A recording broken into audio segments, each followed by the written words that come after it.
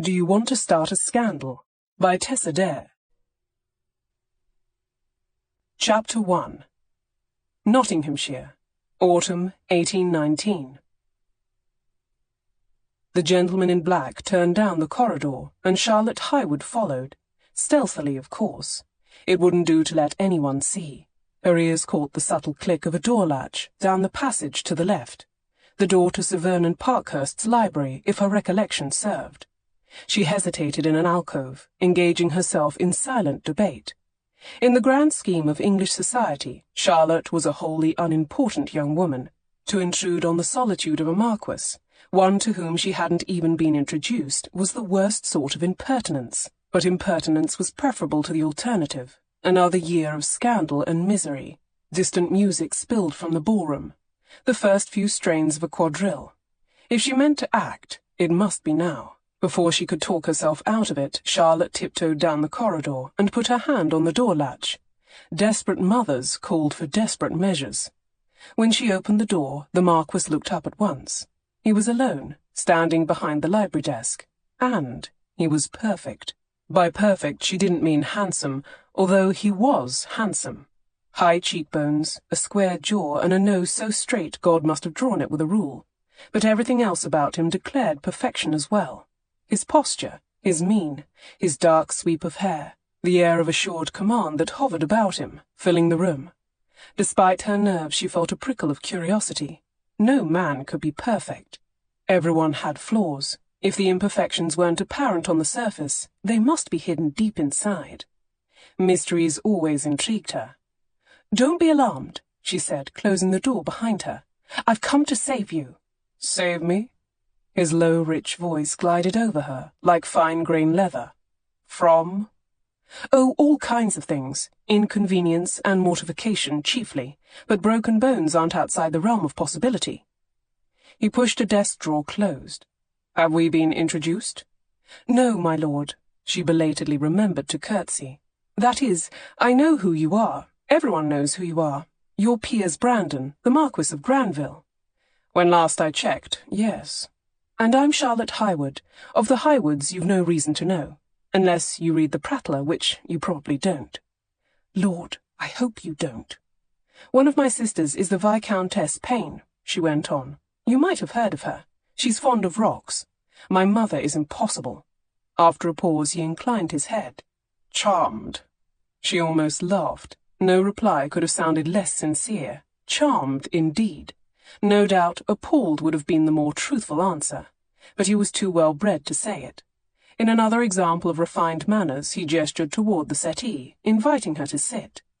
"Thank you, no, I must return to the ball before my absence is noted, and I don't dare wrinkle." She smoothed her palms over the skirts of her blush-pink gown. "I don't wish to impose. There's only one thing I came to say." She swallowed hard. "I'm not the least bit interested in marrying you." His cool, unhurried gaze swept her from head to toe. "You seem to be expecting me to convey a sense of relief." "Well, yes, as any gentleman in your place. You see, my mother is infamous for her attempts to throw me into the paths of titled gentlemen. It's rather a topic of public ridicule. Perhaps you've heard the phrase, the desperate debutante." Oh, how she hated even pronouncing those words. They'd followed her all season like a bitter, choking cloud. During their first week in London last spring, she and Mamma had been strolling through Hyde Park, enjoying the fine afternoon. Then her mother had spied the Earl of Aston riding down Rotten Row. Eager to make certain the eligible gentleman noticed her daughter, Mrs. Highwood had thrust her into his path, sending an unsuspecting Charlotte sprawling into the dirt, making the Earl's gelding rear and causing no fewer than 3 carriages to collide. The next issue of the Prattler had featured a cartoon depicting a young woman with a remarkable resemblance to Charlotte, spilling her bosoms and baring her legs as she dove into traffic. It was labelled London Springtime Plague, the Desperate Debutante. And that was that. She'd been declared a scandal. Worse than a scandal, a public health hazard. For the rest of the season no gentleman dared come near her. "Ah," he said, seeming to piece it together. "So you're the reason Aston's been walking with a limp." "It was an accident," she cringed. "But much as it pains me to admit it, there's every likelihood my mother will push me at you. I wanted to tell you, don't worry. No one's expecting her machinations to work, least of all me, I mean, it would be absurd.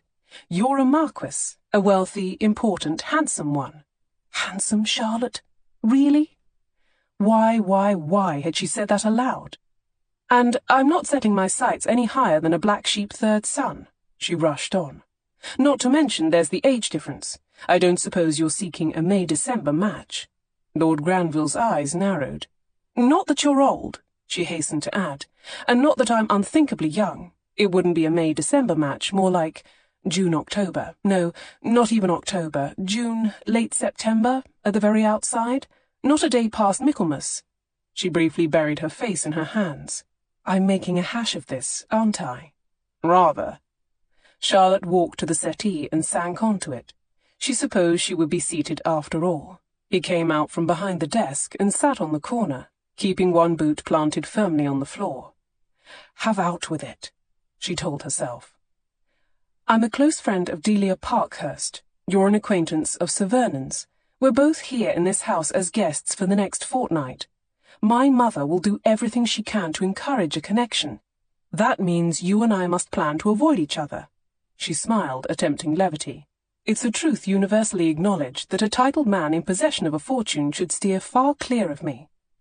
He didn't laugh, or even smile. That last bit, it was a joke, my lord. There's a line from a novel. Pride and Prejudice, yes, I've read it. Of course he had. He'd served for years in diplomatic appointments overseas. After Napoleon's surrender, he helped negotiate the Treaty of Vienna. He was worldly and educated, and probably spoke a dozen languages. Charlotte didn't have many accomplishments, as society counted them, but she did have her good qualities. She was a good-natured, forthright person, and she could laugh at herself. In conversation, she generally put other people at ease. Those talents, modest as they were, all failed her now. Between his poise and that piercing blue stare, talking to the Marquess of Granville was rather like conversing with an ice sculpture. She couldn't seem to warm him up. There must be a flesh-and-blood man in there somewhere. She stole a sidelong look at him, trying to imagine him in a moment of repose, lounging in that tufted leather chair with his boots propped atop the desk, his coat and waistcoat discarded, sleeves uncuffed and rolled to his elbows, reading a newspaper, perhaps, while he took the occasional sip from a tumbler of brandy. A light growth of whiskers on that chiselled jaw, and his thick, dark hair ruffled from— Miss Highwood.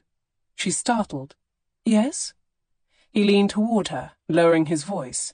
In my experience, quadrilles, while they may feel interminable, do eventually come to an end. You had better return to the ballroom. For that matter, so had I. Yes, you're right. I'll go first.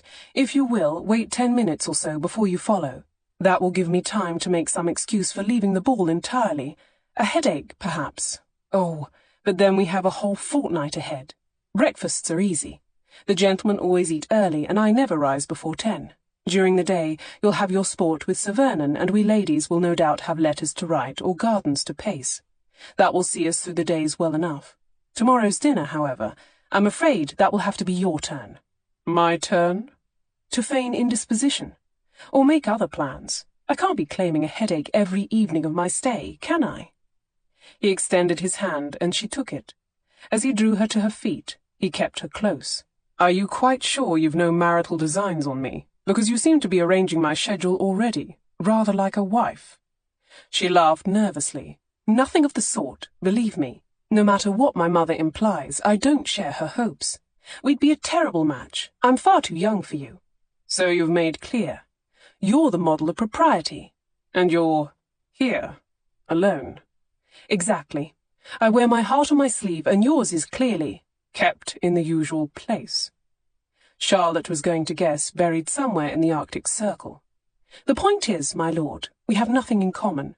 We'd be little more than two strangers inhabiting one house. I'm a marquess. I have 5 houses. But you know what I mean, she said. It would be disaster, through and through. An existence marked by tedium and punctuated by misery. Undoubtedly. We'd be forced to base our entire relationship on sexual congress. What? I'm speaking of bed sport, Miss Highwood. That much, at least, would be tolerable. Heat bloomed from her chest to her hairline. You? As she desperately tried to unknot her tongue, the subtle hint of a smile played about his lips. Could it be a crack in the ice? Relief overwhelmed her. "I think you are teasing me, my lord." He shrugged in admission. "You started it." "I did not. You called me old and uninteresting." She bit back a smile. "You know I didn't mean it that way." Oh dear, this wouldn't do. If she knew he could tease and be teased in return, she would find him much too appealing. "Miss Highwood, I am not a man to be forced into anything, least of all matrimony. In my years as a diplomat, I've dealt with kings and generals, despots and madmen. What part of that history makes you believe I could be felled by one matchmaking mamma?" She sighed. "The part where you haven't met mine." How could she make him see the gravity of the situation?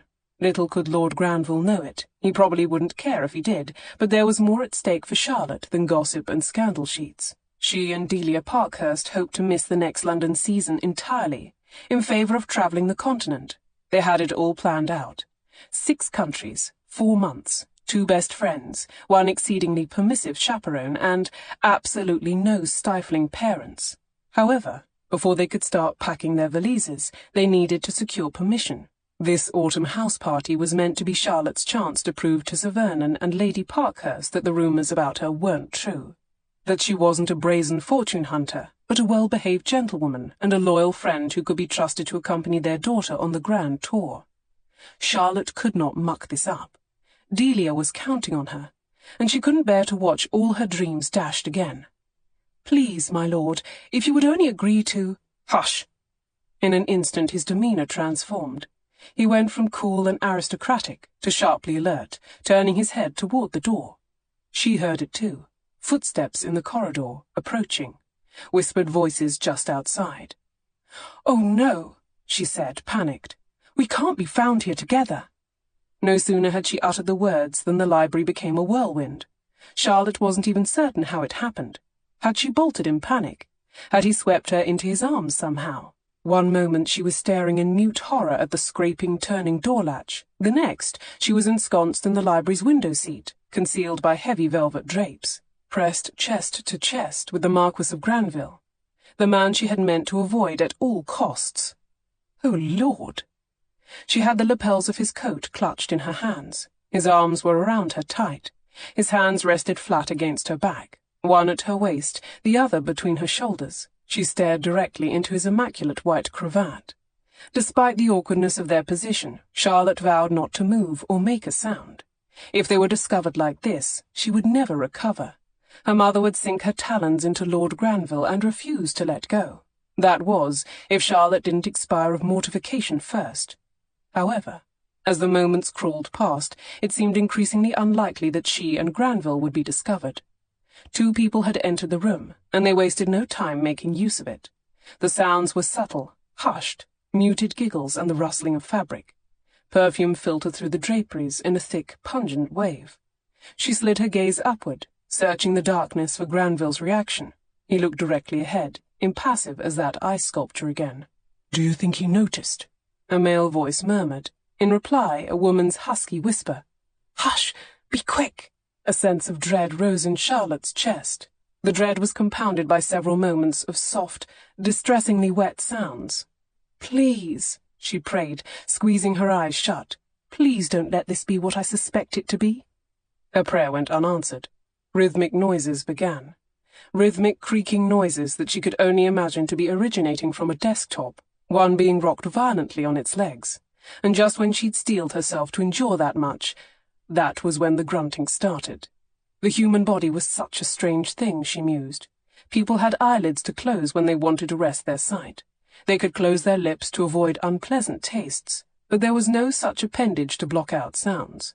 Ears couldn't be shut, not without the use of one's hands, and she didn't dare move those. The window seat was too narrow. Even the smallest motion could disturb the draperies and give them away. She had no choice but to listen to it all.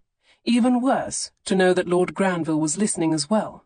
He too must be hearing every creak of the desk, each animalistic grunt, and within minutes every keening wail. "Ah!" grunt. "Oh!" grunt. "Eee!" Good heavens! Was the woman reeling with pleasure or reciting vows in grammar school? A mischievous tickle of laughter rose in Charlotte's throat. She tried to swallow it, or clear it away, to no avail. It must have been nerves or the sheer awkwardness of the situation. The more she told herself not to laugh, reminded herself that her reputation, her journey with Delia, and the entirety of her future rested on not laughing, the greater the impulse grew. She bit the inside of her cheek. She pressed her lips together, desperate to contain it, but despite her best efforts, her shoulders began to convulse in spasms. The lover's pace quickened until the creaking became a sharp, dog-like yipping noise. The unseen man released a throaty crescendo of a growl. Gah! Charlotte lost the battle. The laughter erupted from her chest. All would have been lost if not for Lord Granville's hand sliding to the back of her head. With a flex of his arm, he brought her face to his chest, bearing her laughter in his waistcoat.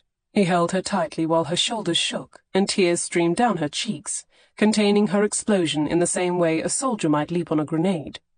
It was the strangest hug she'd ever experienced in her life, but also the one she'd most desperately needed. And then, mercifully, the entire scene was over. The lovers engaged in a few minutes of parting whispers and kisses. Whatever fabric had been shoved aside was gathered and rearranged in place. The door opened, then closed. Only a faint whiff of perfume lingered. There were no more sounds, save for a fierce, steady thumping. Lord Granville's heartbeat, she realized. Apparently his heart wasn't buried in the Arctic Circle after all. Drawing a deep, sudden breath, he released her. Charlotte wasn't sure where to look, much less what to say. She dabbed her eyes with her wrists, then ran her hands down the front of her gown, making sure she was all of a piece. Her hair had probably suffered the worst of it. He cleared his throat. Their eyes met. "Dare I hope you're too innocent to understand what just went on here?" he asked. She gave him a look. "There's innocent, and then there's ignorant. I might be the first, but I am not the second." "That's what I feared."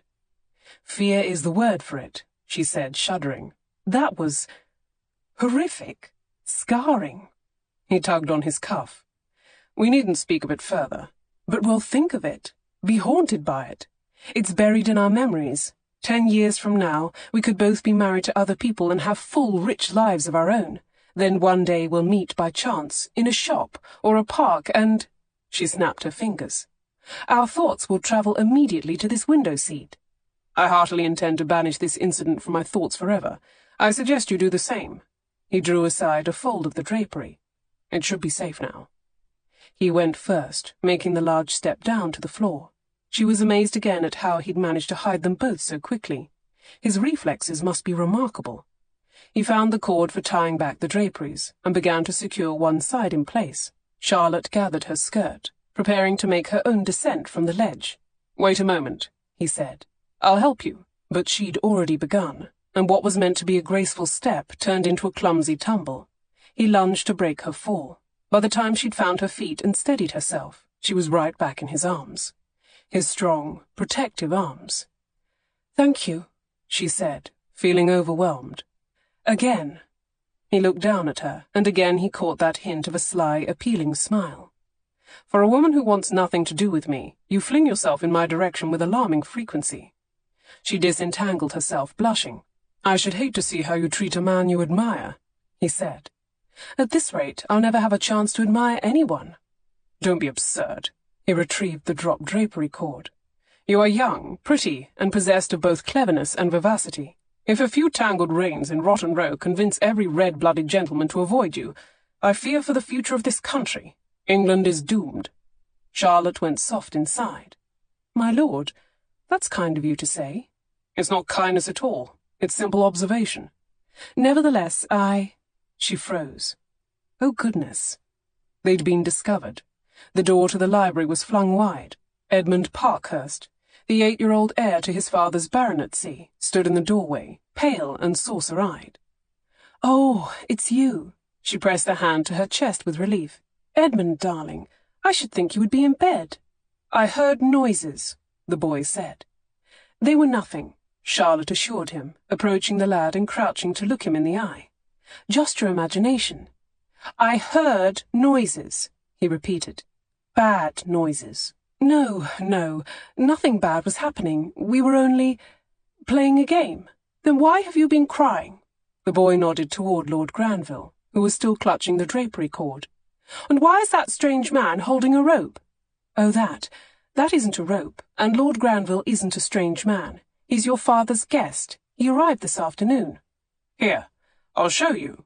The Marquess moved forward, holding out the length of braided velvet, no doubt hoping to calm the boy's fears.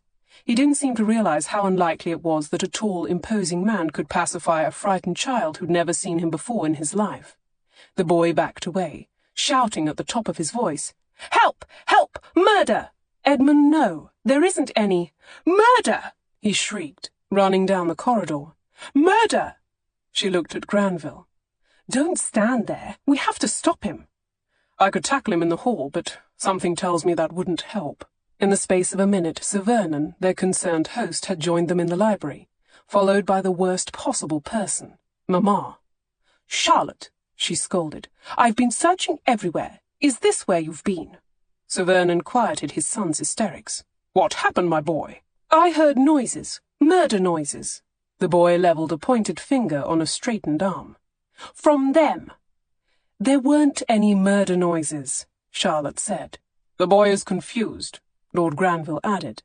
Sir Vernon put a hand on Edmund's shoulder. "Tell me exactly what you heard." "I was upstairs," the boy said. "It started out with a squeaking like so. Eek! Eek! Eek! Eek!" Charlotte slowly died inside as the boy began an uncanny reenactment of the passionate sounds of the past quarter hour. Every sigh and wail and groan. There could be no doubt as to what activity the boy had actually overheard. And now they would all conclude Charlotte and the Marquess had been engaging in that particular activity, while grunting, and using ropes. In her worst nightmares, she couldn't have dreamed this scene. "Then there was a terrible growling, and I heard a lady scream, so I ran down to see what was the matter." He turned his accusing finger to the window seat. "That's where they were together." Sir Vernon looked visibly disturbed. "Well," said Mamma, "I certainly hope Lord Granville means to explain himself." "Pardon me, madam, but how do we know it's not your daughter who needs to explain herself?" Sir Vernon looked to Lord Granville. "There has been some talk in town." Charlotte cringed. "Sir Vernon, you and I should speak privately," Lord Granville said. No, a private conversation would doom her. Everyone needed to hear the truth here and now. "It isn't true," she declared. "Any of it." "Are you calling my son a liar, Miss Highwood?" "No, it's only—" Charlotte pinched the bridge of her nose.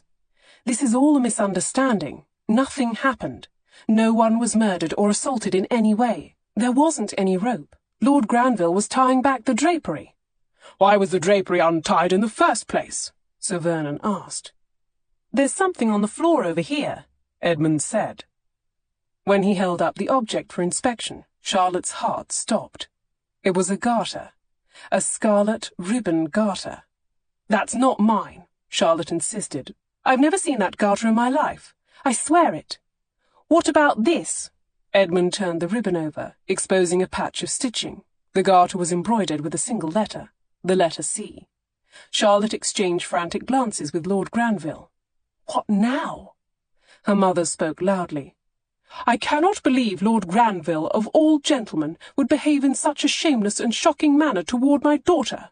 "Mamma, no. I can only conclude he must have been overcome with passion," her mother loudly declared. To Charlotte she whispered, "I've never been prouder of you. Mother, please, you're making a scene." But of course the scene was just what her mother wished to create. She would jump at the opportunity to cause a scandal, if it meant affiancing her daughter to a marquess. Oh, Lord! Charlotte had tried to warn him, and now her worst fears were coming true.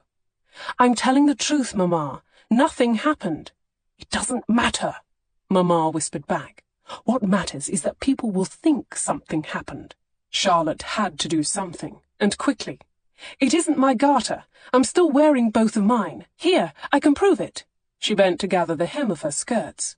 Her mother smacked her hands with a folded fan. "In mixed company, you do no such thing."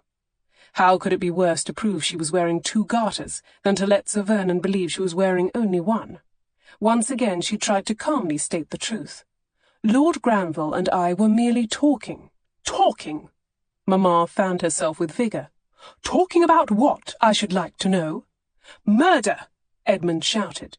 He made the word a chant, stomping his feet in time. "Murder! Murder! Murder!" "Not murder!" Charlotte cried. "Nor any other untoward activity. We were speaking of what?" Sir Vernon demanded. Lord Granville intervened. He silenced Charlotte with a touch to her arm. Then he cleared his throat and gave the completely truthful and utterly devastating reply. "We were speaking of marriage." Chapter 2. The next morning, Piers sat at the table in his suite, nursing a cup of coffee and massaging his temples. His head was pounding. How exactly did this happen? In the corner of the room, Ridley brushed down Piers's blue topcoat. "Explain it to me again." "I'm not certain I can explain it, and you really don't need to do that, you know." Ridley shrugged and continued brushing the coat. "I don't mind. It soothes me." "As you like, then." To the rest of the household, Ridley was his valet. To Piers, he was a colleague in service of the Crown, a trusted partner and professional peer. As usual, Ridley's purpose at Parkhurst Manor was to listen below stairs, while Piers moved among the elite. Piers didn't like asking a fellow agent to perform menial chores. "When the quadrille began, I went to the library," he said, trying to retrace his steps from the previous night and make some sense of them. "I was planning to start on the investigation. The true reason for this country holiday. Sir Vernon Parkhurst didn't yet know it, but he was under consideration for an important appointment.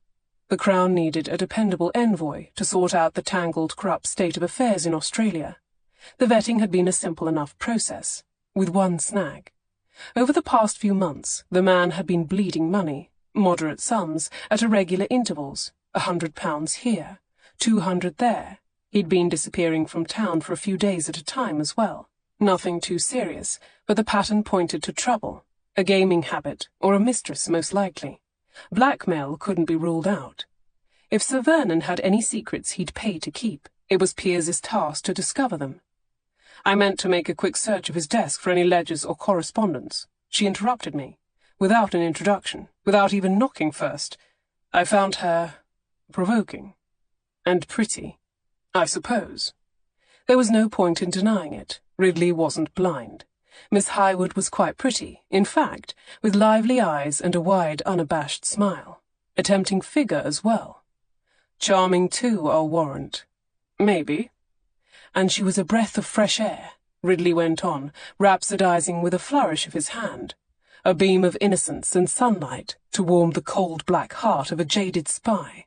Piers made a dismissive noise, then sipped his coffee to end the conversation. The hell of it was, Ridley knew him too well, and he was, to a degree, correct. Piers had spent too much time moving through palaces and parliaments as though they were scenes in an endless play. Everyone he encountered, from kings to courtesans, was playing a role. Parkhurst Manor was just another scene, and a boring one at that. Suddenly in burst this woman, a pretty young thing in a pink gown, who was the worst actress he'd ever seen. She bumbled her lines, knocked over the scenery. No matter how she tried, Charlotte Highwood was unable to be anyone other than herself. That quality was rare and refreshing, and Piers felt like a damn cliché for being charmed. But he'd learned to enjoy a fleeting pleasure where he found it. He would pay for that lapse in concentration. So would she. "I let her dally too long," he said. "We were discovered. Explanations were impossible to offer without inviting more questions. Questions such as the reason he'd been in Sir Vernon's private library at all. Better to let his host believe he'd sought a quiet place for seduction than to admit the truth. "Mistakes aren't like you, my lord," Ridley said. No, they weren't. Piers rubbed his face with both hands. No use dwelling on it now. The only thing to be done was move forward. Face up to his errors and correct them if possible. Minimize the damage, if not. At some point during last night's debacle, his alternatives had become plain. He could disclaim involvement and flee the murder scene, abandoning his assignment and throwing an innocent young woman to the dragons. Or he could do his duty, in more ways than one. "Naturally you'll do the honourable thing," Ridley said. "You always do." Piers gave him an ironic look. They both knew honour was elusive in this line of work. Oh, they chased after that shiny feeling of patriotic heroism. It was the reason they'd taken the job, after all. But they never seemed to quite grasp it. Meanwhile, shame and guilt nipped at their heels. The best course, he'd learned, was not to examine it too closely. These days he avoided looking inside himself at all. What little honour remained to him was muddled with deception and darkness. This matter with Miss Highwood would be no different, and more was the pity for her sake. She deserved better than what he meant to do today. He tapped the folder on the table. It contained information on every resident, guest, and servant in Parkhurst Manor, including Charlotte Highwood. "You've read this. Sum it up for me." Ridley shrugged. "Could be worse. She comes from gentry. Several generations of country squires. An estate with modest but steady income. Her father died, having sired 3 daughters but no sons. His estate passed to a cousin, and the ladies were left with middling dowries. Charlotte is the youngest. The eldest, Diana, suffered asthma in her youth, so the family moved to the seaside for her health. Here's where it gets interesting." Piers drained his coffee to the bitter dregs. "Oh?" "They went to Spindle Cove." Spindle Cove? Why does that sound familiar? Before her marriage, Lady Christian Piers spent some time there as well. Violet? You're right. That is interesting.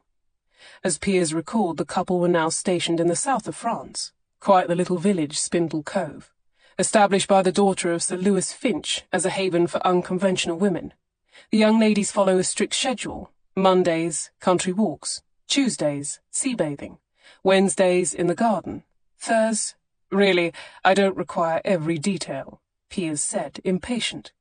"Let's return to the Highwoods. Has she any connections?" "Good news, bad news there." "The bad first, please." "The eldest sister married the local blacksmith." Piers shook his head. "I can't believe her mother allowed that. She must not have had a choice." "The good? The middle sister eloped with a viscount." "Yes, Charlotte mentioned that. Which viscount again?" There was a knock at the door. When Ridley opened it, the butler stood in the corridor. He announced, "The Viscount Payne to see you, my lord." Ridley closed the door, then grinned at Piers. "That Viscount." "Colin? Is it really you? Now there's my favourite little sister." Charlotte dashed across the sitting room and flung her arms around her brother-in-law, hugging him tight. "How on earth did you arrive so quickly? Your mother sent an express, and I have a well-established talent for making speedy trips northward." "I'm so glad you're here." Colin would put this right. Or more accurately, he would make it all a shambles, chuckle in a disarming way, put any scandal to rest, and then they could all sit down for luncheon. Luncheon sounded lovely. She hadn't been able to eat anything that morning, and she was growing so hungry. "Please tell me you're not considering anything stupid like duelling," she said. "You know I'm a better shot than you are. Minerva would never forgive me." "We're not going to duel. There isn't any need." She sighed with relief. "Oh, good. Granville means to propose this morning, and I've agreed to allow it." "Propose? But that's absurd. The 2 of us, we were only talking." "Alone," he pointed out. "Yes, but it was only when the others came in that we hid." "In the window seat." He looked at her meaningfully. "Where you overheard a passionate tryst." Charlotte sighed with frustration. "We didn't do anything." Colin's eyebrow rose in doubt. "I'm someone who's gotten away with a great deal of mischief. I won't believe you didn't do anything." "There was nothing. I tell you, not between us. Don't you believe me?" "I do. I believe you, pet. But unless these mysterious lovers come forward to take the blame, no one else will. And to be honest, the mere truth that you were caught alone with him in such close quarters could be enough to harm your prospects. It wasn't very prudent of you, Charlotte. Since when do you care anything for prudence? You're an inveterate rascal." He held up a single finger in contradiction. "I was an inveterate rascal. Now I'm a father. And let me tell you, while Minerva might contest the old maxim that says reformed rakes make the best husbands, she will be the first to agree that we make the most overprotective fathers. I used to enter a ballroom and see a garden of flowers ripe for the picking. Now I see my daughter, dozens of her." "That sounds disturbing." "Tell me about it." He shuddered. "My point is, I know all too well the untoward thoughts that lurk in men's minds. There is nothing untoward in Lord Granville's mind. He has the most toward mind I've ever encountered. Even as she spoke the words, however, she wondered. She recalled the thumping of his heart in that window-seat, the way he'd held her in his arms, most of all, his sly teasing. "I'm speaking of bed sport, Miss Highwood. That much, at least, would be tolerable." Heat swept over her skin. "I'm just not ready to settle down," she said. "Yes, I wanted the amusement of a London season, but I had no plans of considering marriage this soon." "Well, there's something they say about the best-laid plans of mice and men. I'm fairly certain it's in the scriptures." "It's from a poem by Robert Burns." "Really?" He gave a remorseless shrug. "I seldom read either, and by seldom I mean never. However, I do know something about love, and how it laughs in the face of one's intentions." "There's no love involved here. We barely know each other. He doesn't want this match any more than I do." "Oh, I doubt that." "Why?" He tilted his head. Lord Granville sat in an armchair at the other end of the long, narrow room. She hadn't noticed him come in. Had he been sitting there the entire time? "Because the way he's been looking at you makes me want to bludgeon things." "Colin, you're not the bludgeoning sort." "I know. Believe me, I'm just as disturbed by these changes as you are." "What wretched timing, too." Colin put his hands on her shoulders.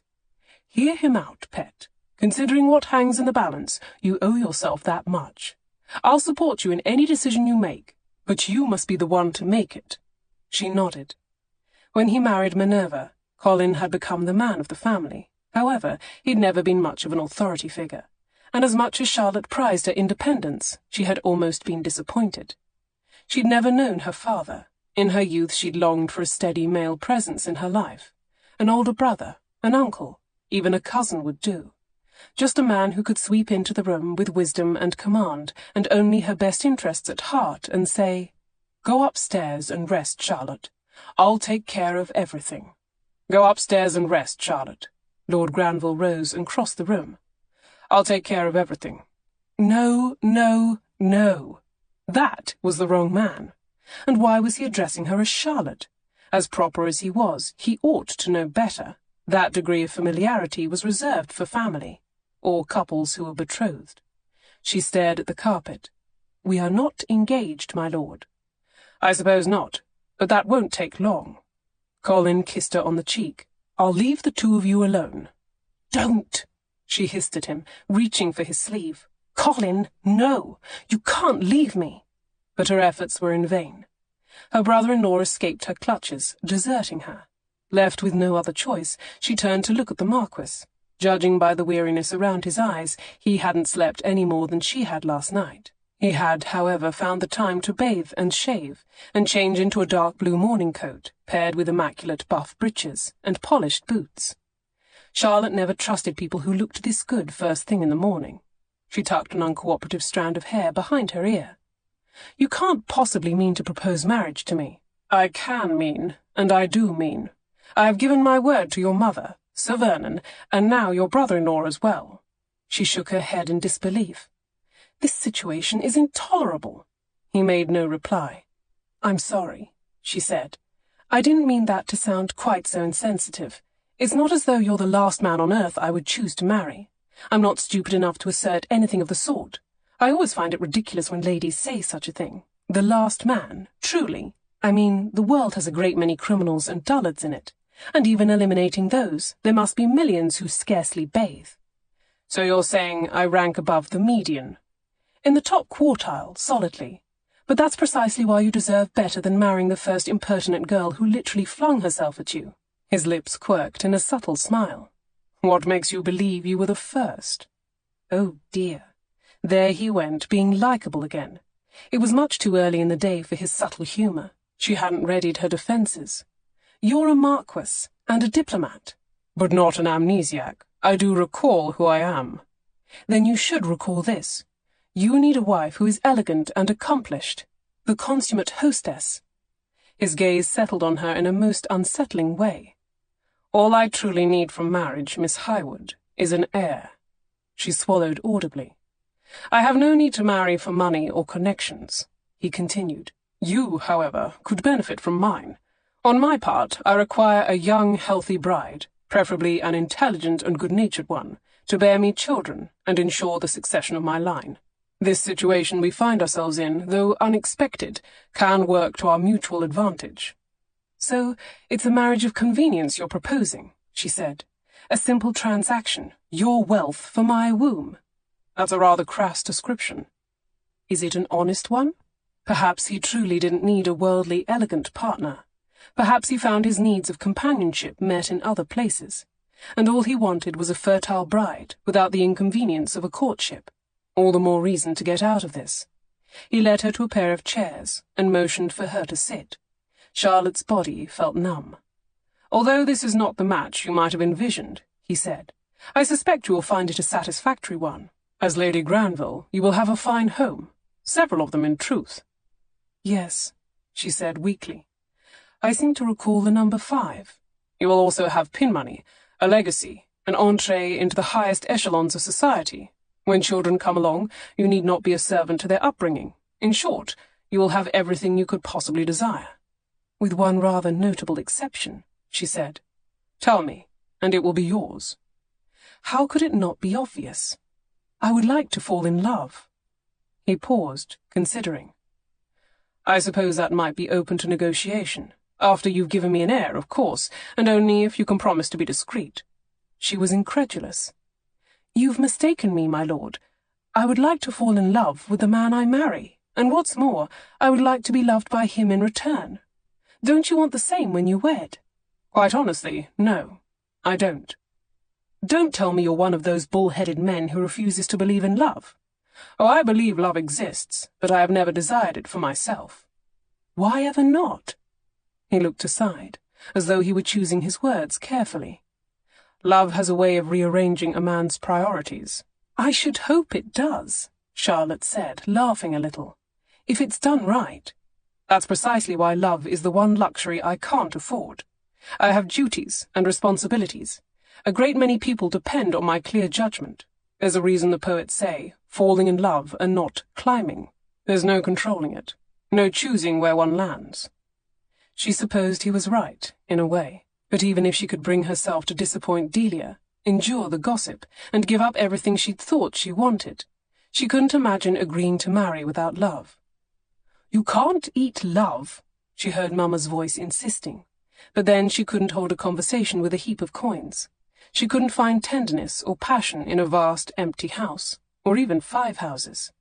She knew herself too well. A polite marriage wouldn't remain polite for long. She would try to make her husband love her, and if that attempt failed, she would grow resentful. They would end up despising each other. This was why, no matter what her mother schemed and planned, Charlotte had promised herself she would only follow her heart. "I can't agree to a convenient arrangement, my lord. Your devotion to duty may be admirable, but lie back and think of England simply isn't for me." His voice became low and dark. "I cannot promise you everything you might wish, but I promise you this. When I take you to bed, you will not be thinking of England." "Oh." When he'd spoken of bedding last night, he'd left her speechless. This time, he left her breathless. She was not the most beautiful of the Highwood sisters. That honour belonged to Diana. Nevertheless, Charlotte knew herself to be pretty enough, in the standard English way.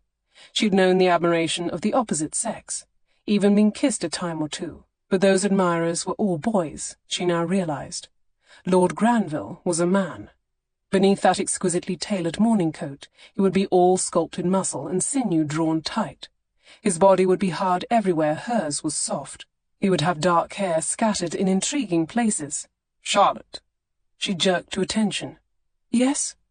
Good Lord, she'd been picturing him undressed again. The room was unbearably warm. "It simply isn't fair," she said, inwardly regretting how childish she must sound. "We didn't commit any sins. Why don't you tell Sir Vernon the truth, that you went into his library to—" She cocked her head, puzzled. "What were you doing in his library, anyhow?" "It doesn't matter." "I suppose not. What matters is that some other couple had a scandalous tryst on the desk. We shouldn't be punished for it." His gaze caught hers. "If we don't marry, only one of us will be punished, and it won't be me." "I know." The world congratulated men on their sexual exploits, but it was cruel indeed to women who dared behave the same. He could walk away from this situation unscathed. She would be ruined, friendless, loveless, grand tourless, miserable. Lord Granville must be truly decent if he was willing to do this for her. The perfect gentleman. He reached forward and took her hand in his. "Here is what I propose." "Please don't propose, not now when my resolve is so weak." "An understanding," he said. She peered at him. "What are we understanding? Or what are you understanding, I should say? I'm lost." "We will assure your mother and Sir Vernon that we have an understanding, a private understanding, to be kept between us until the end of my stay. Announcing an engagement after one night would only invite more gossip. After a fortnight, however, no one will question it." She laughed aloud. "Everyone will question it. Have you forgotten my reputation? They will never believe you proposed to me willingly. They will consider you fortunate to have preserved all your limbs." Despite her objections, Charlotte knew this was the best outcome she could expect from the conversation. This understanding, he suggested. It wasn't a true solution, but at least it bought her some time. She would have a fortnight to find another way out of this. And she must find another way out of this, somehow, for the good of them both. Colin's words came back to her. "I do believe you, pet, but unless these mysterious lovers come forward to take the blame, no one else will." The mysterious lovers weren't likely to come forward, but that didn't mean they couldn't be found. This was the country, not London. The possibilities were limited. If Charlotte could discover their identity and force them to confess, then she and Lord Granville would be in the clear. 2 weeks. That would surely be enough time. It had to be. "Very well, an understanding it is." She rose to her feet and gave him a brisk handshake. As she turned to leave, he kept hold of her hand. She looked at his hand, then at him. "My lord?" "They will be waiting on us, your mother and brother-in-law and Sir Vernon. I can't let you leave the room looking like that." Self-conscious, she touched a hand to her hair. "Looking like what?" He pulled her into his arms.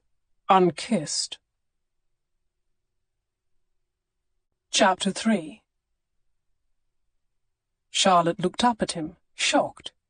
Surely she hadn't just heard him say unkissed. But what else could it have been? Untwist? Unhissed? Unswist? Nothing else made sense. She asked, "You mean to kiss me?" "I believe that's what I just said. Yes." "Here? Now?" He nodded. "That was the idea." "But why?" He seemed bemused by the question. "For the usual reason." "Persuasion, I suppose you mean. You must think me easily swayed. One dose of your masculine lip elixir, and I'll be cured of any doubt. Is that it?" He briefly stared into the distance before returning to meet her gaze. "I'm going to kiss you, Charlotte, because I expect to enjoy it. And because I expect you'll enjoy it too." His low voice did strange things to her. "You seem very certain of yourself, my lord. And you, Miss Highwood, seem to be stalling for time." "Stalling for time? Of all the things to say, I'm not stalling for—" He lifted an eyebrow in accusation. "Fine." She was out of excuses. She hiked her chin, resigned. "Very well, do your worst." The worst kiss was what she expected. That was the only reason Charlotte was allowing it, she told herself. One cold, passionless embrace would affirm the truth, that there was nothing between them. If they lacked the warmth to fuel a kiss, how could a marriage work? Perhaps he would abandon the idea here and now. But it went all wrong, and long before his lips touched hers. The simple power in his arms as he pulled her close. It sent a girlish, giddy thrill chasing through her body. She looked up at him, unwilling to appear afraid. However, that motion exposed the wild beating of her pulse, making her feel more vulnerable still. So she dropped her eyes to his mouth. Another mistake. The jaw which looked stern from afar framed a mouth that was wide and generous this close. So close.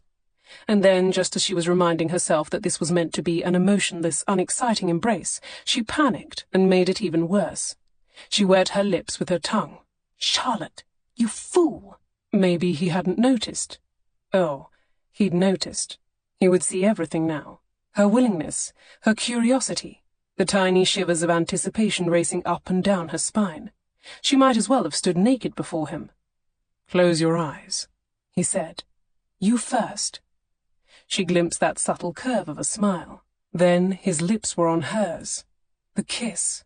Oh, it was nothing like him, or nothing like anything she'd known of him thus far. By all appearances he was restrained and proper, but when his lips met hers, they were warm, passionate, teasing, and his hands were everywhere the perfect gentleman shouldn't be. His hand slid slowly down her back, not tentative, but possessive, as if he was determined to explore every inch of what would be his. His touch left a wake of sensation rippling through her body. Then his hand claimed her bottom and squeezed, pulling her into his strength and heat. She gasped, shocked by his boldness. His tongue slid between her lips, gentle, yet insistent, exploring a little deeper with each pass, goading her into kissing him back. So she did. Heaven help her, she did.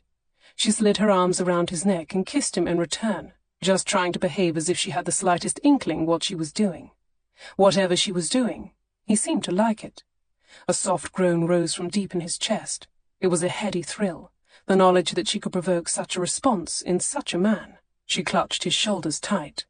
Something within her had awakened, an awareness, a yearning, a glimpse of some future Charlotte she was not quite certain she was ready to be. Later, when she had a moment alone, she needed to relive every second of this encounter. Where exactly did her knees go weak? How did he make her want these things? Most worrying of all, when had she started to want him? The wanting didn't take Piers by surprise. He'd found her attractive at first glance, and tempting within minutes of their acquaintance. He'd felt the slight feminine contours of her body pressed against his in the library window seat. All those mental exercises he'd been trained to use in case of capture and torture, he'd performed every last one of them behind those draperies, just to avoid becoming aroused. Today was different, however. Today he needn't hold back, and once the floodgates were open, a veritable deluge of need poured forth. No, the wanting didn't surprise him, but the needing, that shook him to his boots. She'd been correct. This was meant to be a persuasive embrace. He needed to convince Charlotte Highwood to accept his hand, both to preserve his sterling, upright facade and to ward off questions about his true purpose here. Kissing her was all in the line of duty, but work had never tasted so much like pleasure. The muslin of her frock was worn to softness and enticingly frail.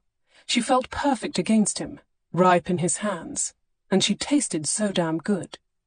He never took sugar in his tea, didn't care for syrupy chocolate, but she'd been sipping something sweet.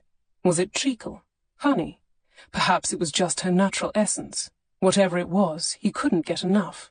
He hungered for her. "Charlotte," he murmured.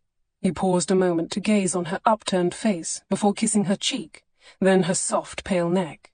And though it wasn't required, or even advisable, he tugged her closer still and renewed the kiss. It had been a long, long time since he'd done anything purely because he wanted it. He'd earned this much, hadn't he? A sweet, enticing woman in his arms. It wasn't fair to her, but life wasn't fair. Everyone learned that lesson eventually, and she would come out better for it than most. A marchioness with wealth and rank at her disposal. Left to her own devices she could, and likely would, do far worse. He pushed the guilt aside, and he sank deeper into her. This wasn't her first kiss. He could tell that much, although he doubted any of the young men who'd kissed her had known what the hell they were doing. He felt a vague, stupid sort of rage toward them. It made him all the more resolved to make this kiss sublime, sufficiently long and slow and sweet and deep to obliterate those embraces from her memory. From this day forward, when she thought of kisses, she would think only of him. He could sense the moment she recalled the world around them. She stiffened in his arms. No, no. He clutched her tight. She wasn't getting away from him, not just yet. He changed to light, teasing kisses, brushing his lips against her sweet, lush mouth again. Then again, just one last time, and then one time more. When he pulled away, her lips were swollen and rosy pink. The sight was satisfying in a deep, primal way. She blinked up at him, looking dazed. I'm suddenly not so certain this understanding is a wise idea. I'll speak to your family and Sir Vernon. You needn't worry. They will agree. My lord. Piers, he corrected. From now on, you call me Piers. Piers, then. She searched his face. "Just what sort of diplomat are you? Darling, if only you knew, you would turn and flee as fast as those slippers would carry you." "One with a speciality," he said, in all honesty. "Negotiating surrender." "An understanding?" Mamma followed Charlotte into her bedroom. "You had him in the palm of your hand, and you settled for an understanding?" Charlotte collapsed onto the bed. "The understanding was my choice, Mamma. That's even worse. Have I taught you nothing? Seal the bargain when you have the chance." Charlotte pulled a pillow over her head. She didn't want to argue with her mother right now. She wanted to be alone, so she could send her mind back through every moment of that kiss, and sort through all the sensations swirling through her. Then she would divide her reactions into two heaps, emotional and physical.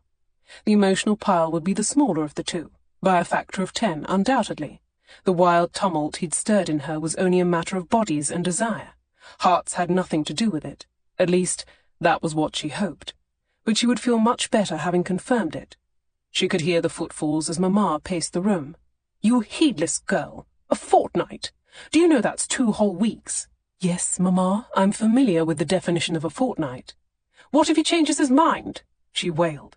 "You've left him every opportunity to wheedle out of it. He could pack his things in the middle of the night and flee." Charlotte tossed the pillow aside. "Your confidence in me is so inspiring, Mamma. This is no time for that insolence you call humour. The marquess was engaged once before, you know. He put off the wedding for 8 years, and then the girl married his brother instead." Yes, she recalled hearing gossip about it. "That betrothal was a family arrangement. They were young. They changed their minds." "You had better hope his mind has no further changes. If he calls off this understanding, you will be ruined. This is your life, Charlotte." "Oh, I know it is." She sat up on the bed. "And it's entirely your fault that I'm in any danger." "My fault? You encouraged the scandal and forced Lord Granville's hand. All that talk of him being overcome with passion. I might have encouraged it, but you began it. You're the one who cuddled behind the draperies with him." She sank into a chair and flicked open her fan.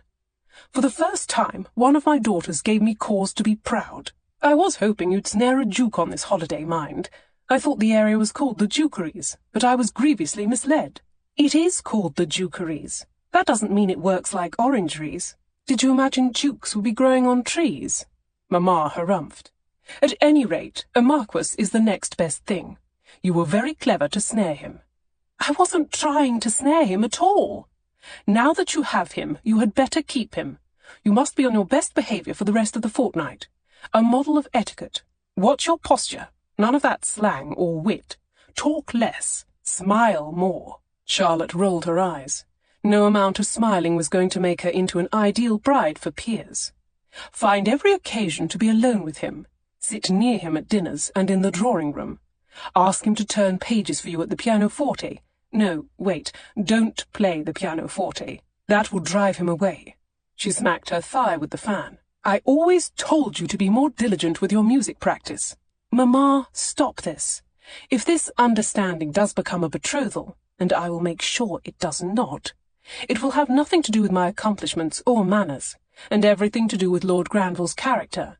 My charms weren't what caught him. It's his own sense of decency that has him snared." Mamma exhaled her breath in a huff. "He's an honourable man," Charlotte said. She refrained from adding, "one who kisses like an unrepentant rake."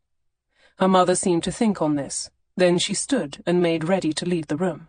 "Just as insurance, we will lower the necklines of all your frocks. I'll speak to the lady's maid about it directly." "No!" Charlotte leapt from the bed and blocked her mother's path. "Mamma, you can't. You can't tell anyone about this. But you mustn't breathe a word. Not to the servants, not to Lady Parkhurst, not to the neighbours, your correspondents, or even the walls." "I don't talk to the walls," Mamma protested. "Often?"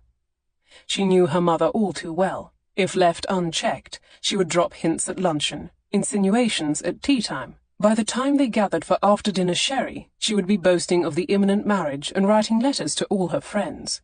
There would be no escape once that occurred. "Lord Granville has asked for the understanding to be kept private," she went on. "He is an important man, and he values discretion. He would be most displeased to be the subject of gossip. An idea came to her. In fact, I wouldn't be surprised if this is a sort of test. A test? Yes, a test, to see if we can be trusted. If you speak a word of this to anyone, he will know, and then he's likely to withdraw his suit altogether. Mamma gasped and bit her knuckle. "Oh, Charlotte, perish the thought!" Charlotte put her hands on her mother's shoulders. "I know you can do it, Mamma. All your years of encouragement and mothering, hoping your daughters would marry well. It has all come down to this. You must hold your tongue. Bite it. Cut it out if need be. Everything depends upon your silence." "Yes, but it's only—" Charlotte cut her off with a look. "Silence." Mamma whimpered, but sealed her lips.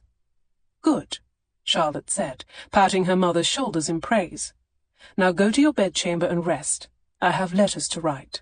She herded her mother out of the room, then latched the door behind her and collapsed against it. Oh dear, who could tell if her warnings would last a full 2 weeks? She needed to identify the true lovers, and quickly. She went to the small writing desk and dipped her quill in ink. She hadn't been prevaricating. She did have letters to write. 1 letter, to be accurate. The letter C. With a bold swoop of the pen, she inscribed the letter on paper and sat back to ponder it. She had a mystery to solve, and this was her first, perhaps only, clue. Chapter 4. Piers leaned forward, closed one eye, and lined up his shot. Billiards, like so many sports, was an exercise in applied geometry and physics. If the equipment was standard and the playing surface smooth, the only element of variation was the player's skill. Success was all about concentration, a narrowing of focus, dulling the senses, ignoring emotion, weeding out any human frailties, until all that remained was one's body, a target, and intent. With a swift pump of his arm, he made the shot, sending the white cue ball cracking into red, both balls spinning across the green felt in perfect, predictable trajectories. Most of his life he had managed people in much the same way, not because he had disdain for them, or an inflated sense of his own importance, but because emotion could too easily skew his shot. Detachment was key, and it had never been a struggle. Until now. Until Charlotte. She had his mind and body spinning out of control. He couldn't cease thinking of her, the sweetness he hadn't ceased tasting, the perfect fit of her body against his, the way she'd breezed past his defenses, slipped under his skin. Yes, she was young, but Piers had learned to take the measure of people quickly, and Charlotte Highwood was more than she appeared. She possessed the sort of honesty that required confidence, and a keen awareness of herself and others. Damn, this was dangerous. But perhaps danger was what he'd been craving. Yes, that must be the answer. She had his blood pumping and his mind on alert, just like his most perilous assignments had done during the war. That kiss had made him feel alive. Ouch! Something long and sharp poked him in the arse, then in the side. Edmund Parkhurst stood between him and the doorway, brandishing a billiard cue. The boy's brows gathered in a scowl, and he jabbed the point right under Pierce's lowermost rib, like a diminutive cannibal holding his captive at spear point. "I know." His voice was as menacing as an 8-year-old boy's could be. "I know what you did in the library." Bloody hell, not this again. "Edmund, you are mistaken. I'm a friend of your father's. No one attempted any violence. We've discussed this." "Murder!" Jab. "Murder!" Jab. "Murder!" Piers let his cue clatter to the table. Where were this child's parents? Had he no nursemaids, tutors, hobbies, playthings, pets? "I am not a murderer," he said, firmly this time. And he wasn't a murderer. Not technically, so long as one employed the same ethical acrobatics used to absolve soldiers and executioners from their bloodier duties. No court in England would convict him of the crime. He felt less secure about escaping divine judgment, but only eternity would tell. "I know what you did. You're going to pay." The boy lifted the billiard cue and swung it like a broadsword. Piers dodged the blow, backing around the table. "Edmund, calm yourself." He could have disarmed the lad easily, but he could only imagine the scene that would result if he so much as bruised Edmund's little finger in the process. The boy would be running down the hall shrieking not only murder, but assault and torture, too, probably adding, "Failure to pay taxes," for good measure. Edmund stalked him around the billiard table, swinging again, harder this time. When Piers ducked, the blow struck a pheasant trophy mounted on the wall, knocking the bird from its perch. He could have sworn he heard the thing squawk. An explosion of feathers filled the room, twirling and drifting to rest on their shoulders like snowflakes. The emotions on Edmund's face underwent a swift progression, from regret at destroying one of his father's prizes, to anticipation of punishment, to pure, concentrated fury. The boy lowered the cue like a lance, hunched his shoulders, and bore down on Piers in a full-speed charge. Murder! That, Piers decided, was quite enough. He grabbed the cue with one hand, holding both it and Edmund in place. He spoke in a low, stern voice. "Listen to me, lad. Bashing one another with billiard cues is not the way gentlemen settle disputes. Your father would be most displeased with your behaviour. I am losing my patience as well. Stop this, at once." He and the boy regarded one another, warily. Piers released his grip on the billiard cue. "Go to your room, Edmund." There was a long, tense silence. Then Edmund stabbed him in the groin and dove under the billiard table, leaving Piers gasping for breath. "You miserable little—" He doubled over, pounding a fist against the green felt. That was it. Today Edmund Parkhurst was going to learn a lesson. "May I put this down yet?" Charlotte asked, her voice strained. "I think I'm getting a cramp." Delia didn't look up from her sketching board. "Just a few more minutes. I need to finish roughing in the folds of your toga." Charlotte tried to ignore the twinges in her arms. Which of the Grecian goddesses holds a silver tea tray anyway? None of them. It's standing in for a lyre. There were very few people in the world for whom Charlotte would stand in the morning room, draped in bed linens, holding an increasingly heavy tea tray for hours on end. But Delia Parkhurst was one of them. After the prattler had made her a social outcast, Charlotte had given up on full dance cards. However, moping wasn't in her character. When scorned by the gentleman, she looked about for new friends. She found Delia. Delia was warm, witty, and also an unwilling wallflower at balls, having been born with a hip that didn't sit quite right. They conspired in the corners, and invented games like Spot the Wooden Tooth and Rake, Rake, Duke, and folded their unused dance cards into paper boats for a punch-bowl regatta. That was until they began putting the time to a better purpose, plotting their escape. "Next year we will be 1,000 miles from here," Delia said, "free of our families, and far from anyone who reads London scandal sheets. I will have Renaissance marbles to sketch, and you'll be exploring temples and tombs, and in the evenings we'll be surrounded by counts and cavaliers. No more tea trays." Guilt crept over Charlotte. After that scene in the library, their plan to tour the continent was in dire jeopardy, and Delia didn't even know it. It was going to kill Charlotte if she had to disappoint her friend. Delia set aside her pencil. "There, I'm finished for today." Charlotte lowered the tray, unswaddled herself from the linen, and shook the knots from her arms and legs. "Dare we broach the topic of our journey today?" Delia asked. "Oh no, not yet. Not while your father believes I lifted my skirts for a marquess in his library." "Why not?"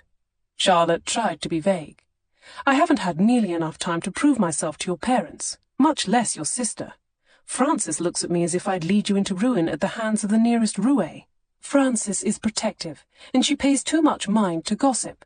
At least I don't have any older brothers to object, only Edmund, and he's easily persuaded."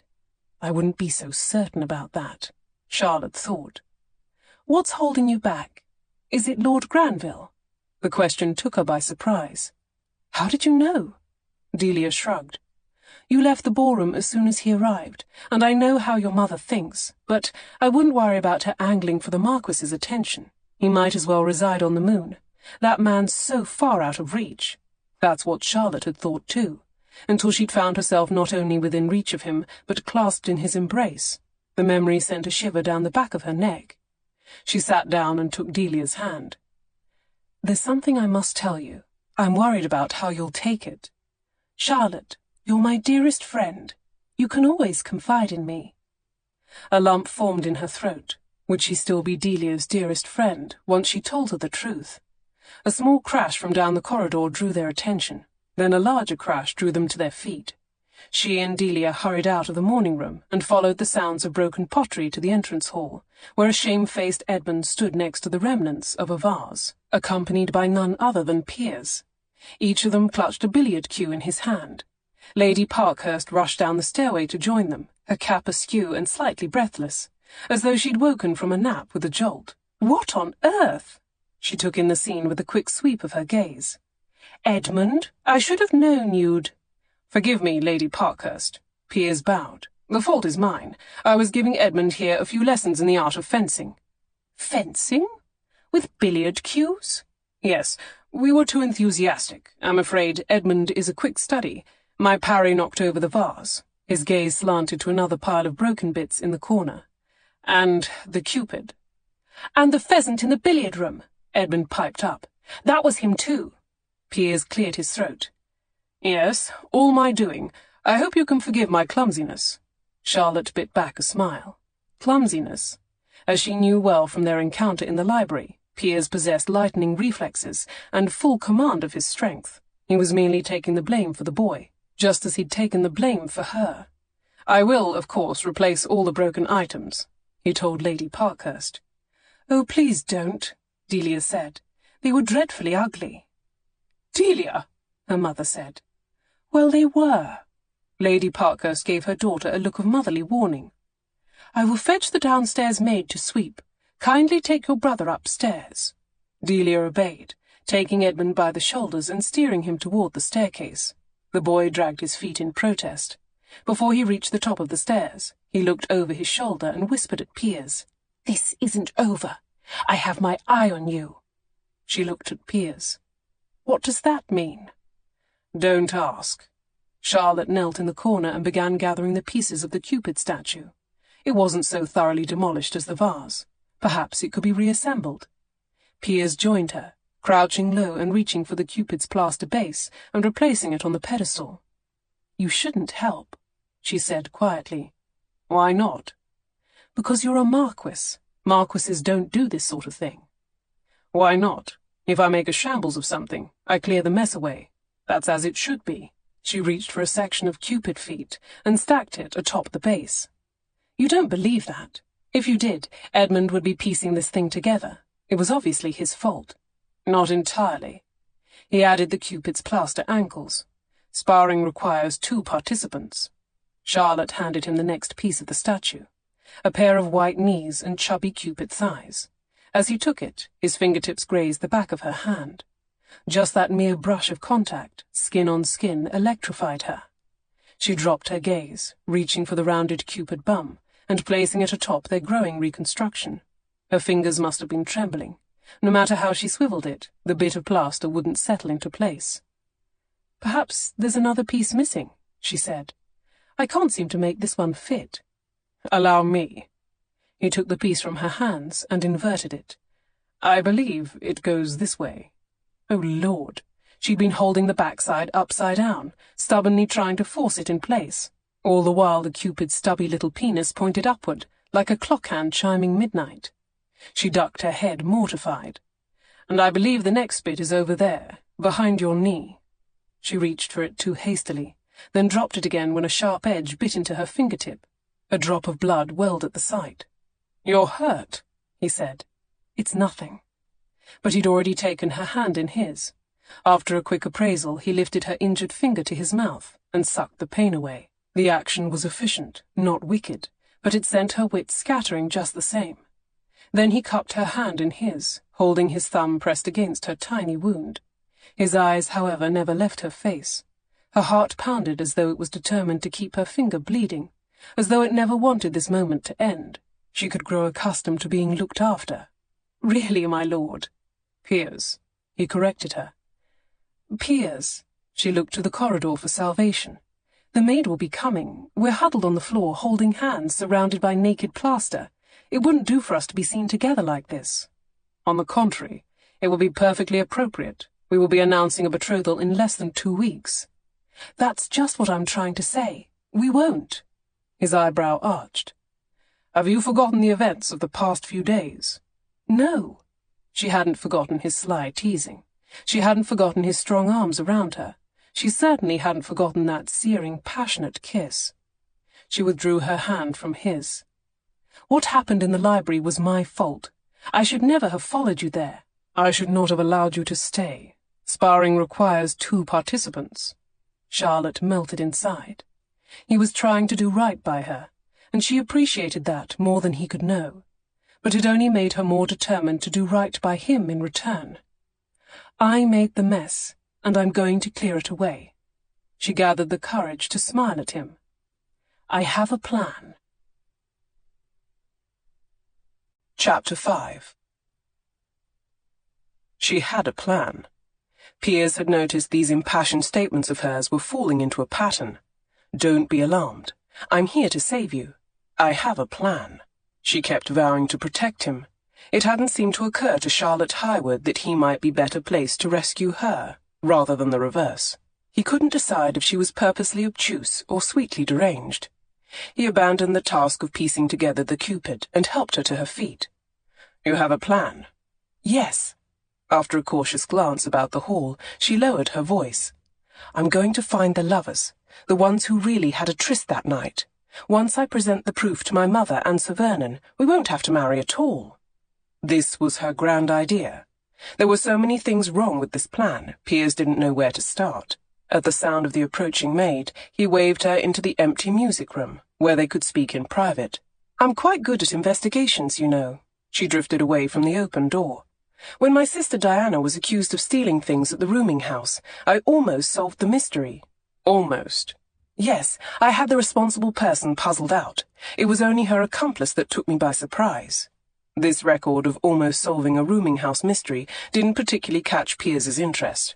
He was too busy noting how the room's large windows and mirrored panels bathed her in sunshine. Golden light limned her delicate profile and set loose tendrils of her hair aglow. Good God! Listen to him. Golden light and loose tendrils of hair. He'd be scrawling verses of poetry next. This wasn't infatuation, he told himself. It couldn't be. He'd cultivated a keen attention to detail. That was all. Sensitive information, state secrets, loose tendrils. It all made perfect rational sense. It's simple, she said. Someone, or rather, 2 someones, had a torrid tryst in the library. We know it wasn't the 2 of us. We just have to learn who they were and make them confess. He looked at her with skepticism. Whoever had a torrid tryst in the library, they will not want to be found out, much less confess. Then we'll compel them somehow, or catch them in the act. She made a dismissive gesture. We have a fortnight to work that out, and I'm getting ahead of myself. First, we need to learn their identities. That's not possible. It's quite possible. We were behind the drapes. We never caught even a glimpse of them. No, but we have all sorts of other observations. To begin with, we heard them. If not their voices, at least their... She made a face. Noises. God, it was too close to luncheon to be reminded of that. I'm not certain what grunting and squealing could tell you. Well, at least it gives us reasonable certainty that the lovers were a woman and a man, rather than 2 women or 2 men. He found himself at a loss for a reply. Am I not supposed to acknowledge such couples exist? She asked. Cupid parts notwithstanding, I meant what I said the other night. I'm innocent, but not ignorant. He waved a hand in invitation. By all means, continue. This girl was full to bursting with surprises. He couldn't wait to hear what she came out with next. We smelled perfume, she went on. It was a distinctive scent. I know I'd recognize it if I smelled it again. Considering that ladies don't wear such scents while paying calls or attending church, that seems unlikely. I agree. But now we come to the most important clue. The garter. It's a garter. It can't give you much to go on. You must have little experience with garters, then. I wouldn't say that. But I do not wear them, I admit. She smiled. To begin, it was scarlet red. Not only a sensual colour, but an impractical one. The ribbon was silk, which is expensive. That indicates the lovers weren't servants, at least not both of them. If a maid were involved with a gentleman, it could have been a gift. The garter was also slightly large when I tried it on myself. That tells me something about the woman's shape and form. Does it? Piers said absently. He was momentarily lost in the image of Charlotte lifting her skirt and wrapping a scarlet ribbon about her smooth, pale thigh. All that, and we haven't even discussed the best part. The garter was embroidered with the letter C. With another glance around her, she withdrew a paper from her pocket and unfolded it. I've drawn up a list of everyone in Parkhurst Manor that night. Family, guests, servants. How did you manage that? From memory? Not entirely. The servants and family I can name on my own, of course. For the guests, I stole into Lady Parkhurst's parlour early this morning and copied her list of invitations. Then I scanned it for women with the initial C in their names or titles, excluding myself, of course. He cocked his head and looked at her. Please don't give me that disapproving look. I know it was wrong, but I'm trying to be helpful. Our futures are at stake. It wasn't a disapproving look. Piers was impressed. He knew she was clever, but he wouldn't have expected her skills of deduction to be quite this keen. She continued. Once I've narrowed the suspects, identifying the female lover ought to be simple. From there, it's only a question of following the woman to find the man. With any luck, I should learn the names of the mystery lovers within a matter of days. How do you know they were mystery lovers? She paused. What do you mean? To use the word lovers suggests a degree of sentiment. There's love-making, and then there's... He sifted through the possibilities before opting for the least shocking of the vulgar terms. Tupping. What's the difference? What indeed? An unprincipled man might take that as an invitation to demonstrate. Fortunately, you're as principled as they come. She couldn't have been more wrong on that point. Suffice it to say, the tryst we overheard fell into the tupping category. It lacked a certain finesse.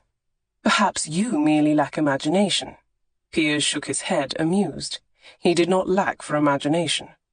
At that very moment he was entertaining a vivid fantasy of pressing her against the mirrored wall, watching the shafts of light gild her eyelashes and play across her lips, kissing her slowly, easing her into a fog of passion. Then, only when she was pleading for more, lifting her muslin skirts, sinking to his knees and tasting her sweetness, taking his time about it, giving her pleasure again and again, and then again. That, he would tell her, was how love-making worked.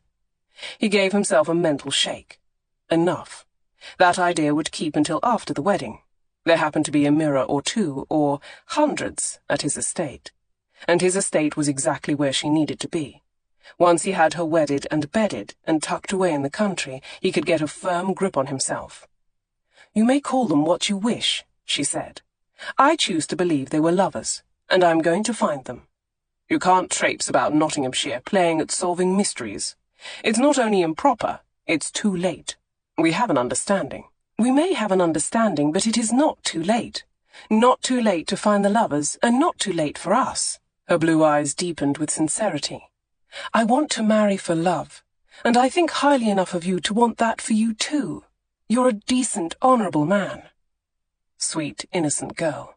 She had no idea. Her powers of deduction might be keen, but he must never allow her to deduce the truth about him. Decent? Honourable? Not even close. Try ruthless, darling. Deceitful, cold-blooded, heartless, and worse. Charlotte, You don't want love, I know. You think it will make you weak somehow. But you're wrong. So wrong. Love with the right person makes people stronger. Better than they ever could have been apart. I know it. I've seen it. That's why I'm going to solve this mystery. We both deserve better than a patched-up affair based on half-truths. We are not marrying based on half-truths, he said. We are marrying based on the fact that I pulled you into a clandestine embrace in the window seat. That alone was improper enough. Only in the strictest definition of the word. Strict definitions are the ones that matter. He didn't like the idea of Charlotte running about the neighbourhood, sniffing ladies' perfume and sizing up their thighs. But then there might be a benefit. If she was occupied quizzing the local populace about their garters, she wouldn't be asking probing questions of him. Nevertheless, it was an imprudent plan, one that could go wrong in any number of ways. I can't support this scheme of yours, he told her. I certainly won't aid you. I never expected to have your help. She tipped a coquettish glance at him through her lashes. I dare say it's your loss, however. I think you could use a bit of intrigue in your life. Oh, Charlotte, you have no idea. Answer me this, he said. When you fail to find—" She shot him a wounded look. He revised. "If you fail to find these mystery tuppers by the end of the fortnight, what then? Do you intend to refuse me and embrace ruin?" She looked into the distance. "I'm not stupid." No, he thought. She wasn't stupid. Far from it, in fact. She was clever, stubborn, and, as he was coming to appreciate, dangerously perceptive. That was precisely what had him concerned. Shortly after luncheon, Charlotte received a summons from her mother. She put off answering it for an hour, then 2. At last she reasoned she might as well have done with it. On her way to Mamma's room, however, Frances Parkhurst stopped her in the corridor. "A word, Miss Highwood?" Charlotte couldn't find any reason to refuse. Frances spoke in a low voice. "I want you to know I care very deeply about my sister." "I care about Delia too. She's become my closest friend." Frances eyed her with suspicion. "Truly? Because you seemed to be making close friends with Lord Granville earlier today, in the music room." "You spied on us?" "I didn't need to spy. The door was open." "In that case you should know that we were merely talking." We were merely talking. How many times had she uttered that phrase in recent days? Charlotte was growing weary, not only of saying it, but of no one believing her. "He would never have you," Frances said. "You will only embarrass the marquess and yourself if you persist in chasing him." The nerve of her! At her side, Charlotte's hand curled into a fist. "She thinks she's protecting Delia," she reminded herself. "You can't blame her for it. She only knows you from the scandal sheets." "I'm not chasing Lord Granville," she said. "Oh, please. Do you think I don't know how you and your grasping mother think? I tell you, your hopes for an advantageous match are laughable. You are without accomplishment. Your bloodlines are nothing to boast about. Atop it all, you are utterly shameless. Once the rest of London grew wise to your true nature, you cozied up to my sister." "Did you stop me in the corridor just to insult me?" Charlotte said frostily. "Because charming as this is, I have other things to do." "I stopped you to tell you one thing. I will not allow you to take advantage of Delia's kind nature and desperation." Desperation? Now Charlotte was growing truly angry. "Delia's not desperate for anything, except, perhaps, for some distance from you. She is vulnerable and much too trusting. She's a grown woman, perfectly capable of choosing her own friends, and I hope she never knows how little you think of her intelligence." Frances's dark eyes narrowed. "If you hurt my sister, I promise you this. I will ruin you, and not only in London. Every good family in England will know exactly what you are." With that she turned on her heel and walked away, leaving Charlotte fuming. Nothing could say more about Frances Parkhurst than this. After just a few minutes with the woman, Charlotte found herself positively eager to visit her mother. She knocked on the door. "You asked to see me, Mamma?" "Yes. Do come sit down beside me." Mamma's tone was uncharacteristically gentle. Charlotte was mystified, but she wasn't going to complain. She could use a bit of comfort just now. She went to sit with her mother on the bed. "Charlotte, dear, it's time we had a discussion about the meaning of marriage." "We have discussed the meaning of marriage, Mamma. I can't recall a day since I turned 13 on which you failed to underscore the importance of the institution." "Then this day will be no different." She raised a silver brow. "A good marriage is the most important goal in a woman's life. Her choice of husband will dictate her future happiness." Charlotte held her tongue. She didn't believe that making a good marriage was the most important goal of every woman's life. Certainly some women could be perfectly fulfilled without marrying at all, and among those who did marry, happiness was a many-faceted jewel. Marriage could bring joy into one's life, but so could friendship, adventure, intellectual pursuits. Her mother had married at 17, and been widowed at 24, having never experienced anything of the world. All the security and warmth of their home died with father, and Mamma had grown anxious and scattered as a result. Now she was an object of ridicule. Charlotte was resolved to never be the same. No matter what Mamma's exhortations on marriage, she would not settle down before she was ready, and she would only follow her heart. "A husband and wife must be well matched," her mother went on. "Mamma, I am convinced on that point. You may save your breath to cool your porridge, and then use the rest to complain that it is cold. I'm not speaking in abstractions, girl. I'm speaking of marriage, and what it means in its essentials. A union of not only hearts and minds, but— her mother's mouth twisted. Bodies. Oh. Oh dear. So this was to be that kind of discussion, and she'd thought there couldn't have been anything worse than Frances's harangue. You might have observed, her mother said, looking everywhere but at Charlotte, that within the animal kingdom the male and female sexes are distinguished by differences in their breeding organs. No, no, no! This could not be happening. Charlotte looked frantically about the room for escape. Mamma, we needn't have this talk. It's my duty as your mother. Yes, but we needn't have it now. There may not be a better time. I've read books. I have married sisters. I already know about Charlotte. Her mother flashed an open palm. Just hold your tongue and let's be done with it. Defeated, Charlotte folded her hands in her lap and waited for it to be over.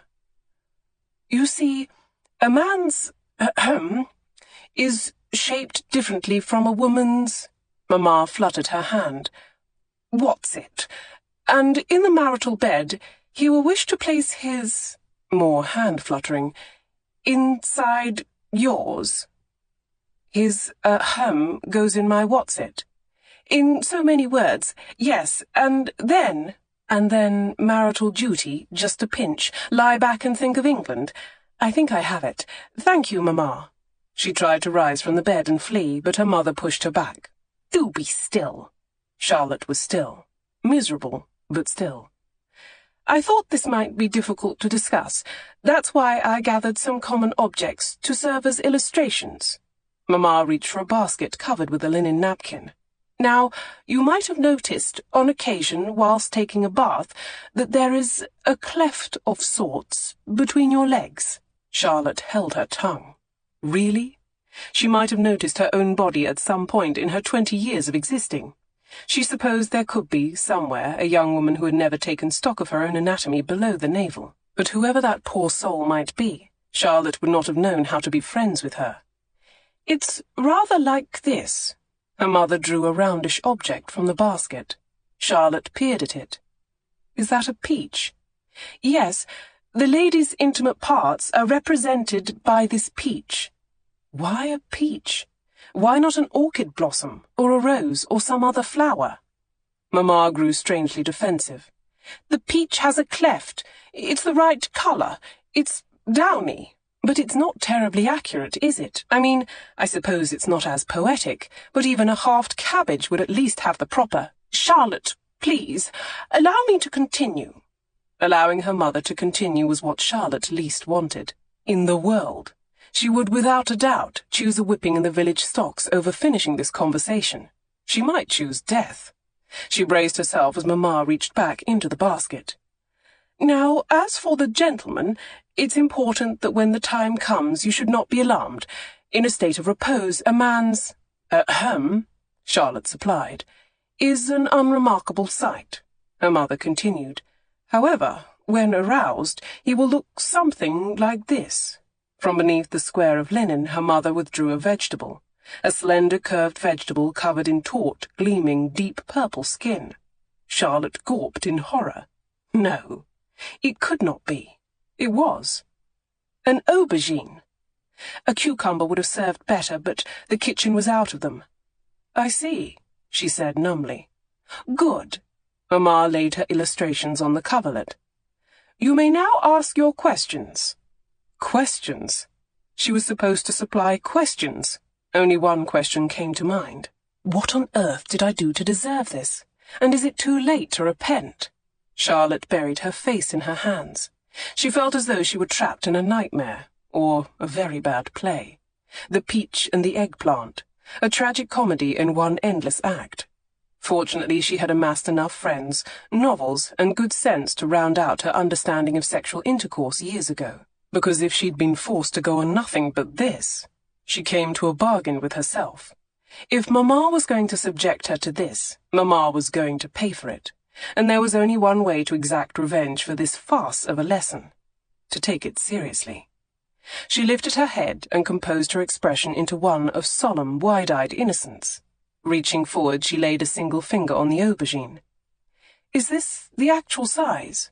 Not every gentleman's is quite that size. Some are smaller, some may in fact be larger. But most are not quite so purple, I hope.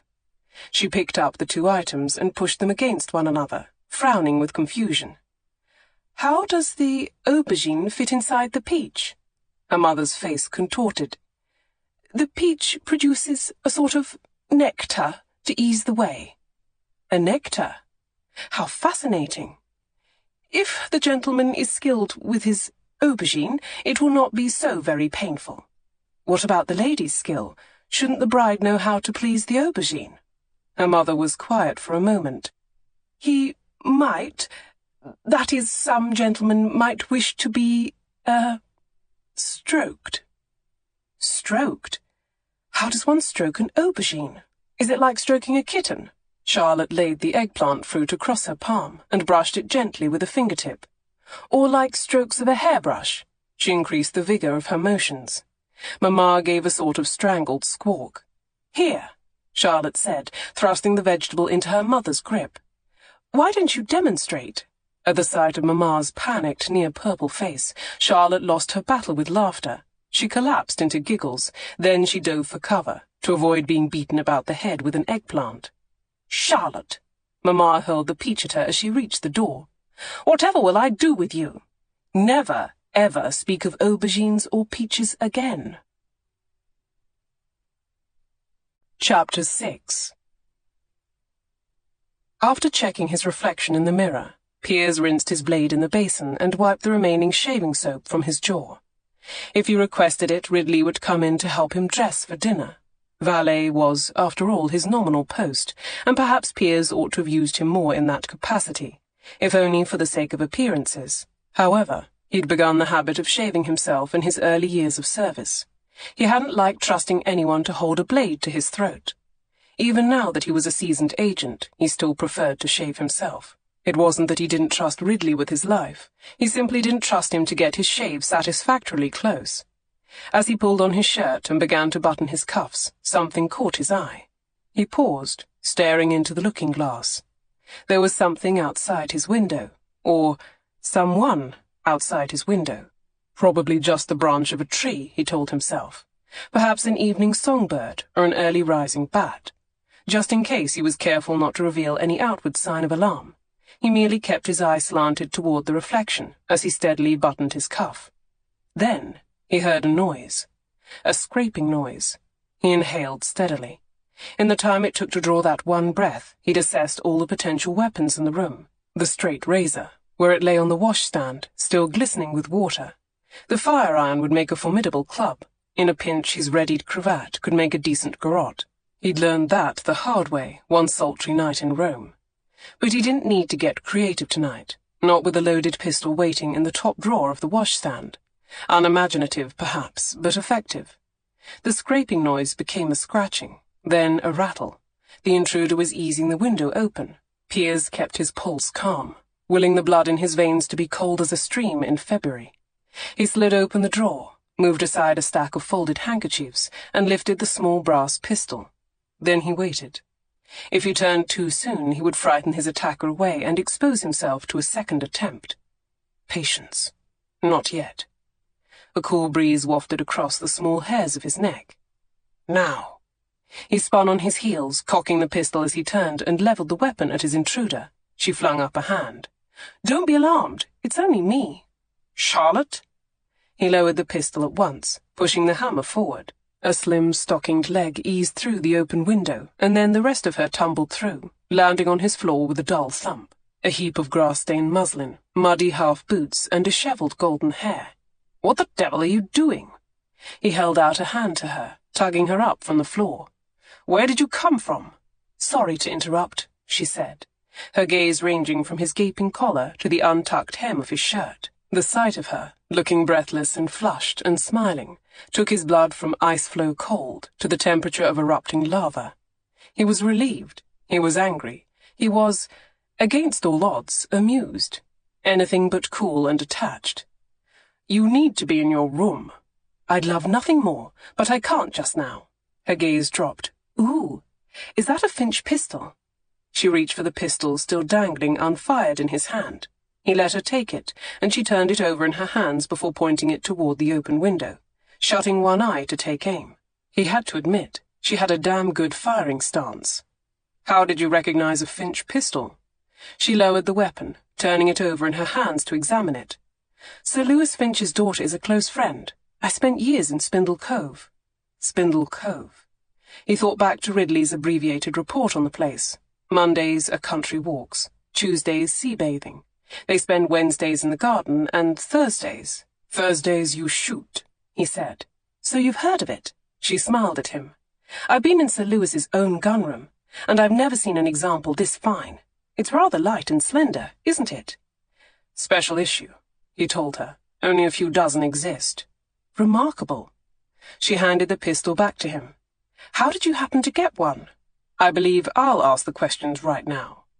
Piers replaced the pistol in his drawer, then turned to her. "Explain yourself. What on earth are you doing climbing through my window?" "Right, that. You see, this afternoon, Mr. Fairchild, that's the vicar, if you recall." "I recall." "He came to call on Lady Parkhurst, something about the parish holiday programme, the music selection or such. It seemed as though it would take them hours to negotiate, so I knew it was my chance."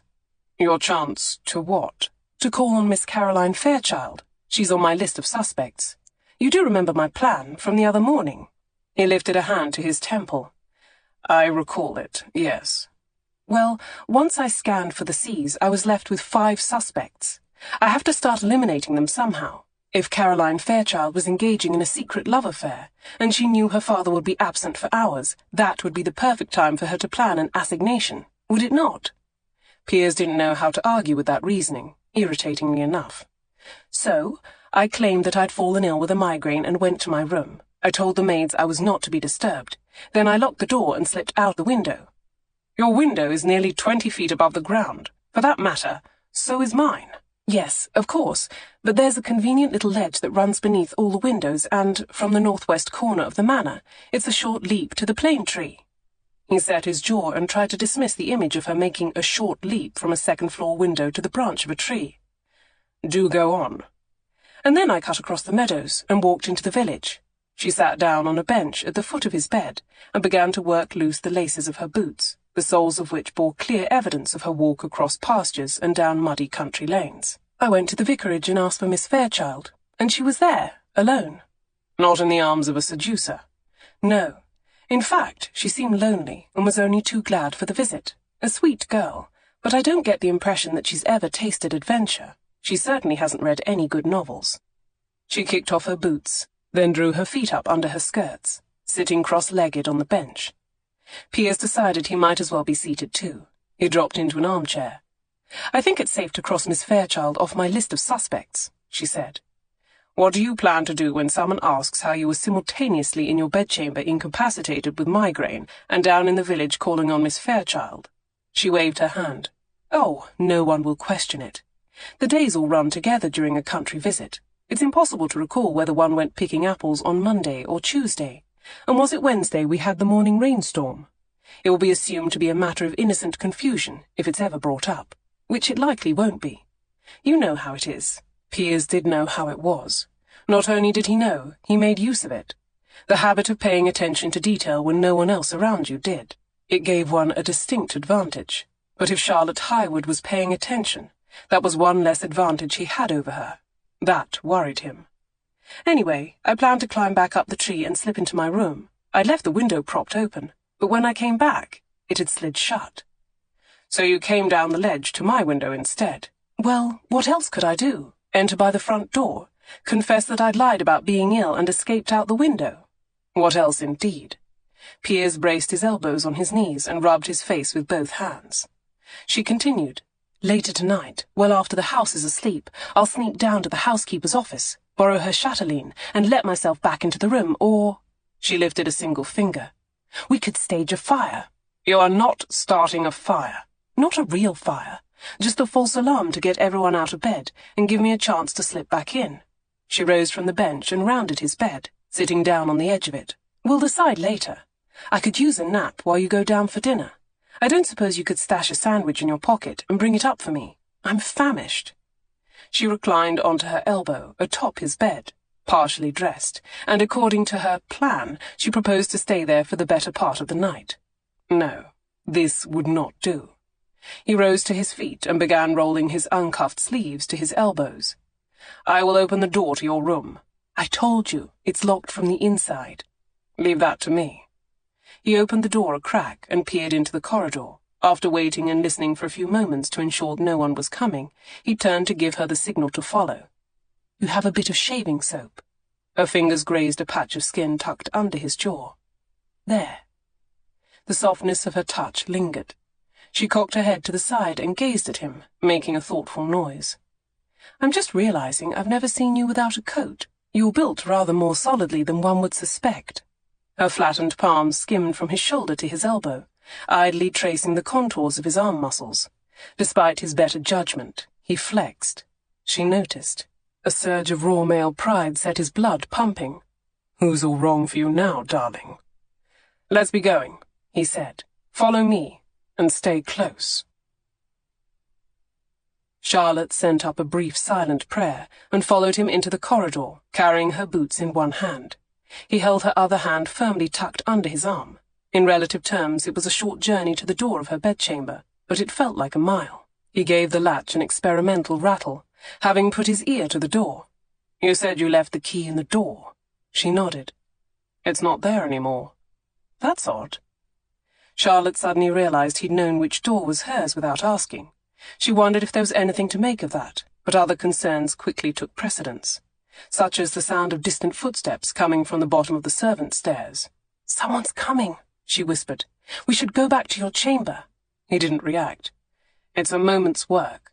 Working in quick movements, he removed an onyx stick-pin from his pocket, bit the pointed end to give it a crook, and inserted it in the keyhole with a firm push. He worked the bent stick-pin like a lever, testing it at different angles to work the lock. As she watched breathlessly, Charlotte wondered if gold and onyx had ever been employed in such a venial occupation, to say nothing of the Marquess of Granville's aristocratic hands. The footsteps on the servants' stairs had grown louder. At any moment one of the housemaids would appear at the end of the corridor. Charlotte could hear her humming a tune. "Hurry!" she whispered. He didn't acknowledge her plea. His lack of urgency was maddening. They couldn't be caught like this. There was no way to explain how Charlotte had gone from nursing a headache in her room to standing breathless and dishevelled in the corridor outside her own locked door. Worst of all, in the company of Lord Granville. She would never be able to escape marrying him in that event. Oh, no. A horrid thought struck her. Perhaps that was what he wanted. Perhaps he wasn't even trying. Perhaps this entire stick-pin nonsense was a mere charade. The footsteps reached the landing of the stairs. Charlotte caught a glimpse of black linsey-woolsey skirt rounding the far end of the corridor. She wanted to bolt, hide, but where? This corridor suffered from an unforgivable lack of alcoves, potted plants, and marble statuary. Her heart was in her throat. "There," he murmured. With a soft click, the lock opened. In a single motion, he drew her into the room, shutting the door behind them and leaving nothing but her startled gasp on the other side. He flattened her against the closed door, pinning her with his body weight. They remained still and silent until the maid's humming passed Charlotte's room and continued down the corridor. "I told you I'd have it in time," he said. "Yes, you did. All that on your hair isn't even mussed. What does your valet put in it?" "Nothing. No one touches my hair."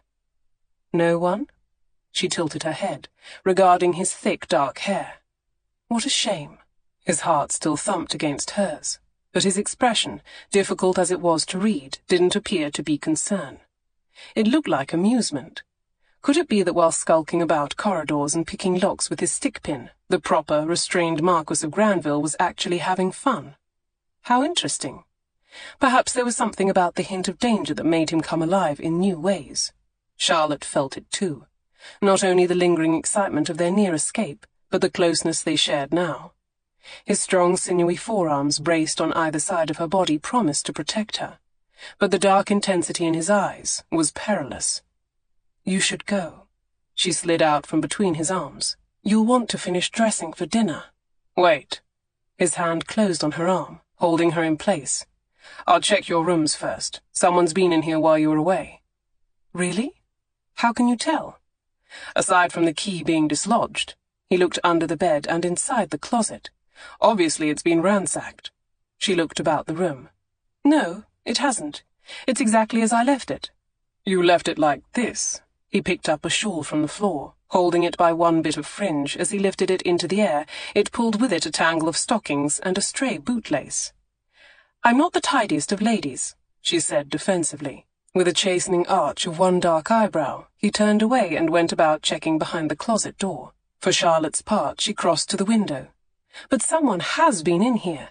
This window's not only shut, it's latched. How strange. I suppose it must have been the maid. The maid? He emerged from her closet, plucking stray yellow feathers from his shoulder and wearing an irritated expression. Believe me, no maid has been in this room. It couldn't have been my mother. She would have raised an alarm the whole house could hear. But if not a servant or mamma, then who?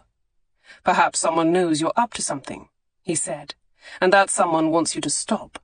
One of the mystery lovers, you mean? Listen to me, Charlotte. You don't know what kind of secret you could be poking at, or what the mystery tuppers might do to protect it. It's time to let this go. Let it go? She couldn't let it go. Giving up on the search would mean giving up on the rest of her life. Well, while we're giving one another advice, my lord, I think you ought to give more consideration to love. You might be good at it. I can't imagine what makes you say that. She shrugged. You seem to be good at everything else, but then perhaps you became good at everything else because you worry you're not good at love. Do you lack for confidence? In answer, he straightened to his full, impressive stature and glowered at her. Not that I think you should. I just can't help but notice that although you proposed to two ladies, they were both women who'd be compelled to accept you. The first by family arrangement, and me by the threat of scandal. He stalked to her chest of drawers. Save your inquiries for the vicar's daughter. My history has nothing to do with any of this. Perhaps it doesn't, but you're a most intriguing mystery on your own. I can't puzzle you out. She moved to the bedpost and leaned one shoulder against it. You don't seem the sort of man to fear commitment. You committed to me on the thinnest of reasons. Why wouldn't you set your sights on a lady you liked and woo her? Ignoring her question, he slid open a drawer. This is empty. What were you keeping in here? Nothing. I hadn't used it yet. He cast a meaningful look at the heaps of unmentionables on the floor. You do understand the purpose of a drawer. Not everyone keeps their handkerchiefs organized by day of the week. She crossed her arms. I've told you, I'm all wrong to be your wife. Consider this yet more evidence that we're mismatched. I'm too young for you, too indecorous, a poor housekeeper. You don't even like me. I'm merely some impertinent girl who cornered you in the library. You needn't settle for that. Settle, he echoed, replacing the drawer in the chest. You think I'll be settling by wedding you? Everyone will think it. You, he said, are the most unsettling creature I have ever met in my life. I have not felt settled since the moment we met. Charlotte smiled to herself. I shall take that as a point of pride. You really shouldn't. He advanced on her, closing the distance between them. Has it not occurred to you that I might have a very real, very pressing reason for wanting to wed you? The darkness in his gaze left no ambiguity as to what reason he meant. But you could get that from any woman, she said. I only want it from you. She swallowed, suddenly nervous. You really should be going. Dinner will be called soon. I'm the guest of honor in this house. He pushed aside a fallen lock of her hair, and the slight friction teased her neck. They'll wait. If my mother knew you were in here, she'd be thrilled. Too true, too true. I could cry out, and ensure we're caught alone together in even more compromising circumstances than the last time. Go right ahead. She sighed. He truly did have her cornered. There was only one way she could think of to shake him up, change the rules of his game. No one touches my hair, he'd said. Until now. She stretched one hand forward, sliding her fingers through his dark, thick hair, lightly, playfully, teasing it to wild peaks, until the clipped locks stood on end, in amusing contrast to his piercing gaze and serious expression. He seemed to have no idea how to respond. Oh dear, this man needed unsettling in the worst way. Was he so unfamiliar with affection? Perhaps just very out of practice. He'd been restraining himself for so long. That propriety was an overstarched cravat, stifling all the emotion that must be lurking deep inside. Was it any wonder he didn't see the reason to wait for a love match? In all his years of being perfect, he'd forgotten the untidy, unruly bliss that human closeness could be, if he'd ever known true closeness at all. Bosh, she told her heart. Stop twisting and aching. He's a wealthy, powerful marquess, not a lost whelp in the rain. She added her other hand to the first, toying more freely now. Biting back a mischievous smile, she teased her fingers through his hair, creating tufts that stood out at crazed angles, like the fur of an angry bear. Then she pushed all his hair to the center, giving him the look of a Mohican. "Are you enjoying yourself?" he asked dryly. "More than you could know." His Adam's apple bobbed in his throat, but he didn't tell her to stop. She took a bit of pity on him, flattening his teased hair with her palms, then raking her fingernails over his scalp from front to back. He closed his eyes and exhaled roughly. "That's it," she whispered, toying with the soft, close-shorn hair at the nape of his neck. "It's only a bit of tenderness. There's no shame in surrender." She knew she was playing a dangerous game. With each caress she edged closer to the border between teasing a response from him and putting her emotions and virtue at risk. It couldn't hurt to allow him a few minor liberties, could it? Show him a bit of affection, just enough to awaken him to what could be, if only he'd open his heart to the possibility of love. At some point she'd stopped playing with his hair, which would not have been a problem if she'd remembered to withdraw her hands, but she hadn't. Her fingers remained tangled in his thick, dark, tousled locks. His hands had settled on her waist. She was just holding him now, and he was holding her. His gaze trained on her lips. She knew he would kiss her. She knew she would let him. It all seemed entirely inevitable, wholly predictable, and yet nothing had ever thrilled her more. "Breathe," she told herself. "Breathe now, and deeply. In a moment, it will be too late." Piers held on tight, by necessity, not choice. She'd dismantled him. All his disguises and defenses were crumbling to dust at his feet. What was it about her? Her fingers couldn't be so different from other women's. She was pretty, but not the most beautiful creature he'd ever beheld. As she kept reminding him, she was young and unpolished and impertinent, and nothing a man like him ought to want. And yet he did. She teased him. She touched his hair. She believed he deserved this and more. He couldn't let her guess her effect on him. He couldn't let anyone see. He needed to claim her, possess her, and stash her somewhere where she couldn't wreak so much havoc on his self-control. But seducing her wasn't even what he wanted most right now. He wanted to lay his head in her lap and let her stroke his hair all night long. "What are you doing to me?" he murmured. He allowed every part of their bodies to meet, the bony prominences of hips, the softness of bellies, the resistance of breast against muscle, the pounding of hearts, and the mingling of breath. He pressed the full length of his body to hers, every lean, hard, red-blooded masculine inch of him, wanting her to feel him, to know the size and shape and strength of his body, to be awed by what she did to him, and what he meant to do to her. He wanted to hear her gasp, make her tremble. God help him, he wanted her a little bit afraid, because he was shaken to his core.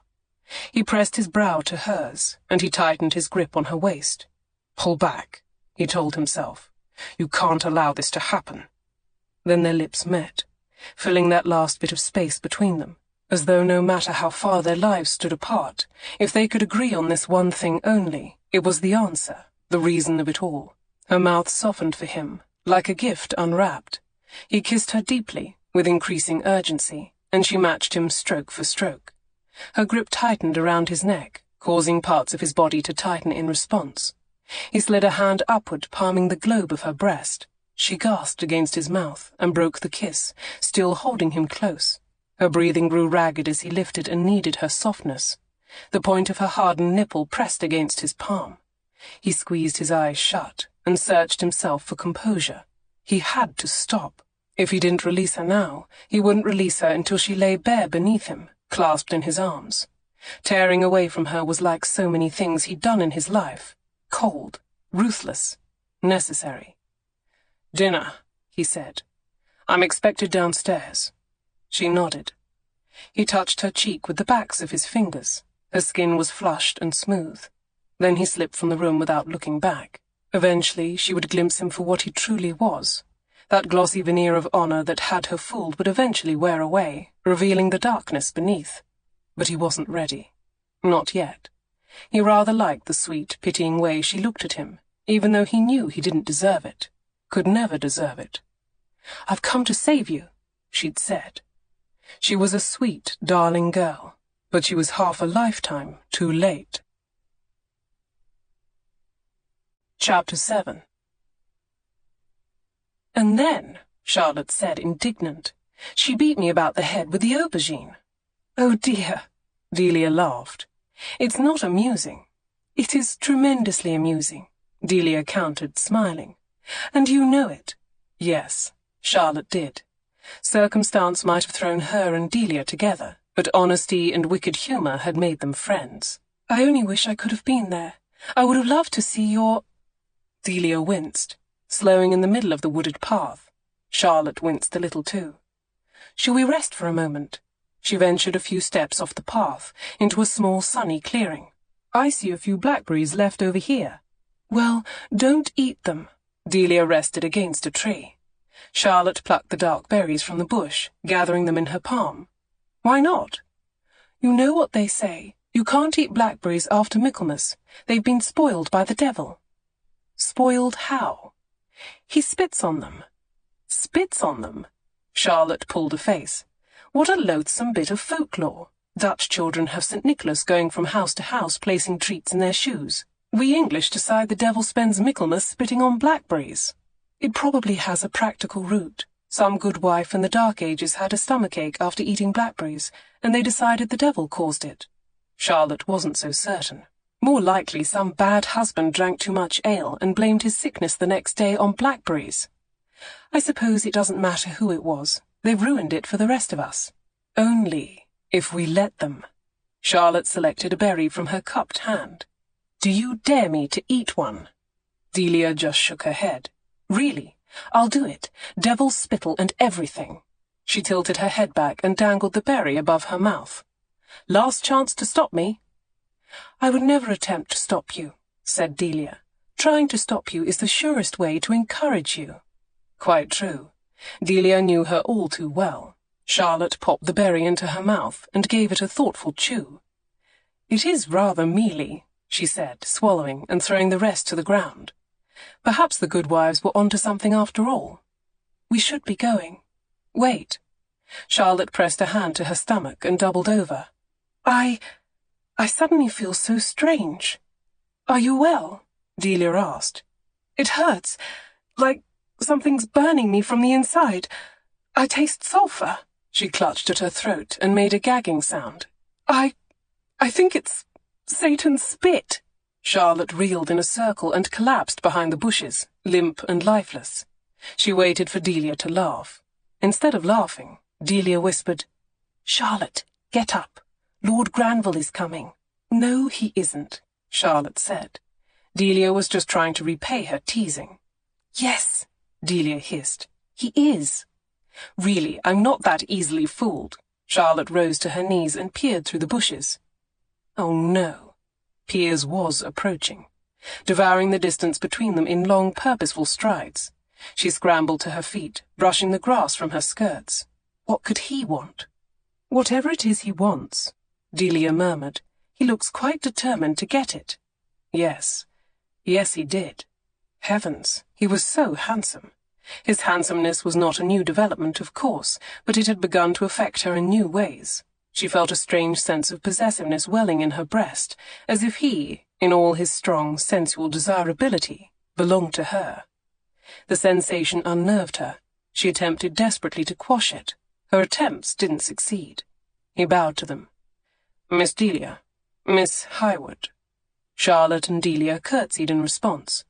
It was all very proper in appearances, despite all the improper thoughts simmering inside her.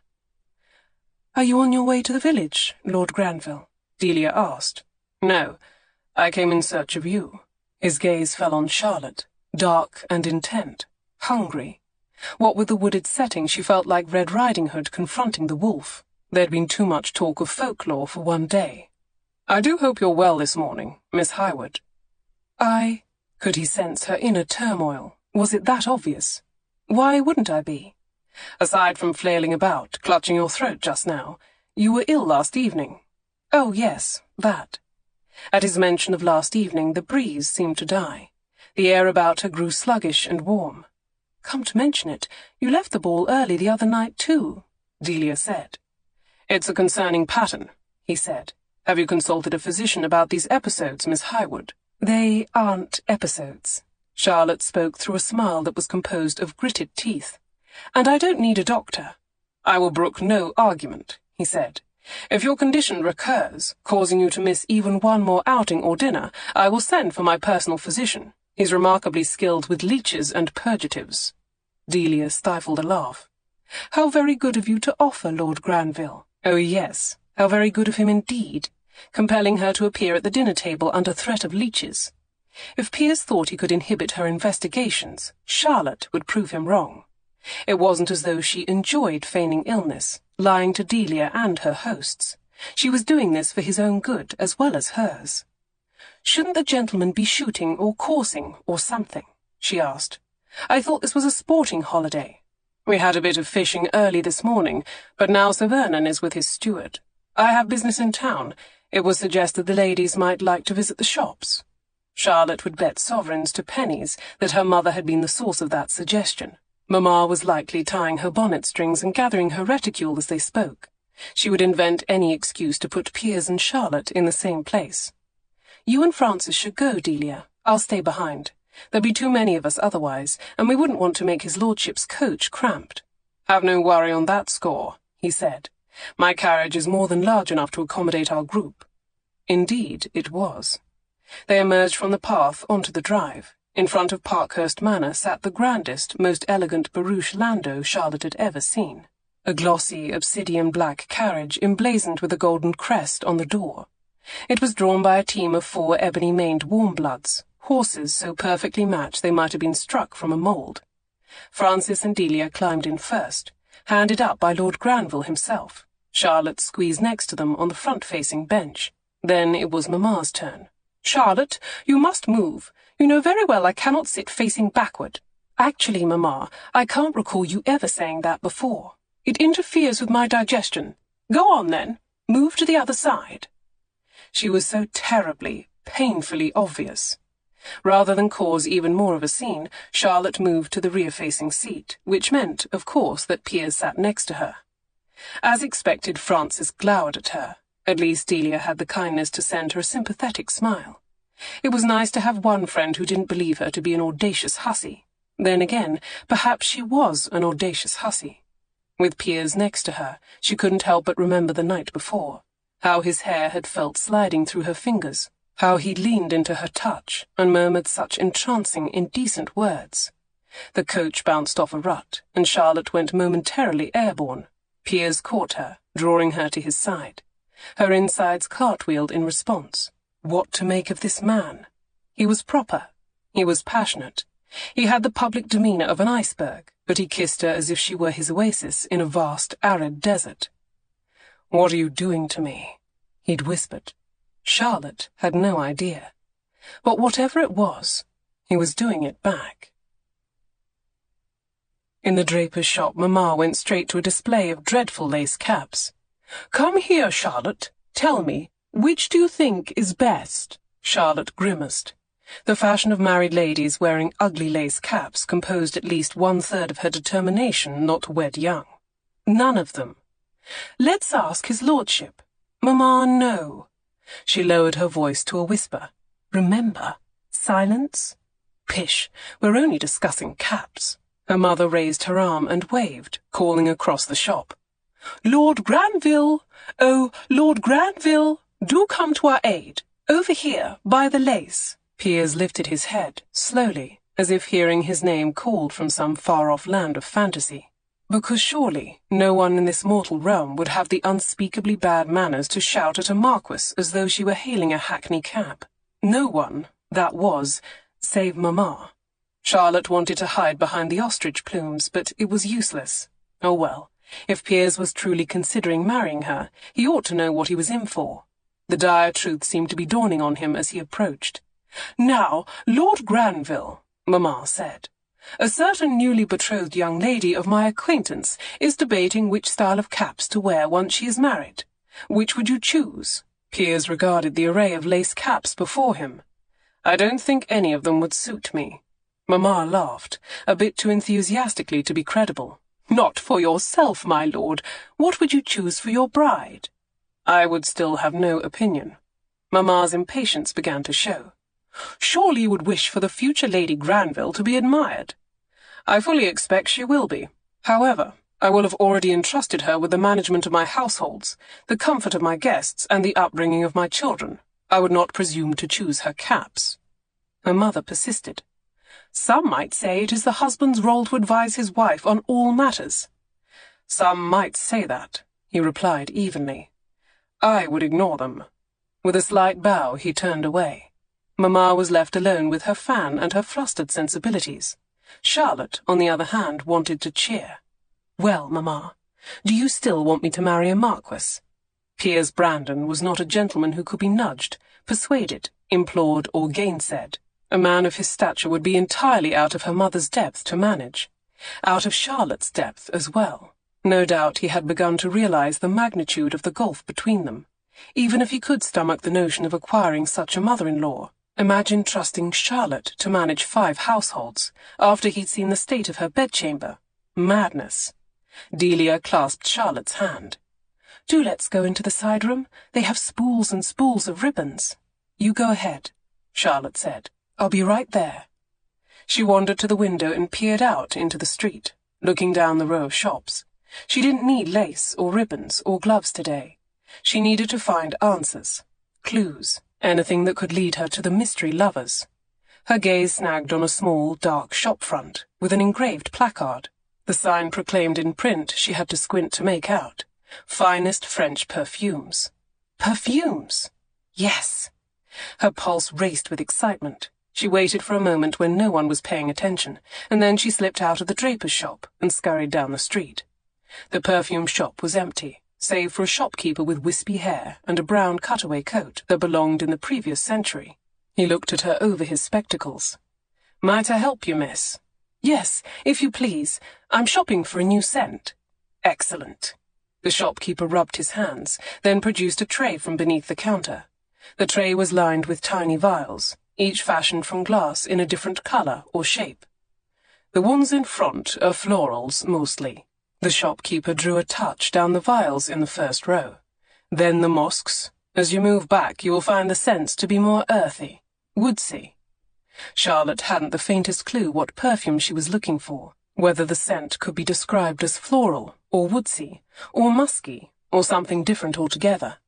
She could only hope she would know it when she smelled it. I want something unique, she said. Luxurious, not the usual orange flower water or lavender sprigs. You've come to just the shop, the wizened man said proudly. My cousin brings the latest wares from Paris. I've scents here you can't even find in London. That sounded promising. What can you recommend? If you're after something truly special, I'd suggest you start here. The shopkeeper unstoppered a vial from the center of the tray and handed it to her. Charlotte held it by the glass neck and gently waved it under her nose. Rich scent teased her senses, mysterious and exotic. Dab it on your wrist, my dear. You can't tell the true scent of it from the vial. He took the vial and nodded at her gloved hand. May I? She unbuttoned the cuff of her glove and extended her arm. The shopkeeper drew the glass stopper over her pulse, leaving the thinnest film of perfume cooling on her skin. Now, he said, try that. Charlotte sniffed at her wrist, once and then again. He was right. The perfume opened in the heat of her skin, revealing layers and shades. It was the difference between sniffing a flower bud and a full-blown hothouse bloom. What's in it? She asked. That's a rare blend, miss. Lilies and ambergris, with hints of cedar. Ambergris? What's ambergris? He looked shocked by her ignorance. Only one of the most rare and valuable substances in the world of perfume. It's secreted in the bellies of whales. Whales? Charlotte looked at her wrist and wrinkled her nose. They cut open the bellies of whales to make this. No. The whales vomit it out in a lump, you see. Then it bobs about the ocean for several years, curing. He made a wavy gesture with his hand, pantomiming the voyage. Eventually it washes ashore as a chalky greyish stone. Ambergris. A treasure worth its weight in gold. Fascinating, she said. Nauseating, she thought. She was wearing dried-up, sea-logged whale vomit on her wrist, and if she wanted to dab it on her wrists at home, she would pay, she discreetly checked the tag, £1, 8 shillings for the privilege. Amazing. Perhaps you could show me something else, something a touch less marine? I have just the thing. This one's ideal for a younger lady of good taste. He plucked an elegant vial of blue glass from the tray and prompted Charlotte to extend her other wrist for dabbing. There. See what you make of that one. She lifted her wrist to her nose, more cautiously this time. As she inhaled, bright sunny scents set her imagination at ease. Oh, I do like this one. I thought you might. All the young ladies do. It's fresh and grassy, isn't it? Lemon verbena and gardenia blossoms. But the secret is in the fixative. A touch of castoreum is what makes the summery scents take hold, rather than fade. Castoreum? That's not from Wales, is it? Not at all, he chuckled. Charlotte laughed too. Oh, good. What a relief. It's from beavers. She stopped laughing. Surely you didn't say... Canadian beavers. His eyes grew wide with excitement again. They produce the stuff in a special gland tucked just under their tails. He held up his hands, as if preparing for another vivid demonstration. When the trappers got the bell above the door rang, signalling the arrival of a new customer. Charlotte had never been so thankful for an interruption. With a smiled apology and Charlotte's enthusiastic blessing, the shopkeeper turned to help a pair of aging ladies replenish their supply of toilet water. While he did so, she took the opportunity to sniff her way through the entire tray of samples. Heaven only knew what bestial secretions and nether glands might be represented therein, but she didn't have the stomach to ask. Within a few minutes, she'd worked her way through the entire tray. No luck. None of them was the distinctive perfume she'd smelled in the library at Parkhurst Manor. Here you are. I've been searching for you. The words, spoken in a smooth, deep, and familiar voice, startled her. She wheeled about, nearly upsetting the entire tray of samples. Lord Granville, I didn't hear you come in. I didn't see you walk away. Everyone seemed occupied. I decided to duck in here for a bit of shopping. Looks more like a bit of snooping to me. Charlotte decided to change the subject. You wouldn't believe what goes in these things. She offered her perfumed wrists. Here, tell me which scent you prefer. Lilies and whale vomit, or lemon balm and beaver's arse. The corner of his mouth quirked. He took her right hand in his, lifted her wrist, bent his head, and inhaled deep.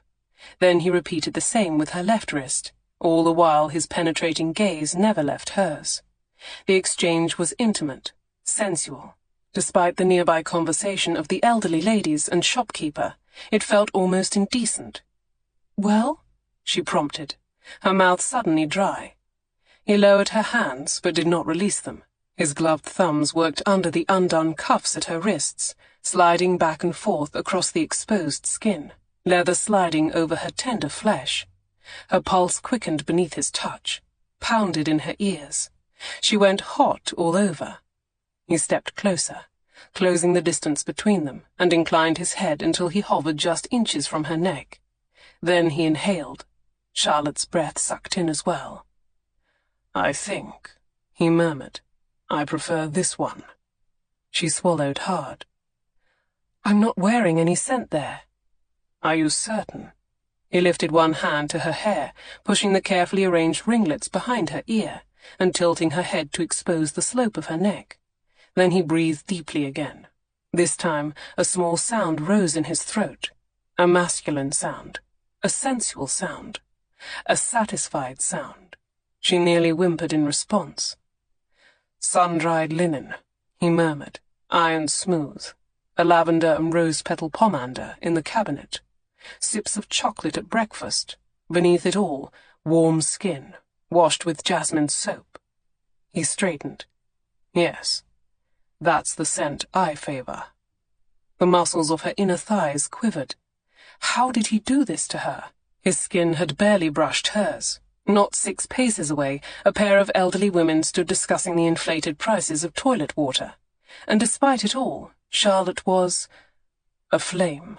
She worried her clothing would incinerate, vanish into smoke, leaving her bare and trembling, exposed to the world. No flirtation had ever affected her with 1/100th of this power. She was being made love to, in plain view.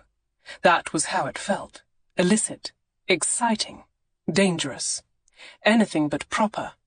"Did you decide, miss?" Her eyes snapped open. She didn't even recall closing them. How long had she been standing there, entranced? Piers had moved away. His back was to her as he inspected a row of colognes. Devious man. She knew he didn't approve of her investigation. He must have been deliberately trying to rattle her. For a minute, he'd succeeded. She cleared her throat and willed her vision to focus on the sample vials. "I'm afraid none of these are quite what I'm searching for. I was hoping to find a signature scent, if you will, one that few other women could have purchased. Are you sure you've nothing else?" "I do have something new from Paris. I only received 2 bottles in, and I've already sold the other." He wandered briefly into a storeroom, returning with a bottle fashioned from dark, smoky glass, with a gilded stopper. Before she sniffed, Charlotte eyed it warily. "What's in this one?" "In a word," he lifted an eyebrow with a dramatic flair. "Passion." "But to put a finer point on it," she prompted. "Poppies, vanilla, and black amber." "Black amber." Charlotte bit her lip.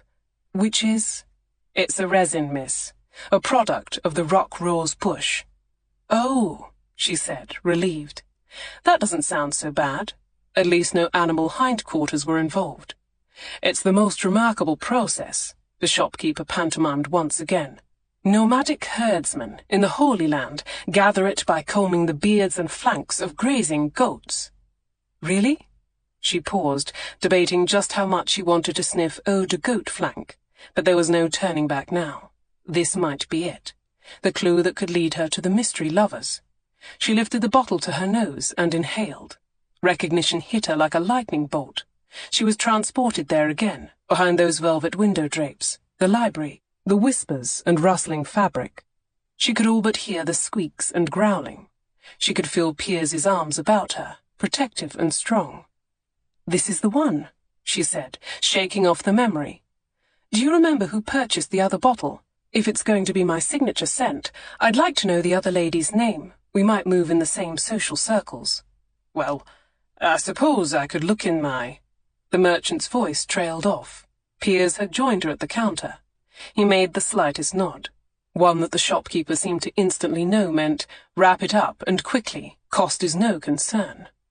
Piers didn't even need words to command immediate compliance. The shopkeeper's tone became brisk as he reached for the money Piers laid on the counter. "I don't recall the lady's name, miss." "Wait!" Charlotte clapped a hand over the coins. "Can't you check your ledger?" "She paid with ready money, not credit. Her name wouldn't be in the ledger." She sighed, releasing the money. It was useless to insist. Thanks to Piers's quick payment, the shopkeeper was a blind alley. Even if he did recall the lady's name, he would never divulge it now. Not when doing so could mean losing a guaranteed sale. As the men concluded their transaction, she felt hope draining into her boots. She couldn't leave the shop without new information. That would mean she'd sniffed beaver glands and whale bile for nothing. Inconceivable. "Do you recall anything about her?" she asked. "Was she older, younger, tall or small-statured? Did she have a companion along?" Now, no need to interrogate the man, Miss Highwood." Piers collected the package, then put the other hand on Charlotte's back, steering her toward the door. "I'm not interrogating him.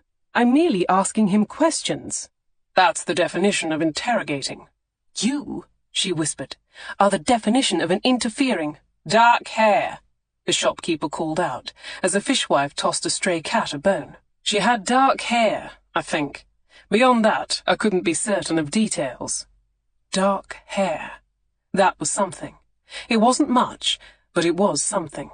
"Thank you," she gave the merchant a smile. "Thank you so very much for your time." "Are you going to thank me for the perfume?" Piers asked as they left the shop. "I will thank you to stop thwarting my efforts to find the mystery lovers." "Mystery tuppers," he corrected. You know, I'm certain he knew the other customer's name. He just didn't want to risk losing the sale once you and all your money showed up. And then you started chiding me for asking questions. I was concerned about the time. You were obstructing me. Don't think I missed your purpose with all that neck-sniffing and wrist-stroking, trying to break my concentration. It seems only fair, he replied evenly. You broke mine first. She stopped in the lane and turned to him. Could you, just for a moment, cease being so maddeningly perfect? For a minute or two, try to look beyond that allegiance to honor and propriety. Perhaps then you'll appreciate that I'm trying to save you. You can't save me. Yes, I can. Save us both from decades of exactly this frustration and bickering. Even you with your stinting beliefs about love cannot view this as any sort of ideal. She stopped in the lane. Where is your carriage? She turned in place, pausing to peer through the draper's window. Where are Delia and Francis and my mother? Gone. His gaze met hers, cool and grave. That's the reason I came searching for you. There's been an incident. Chapter 8. An incident? What can you mean, an incident? As Piers watched, the pink flush of anger drained from her face. He offered his arm, and for once she didn't fight him. I'll explain everything, he said. He steered her across the lane and into the square. There, in calm terms, he related the events of the past half hour. Mrs. Highwood, at some point after realizing her daughter had separated from the group, had suffered a sudden attack of lightheadedness in the draper's shop, one which no amount of fanning or solicitous comfort could assuage. Your mother, he said, suggested that the Parkhurst sisters had better return her to the manor at once, and then send the carriage to return for us. Charlotte shook her head. Of course, she suggested that. You don't seem overly concerned for her health. That's because there's no reason to be concerned. If there were any true cause for worry, you would have interrupted me at the shop and let me know at once. She was rather quick with these things. Piers had been impressed with her questioning technique in the perfume shop. She lacked subtlety, but she had keen instincts. When she'd first revealed her little plan, he wasn't in favor of it, but he told himself it couldn't hurt. Then she'd burst through his window last night, and now he was reconsidering. Perhaps it could hurt, after all. In fact, if he wasn't careful, someone could be gravely hurt indeed. She balled her hand into a fist. Now we'll be unchaperoned together for at least another hour. Francis will be salivating over the gossip. She moved away from him and sat on a park bench. We cannot have any appearance of a courting couple. He sat beside her on the bench. Well, I cannot leave you alone, not unaccompanied in a strange town. Just don't sit too near me. She slid to the farthest end of the bench. Or look at me, and most especially do not sniff me. Might I? No. She drummed her fingers on the arm of the bench. An attack of nerves, my eye. Really, my mother is shameless. Worse than shameless. It seems to me that she is anxious to secure your future. Charlotte shook her head. She belongs in an institution. She's addled. No, she isn't. I'm telling you, she's mad. Barking mad. No, he repeated, more forcefully. She isn't. I should know. She's my mother. Yes, but she's nothing like my mother, who did go insane. So, in point of fact, this is a matter where I am well equipped to judge. Oh, Piers. She slid back toward the center of the bench. That's horrible. It's in the past. It was ages ago now. It's still horrible. Others have it worse. She gave him a look. It's still horrible, no matter who you are, or how long it's been. Don't pretend you're impervious. You wouldn't have mentioned it if it didn't cause you pain. What happened? He kept to the simplest facts. She was ill from as early as I can remember. Violent swings of passion, followed by weeks of melancholy. After years of suffering, she died in her sleep.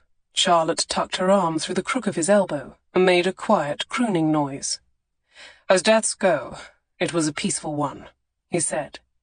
A peaceful death, perhaps, but only after years of torment.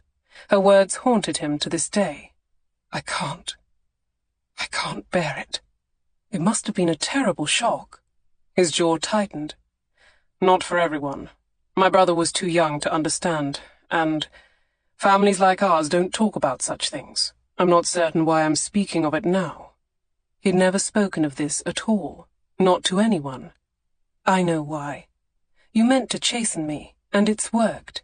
Here I've been complaining on and on about Mamma, utterly heedless of your feelings, as if it's the worst burden in the world to have a mother who cares about me. You must think me so heartless." She squeezed his arm.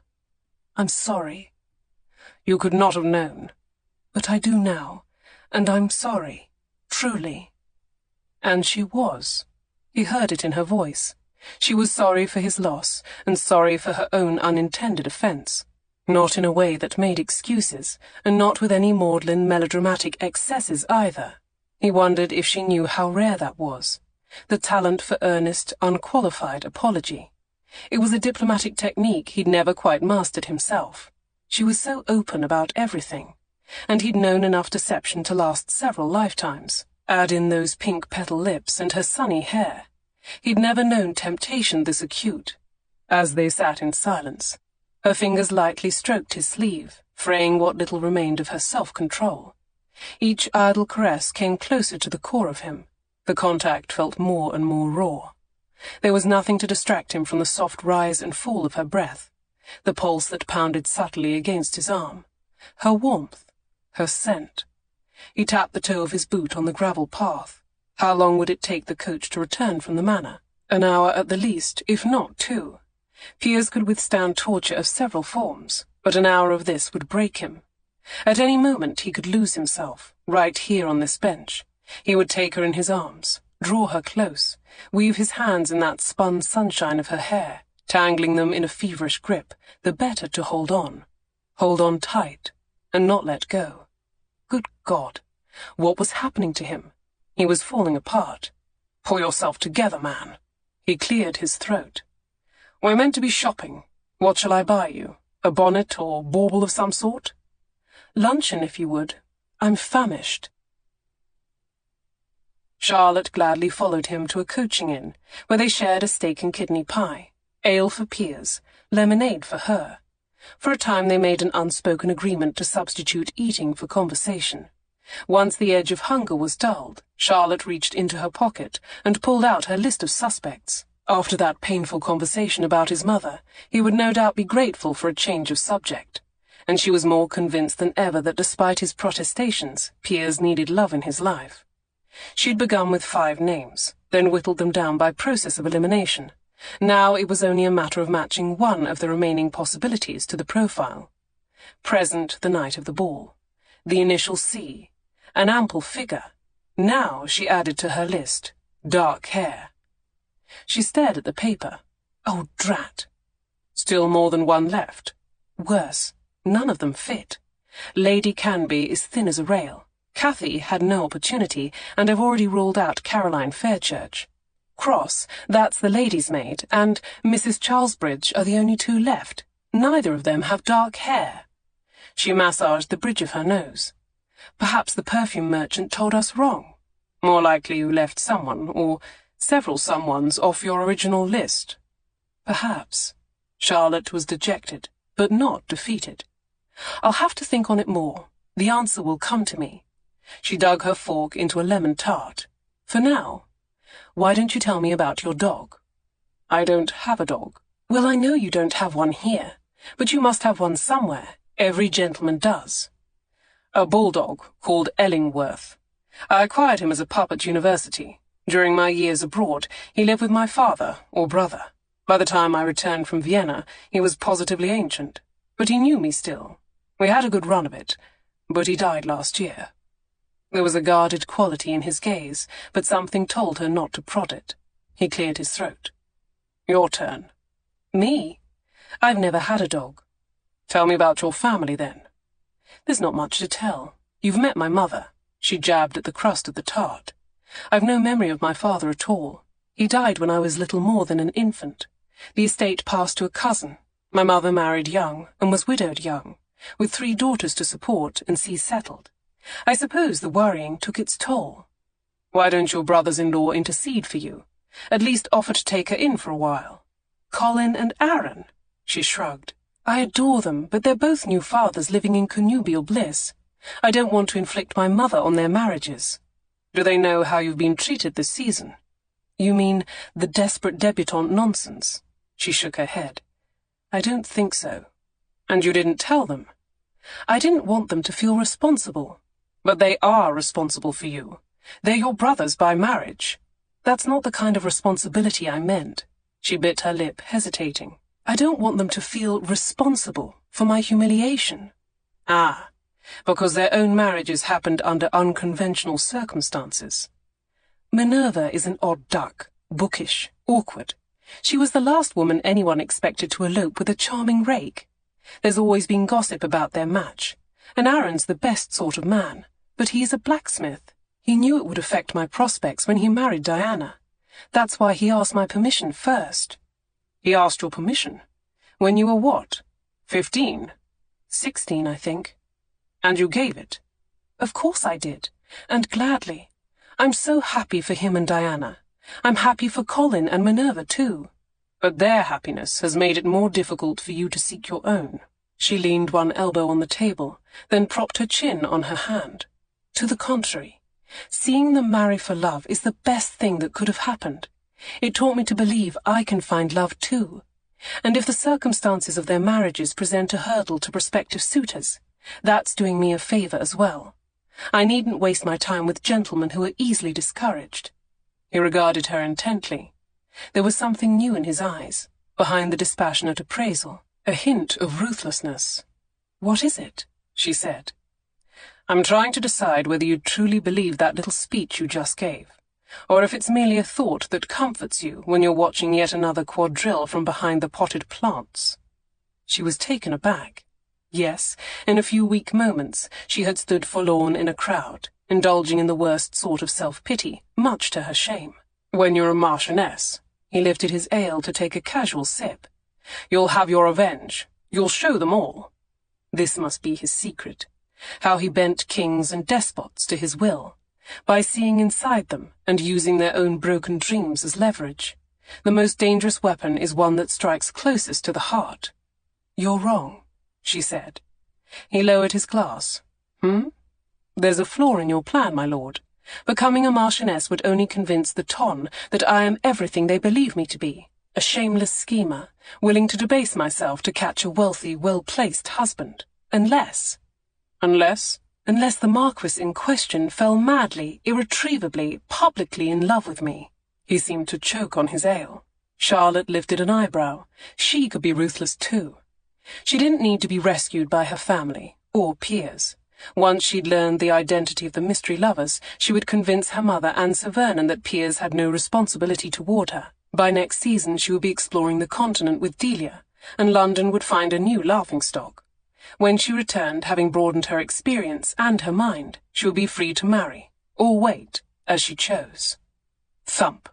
The most enormous hand she'd ever seen clapped on Piers's shoulder, startling her in her skin. The enormous hand was connected to an enormous man, one with broad shoulders and dark, wavy hair. Piers, I thought it was you. Piers pushed back from the table and rose to his feet. Rafe. The two men shook hands warmly before turning to offer Charlotte introductions. As if she would need introductions. All England knew this man by name and reputation. Miss Charlotte Highwood, allow me to present Lord Rafe Brandon, my brother. You left out heavyweight champion of Britain and proprietor of England's finest brewery, Charlotte teased. To Lord Rafe she said, What an unexpected pleasure, my lord. She extended her hand, and the broad-shouldered giant bowed over it before pulling up a chair to join them. His manner was as easy and informal as Piers's was proper and restrained. Charlotte liked him at once. I hope that's champion ale. Rafe nodded at his brother's glass. Always. Piers sounded offended to have his loyalty questioned. Are you in the area collecting new accounts? I'm scouting locations for a regional brewery. Cleo's keen to expand operations northward. He motioned to a serving girl for a fresh round of drinks. She's well, I hope. Oh yes, though she works herself harder than I'd like. Charlotte was surprised at how easily the two men discussed her, considering that Lord Rafe had married Piers's former betrothed. Piers didn't appear to bear them any ill will. What a coincidence to find you here. Lord Rafe leaned back in his chair. Funny, isn't it? How often business puts us in the same place."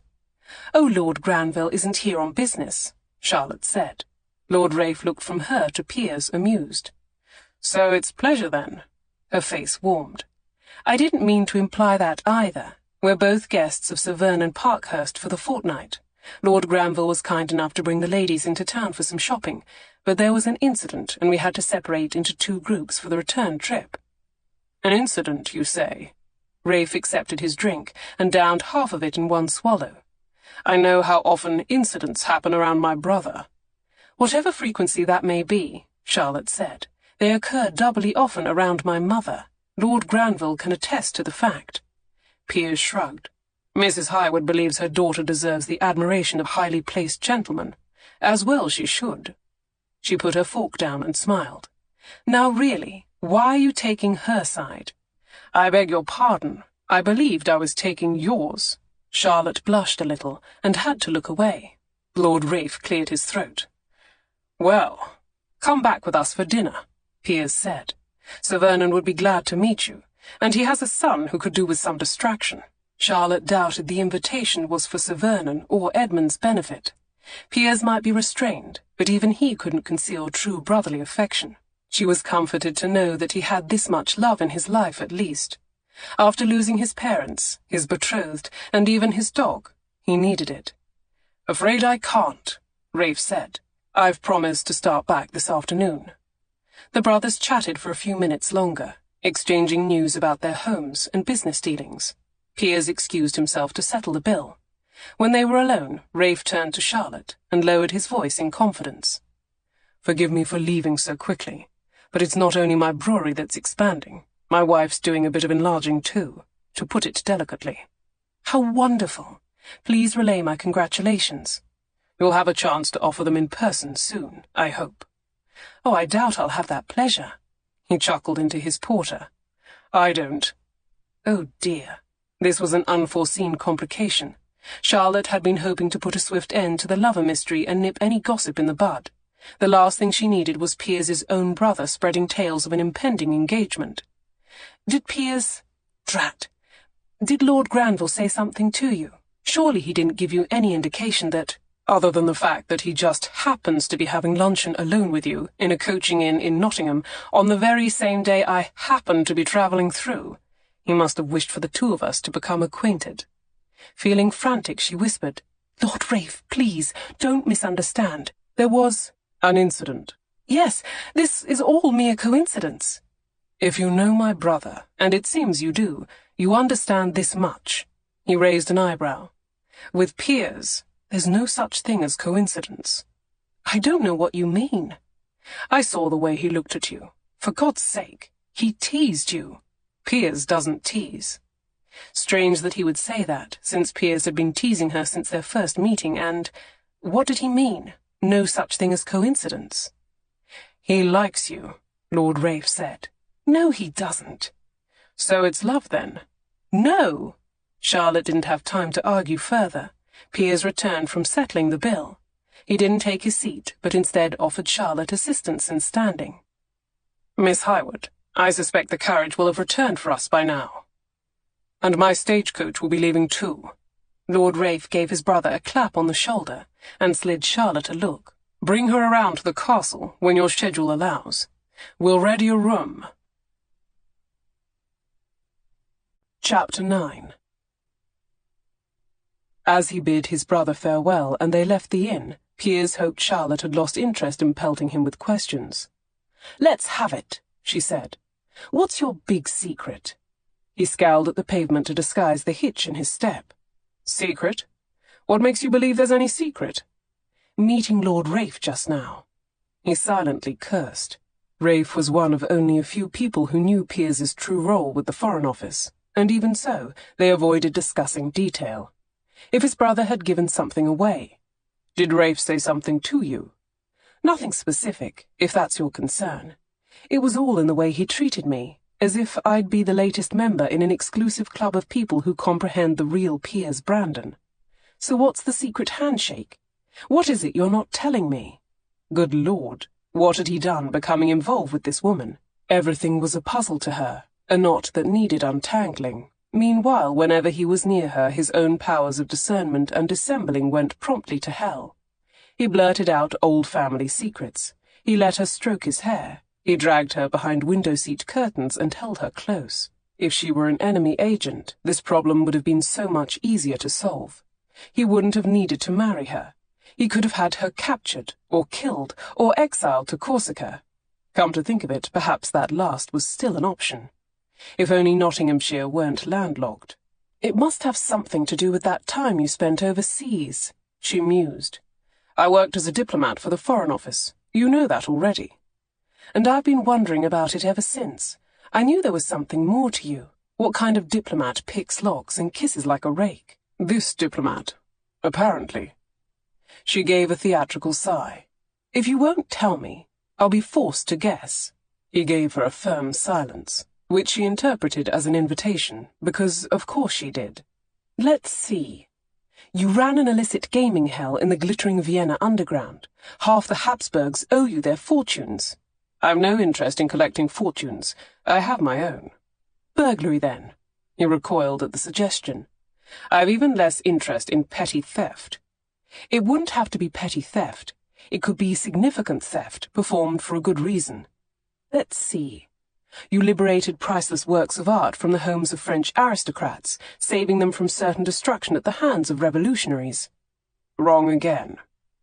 If not art, then secrets. Ah, I have it. You were an international spy, completing dashing missions and foiling assassination plots under the guise of a diplomacy career. Don't be absurd. She stopped dead in the lane. Oh, my goodness. Oh, my word. That's it. That is it. That's the truth. You were a spy. Her eyebrows soared, and she clapped both hands over her mouth, squealing into them. Damn it. He took her by the elbow, steering her out of the lane and pulling her into a dark, narrow alleyway. I tell you, I am not. Don't bother lying to me. I've learned how to tell when you do. She raised her hand to his face. Your left eyebrow, it wrinkles every time. He said, ignoring her touch by sheer force of will. I'm not a former international spy. There. Did it wrinkle? No, she said, disappointed. Piers relaxed. Well, then. So you're not a former spy? After a brief pause, she gasped. You're an active spy. Jesus Christ! She gave him a light punch on the shoulder. Oh, well done, you. And you have the world believing you're just a boring, stuffy, proper lord. No wonder your brother looked like a cat who'd swallowed the goldfish. This is tremendous, Piers. Tremendous? This was decidedly not tremendous. This was a grave problem, and quite possibly the end of his career. He'd been good at this once, hadn't he? She had some naive, fanciful idea of espionage that involved downing stiff drinks and swanning through gaming hells. If she knew the cold, brutal reality, she would regret having ever guessed. He took her by the shoulders and gave her a little shake. You must let go of this silly notion. The truth of it is, I am a boring, stuffy, proper lord. There are no dashing missions, nor thrilling escapades, and I am most emphatically not a Down! He pushed Charlotte to the side. A footpad lunged from the shadows, reaching for her reticule strings with one hand and brandishing a grimy knife with the other. Years of training took control. With his left hand, Piers grabbed the cut-purse's wrist, immobilizing his knife hand. Then he lowered his right elbow in a vicious strike, not quite hard enough to break the rogue's arm, though he would have deserved it. Once the knife went clattering into the shadows, he dealt the scum a swift kick to the stomach, and flung him into the gutter. It was over in less than 5 seconds. As the criminal lay doubled up and groaning, Piers straightened his gloves. Charlotte's eyes widened. She looked at the cut-purse, then back at Piers. You were saying? Charlotte ought to have guessed how well Piers would take it when she unravelled his secret, which was to say, not well at all. He abandoned any further discussion, hustling her with purpose to the corner where his coach stood waiting, and all but shoved her into it. It's all right, she assured him, once the carriage was in motion and they were alone. I promise, I won't tell anyone. He looked straight ahead. There's nothing to tell. I really can't believe I didn't guess earlier. I should have known from your special Finch pistol. Or the stick pin that opens locks? Any pin would have opened that lock. Do you have other spy tools? She began to look around the carriage compartment. False mirrors, bullet-deflecting doors. Oh, I'll wager there's a hidden compartment under this seat. Every carriage has a compartment under the seat.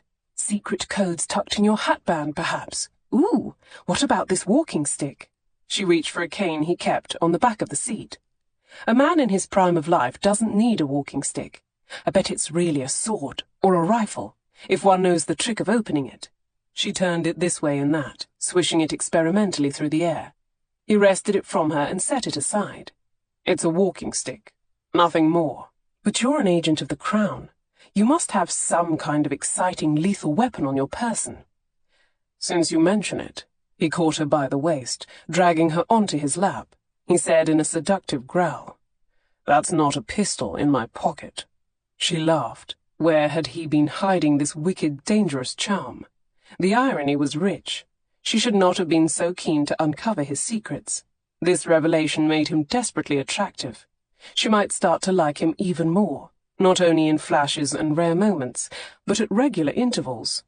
From there it was only a short jaunt to friendship, then a mere hop to affection, or worse. Oh, drat. Why had she been so curious? But there was no undoing it now. She hadn't nearly puzzled him out yet, but she'd gathered enough pieces to understand this. The entire picture of Piers Brandon was wider and more complex than she'd ever dreamed it could be. He wasn't maddeningly perfect. He was perfectly thrilling. "Are you on a mission here in Nottinghamshire? Is that why you hid in the library?" She slapped a palm to her brow. "Of course! It all makes so much sense now. You couldn't leave your assignment. That's why you insisted on proposing. No one's that honourable, and I knew it couldn't simply be that you'd taken a fancy to me. Listen to me." He caught her chin in his hand, forbidding her to look away. "You are dead wrong about me in almost every particular. But you are right about that last. I hadn't simply taken a fancy to you." "No?" He shook his head slowly. His thumb traced the shape of her lips. "Fancy doesn't begin to describe it. This is closer to an obsession, an enchantment, or perhaps a curse. You're like a little fair-haired witch who cast a spell on me, and I can't concentrate. I can't sleep. I can't think of anything but hearing you laugh and holding you close and imagining what you'll look like naked in my bed. Do you understand that, Charlotte?" She nodded, breathless. His left eyebrow hadn't moved once. The longer he stared at her, the more excited she grew. This was a game they'd been playing all day. His hand on her waist at the coaching inn, his breath on her ear at the perfume shop. "What's your plan, Agent Brandon?" she whispered. "Do you mean to kiss me so long and so hard that I'll forget your identity?" "No." His hand slid to the back of her head, tangling in her hair, so tightly she gasped. "I mean to kiss you so long and so hard that you'll forget yours." His lips fell on hers, and this time he offered her no light, patient kisses as a preliminary. He claimed her mouth, thrusting his tongue deep to toy with hers. She clung to his neck, trying her best to keep pace. He bent to kiss her neck, her ear, her cheek. She loved the urgency in his kiss, how much he seemed to want her, perhaps even need her.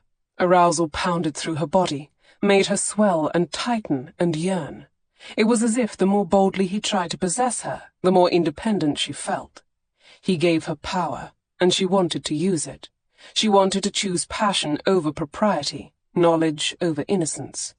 He stroked her breasts through the fabric of her frock and spencer, driving her mad with need. It wasn't enough. She needed more. His hands on her bare skin, his fingers pinching, pulling, anything to ease the ripe, coiling tension in her nipples. The need was so intense, so urgent, it made her wonder how she lived this long without his touch. Her shame was gone, and yet she didn't know how to ask for such things. "Please," she whispered, arching her spine to thrust her breast into the cupped palm of his hand and hoping it would be enough. "Please. Please touch me. You know what I need." As they kissed, his fingers went to the buttons of her spencer, sliding them free one by one.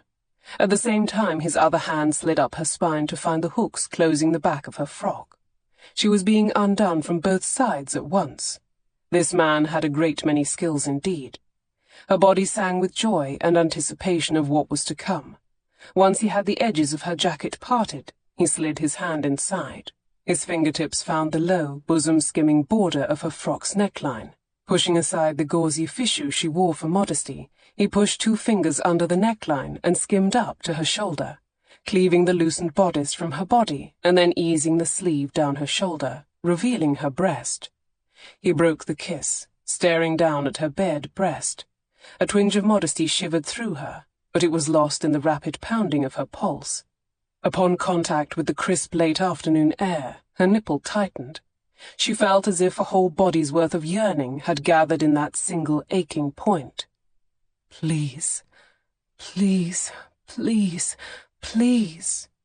The first pass of his thumb was so light, so teasing, almost like the brush of a feather. She could have believed she'd imagined it. He drew maddening circles around her ruched areola, tilting his head to examine her from a slightly different angle, as if she were a bit of clockwork, and he was curious to see how she worked.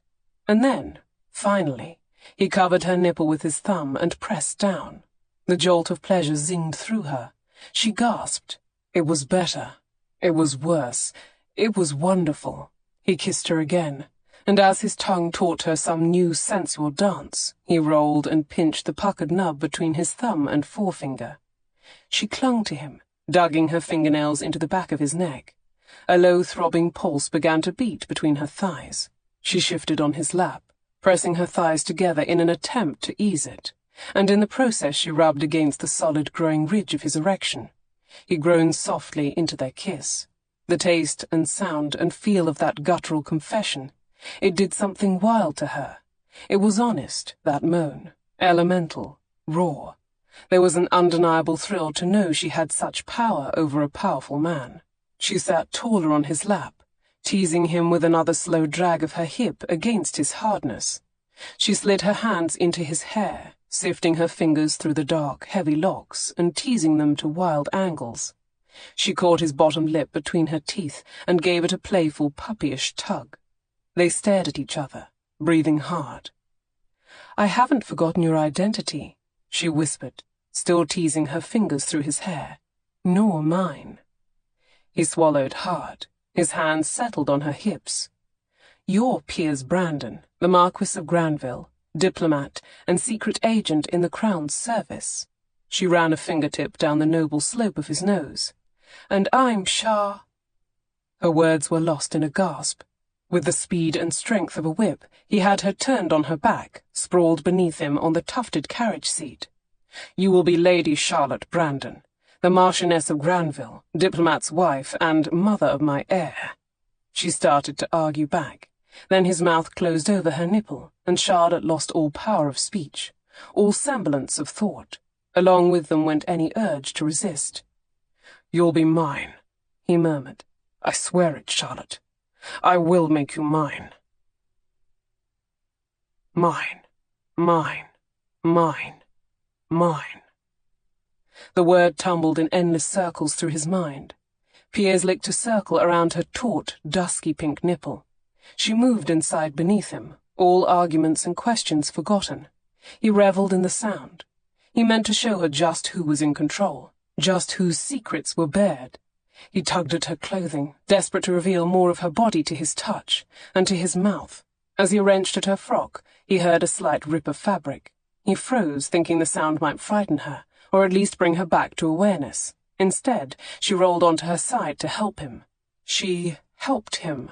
And once her frock was pushed down, revealing her sheer, simple undergarments, she welcomed him into her embrace, wrapping his shoulders in her soft, fragrant arms, and arching her back to offer her breasts to him. Her lips touched his bared neck. When had his cravat come loose? Good God! Good God! He prided himself on control, restraint, careful management of both internal emotions and outward reactions. Lives had depended on it, and Piers had never let them down. And then along came Miss Charlotte Highwood, announcing her own entrance into his life with the most absurd of declarations. "I'm here to save you." Impossible. She was the most dangerous person he'd ever encountered. His equilibrium was in constant turmoil whenever she was near. She'd decoded the secret language of his left eyebrow. If he wasn't careful, he could lose himself with her. In her. God. The mere thought of being in her, sinking into all that warm, willing softness. The mental image had his cock hard as Italian marble, throbbing in vain against his buttoned trouser falls. Piers forced himself to slow down, pushing aside the fragile muslin of her shift and exploring every inch of her bared, luscious breasts with his lips and tongue, occasionally adding a light graze of teeth. No matter how much he took, she only offered him more. He couldn't for the life of him understand why. He slid one hand to her waist and wedged his hips between her thighs, thrusting against the soft rustle of her bunched petticoats. Soon, he promised himself. Not today. He wasn't going to deflower Charlotte in a moving coach. That wasn't the way he'd treat any woman, and most certainly not a woman he meant to marry.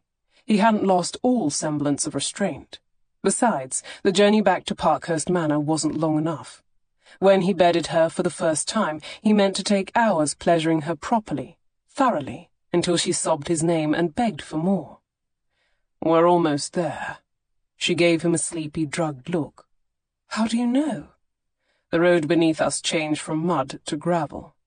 Always so attentive to detail. She smiled, with that adorably smug pride he'd come to recognize, and he knew he'd given himself away. Yet again. There was a moment of tenderness between them, and for a moment he experienced the most rare, ridiculous emotion. Hope. Was it possible? She'd seen him dismantle that cut purse in the alleyway. She knew he'd deceived not only her, but everyone. She hadn't run screaming, or turned from him in disgust. Perhaps he could make her happy. Not with the Granville money or his social cachet, but just by being the man he was, at his core. Sometimes, when he looked deep into those blue eyes, it felt like anything was possible. But there was still so much she didn't know, about what he was, and what he'd done. There was true darkness in him, and if she found her way past all his defenses, ventured into the cold black center of his being, he doubted she would smile into the face of it. Besides, she wanted love in return, not mere tenderness or affection, but a public love affair to convince even the most skeptical gossip. That was the one thing Piers couldn't offer her, not even if he wanted to. It was useless to think of winning Charlotte's heart. He must stick to his first plan, securing her hand and completing his assignment here, by whatever means required. He kissed her brow one last time, then righted himself and helped her to a sitting position. "Come then, I'll help you with your buttons." Chapter 10. It was well past time for Piers to settle down to his work. When Ridley came in that evening, ostensibly to prepare him for bed, Piers decided it was time to confer on the investigation thus far. "So," Piers said, unknotting his cravat, "what have you learned from the servants?" "Nothing of use." Ridley lounged in a chair. "They have nothing bad to say about the man, nor Lady Parkhurst for that matter. Sir Vernon is only in residence a few months a year, and when he's here, he's mostly out of doors, living the sportsman's life. He pays wages on time, gives annual rises to all, and sets aside pensions for the most devoted. According to the steward, he doesn't meddle overmuch in routine management, but he demands regular reports and questions any discrepancies. No rumours of gaming? Mistresses? Children in the neighbourhood with a striking resemblance? Not that I've heard. If he has any such secrets, he's hiding them well from the staff." "That's unusual. Typically servants knew everything that went on in a house like this. They brought in the post, they swept out the grates, they gathered the laundry. Nothing escaped their notice. I'll keep eyes and ears open below stairs, of course. I've worked my way into the footman's twice-weekly card game, and I think the housekeeper has taken a fancy to me. Anything else you'd like me to do?" "Nothing." Piers couldn't fault Ridley's attention to detail. He was the one who'd been shirking his part. He was meant to be gaining Sir Vernon's confidence. This was exactly the sort of work the office needed a man like Piers to accomplish. There weren't many aristocrats in the service of the Crown, and even fewer who could elicit an invitation to an autumn hunting party, just by expressing a passing interest over brandy in the club. His rank and standing were key to gaining access and trust. In nearly a decade of service, he'd never once compromised his upstanding reputation. Then, within one night of arriving here, he'd given his host reason to believe he defiled virgins on desktops, and the heir to the manor was convinced he had murder on his mind. Worst of all, Charlotte had stumbled onto the truth. "On second thought, Ridley, there is something you can do. Come and stand in front of me." Ridley obliged him at once. "Here. A bit closer. No, not like that. Face me just so." They eyed one another. "I'm going to tell you a series of falsehoods, and as I do, I want you to keep close watch on my left eyebrow. Tell me if it moves in the slightest." If Ridley was bewildered by this request, he did not show it. "Yes, my lord." "The sky," Piers said carefully, "is pink. I breakfasted on kippers and toast. I'm wearing a fashionable waistcoat." He paused. "Well, any movement?" "No movement." "Not a wrinkle? You're certain?" "Nothing." With a curse, Piers turned aside, whiffing the air with a strike of an imaginary cricket bat. This couldn't be happening to him. He'd perfected the art of deceit in his childhood. How the devil was it possible that Charlotte Highwood could read him, when the rest of the world could not? After a pause, Ridley asked, "What's wrong with the waistcoat?" "Nothing, but there's nothing especially right with it either. The tailors told me it's all the rage this season. That colour, called it curry." Piers shrugged. The younger man gave a sigh of lament. "Were you ever going to tell me? Here I'm meant to be a marquess's valet, and you've been letting me dress you in an unflattering waistcoat." Enough about the waistcoat. Somehow he had to regain control of the situation, put his head back on straight, rein his eyebrow into submission, do his bloody duty. He couldn't risk losing his career. He wouldn't know who he was anymore. The very next day, whatever sport Sir Vernon proposed, Piers would find an excuse to leave their outing early. He would return to the manor alone, head to the library, open that locked drawer, and retrieve the information he'd been sent to gather. From there, everything would fall into place. He would announce his engagement to Charlotte before departing Nottinghamshire. His solicitors and Mrs. Highwood would no doubt require a few months to settle the marriage contracts and make wedding arrangements. They would have a Christmas wedding, then winter at Oakhaven, to work on starting an heir. By the time he was due back in London for the new session of Parliament, he would leave Charlotte pregnant and preoccupied at his estate, where she would be well out of sight of his left eyebrow and unable to disrupt his concentration. There. He had a plan. Now to execute it. "Has there been any mention of the sport for tomorrow?" he asked Ridley. "Angling, coursing, shooting. I heard something from the gamekeeper about plans for a proper fox hunt, but I doubt there'll be any sport for 2 or 3 days, maybe 4. Damn. He could not spend 2 to 4 days confined to this house with the entire party underfoot, and Charlotte provoking him to all manner of disastrous mistakes. Why? Thunder rumbled in the distance. Ridley raised a brow. That's why. Piers was a bit peeved. "Where did you acquire that irritating talent for perfectly timed foreshadowing?" "Perhaps you missed that day of training, my lord." "Yes, well, at least I'm not rubbish with waistcoats." Piers sent Ridley to the servants' quarters and waited an hour or so before gathering a candle and quietly leaving his room. If it was going to rain, he wouldn't be able to do any searching during the day. That left him the nights, less than ideal. If he was caught poking around private rooms in the dark, explanations became much more difficult, but his stay was almost halfway over, and the damn British weather wasn't leaving him much choice. Moving in smooth, silent steps, Piers entered the corridor and turned toward the main stairs. He hadn't made but a few feet of progress before he froze and tightened his grip on the candle. A still, shadowy figure hunched in the middle of the carpet, some 10 paces ahead. Piers took a few steps forward and lifted the candle to illuminate the space. He squinted and peered into the gloom. It took a few moments, but eventually he was able to make out. Edmund. The boy sat cross-legged at the head of the staircase, a quilt wrapped around his shoulders. He held a wooden sword gripped in one hand, gesturing with the other. He laid a finger to the side of his eye, then pointed it at Piers. "I have my eye on you," he whispered in an unnerving high-pitched rasp. "I know what you did." "Right." Piers passed a hand over his face. So much for searching the house tonight. He reached for a book on a nearby side table, lifting it and waving it for Edmund's view, as though it were his entire reason for emerging from his bedchamber. Then he turned on his heel and went back the way he came. After closing the door, he angled his taper to read the spine of the book he'd picked up. The Collected Sermons of Reverend Calvin Masters. Well, that should put him to sleep. He flung the book aside, irritated at having been thwarted by a child standing sentry, and sat on the bench to remove his boots. He might as well go to bed. Then something in the darkness outside caught his eye. He moved closer to the window, extinguishing his own candle to better make it out. A tiny warm light flickered in the walled garden below, darting this way and that. If he were a fanciful man, he would have thought it a fairy, but Piers had no such illusions. Someone was moving about the garden in a strange, directionless fashion, bearing a small lamp or a single candle in hand. The sight was odd, suspicious.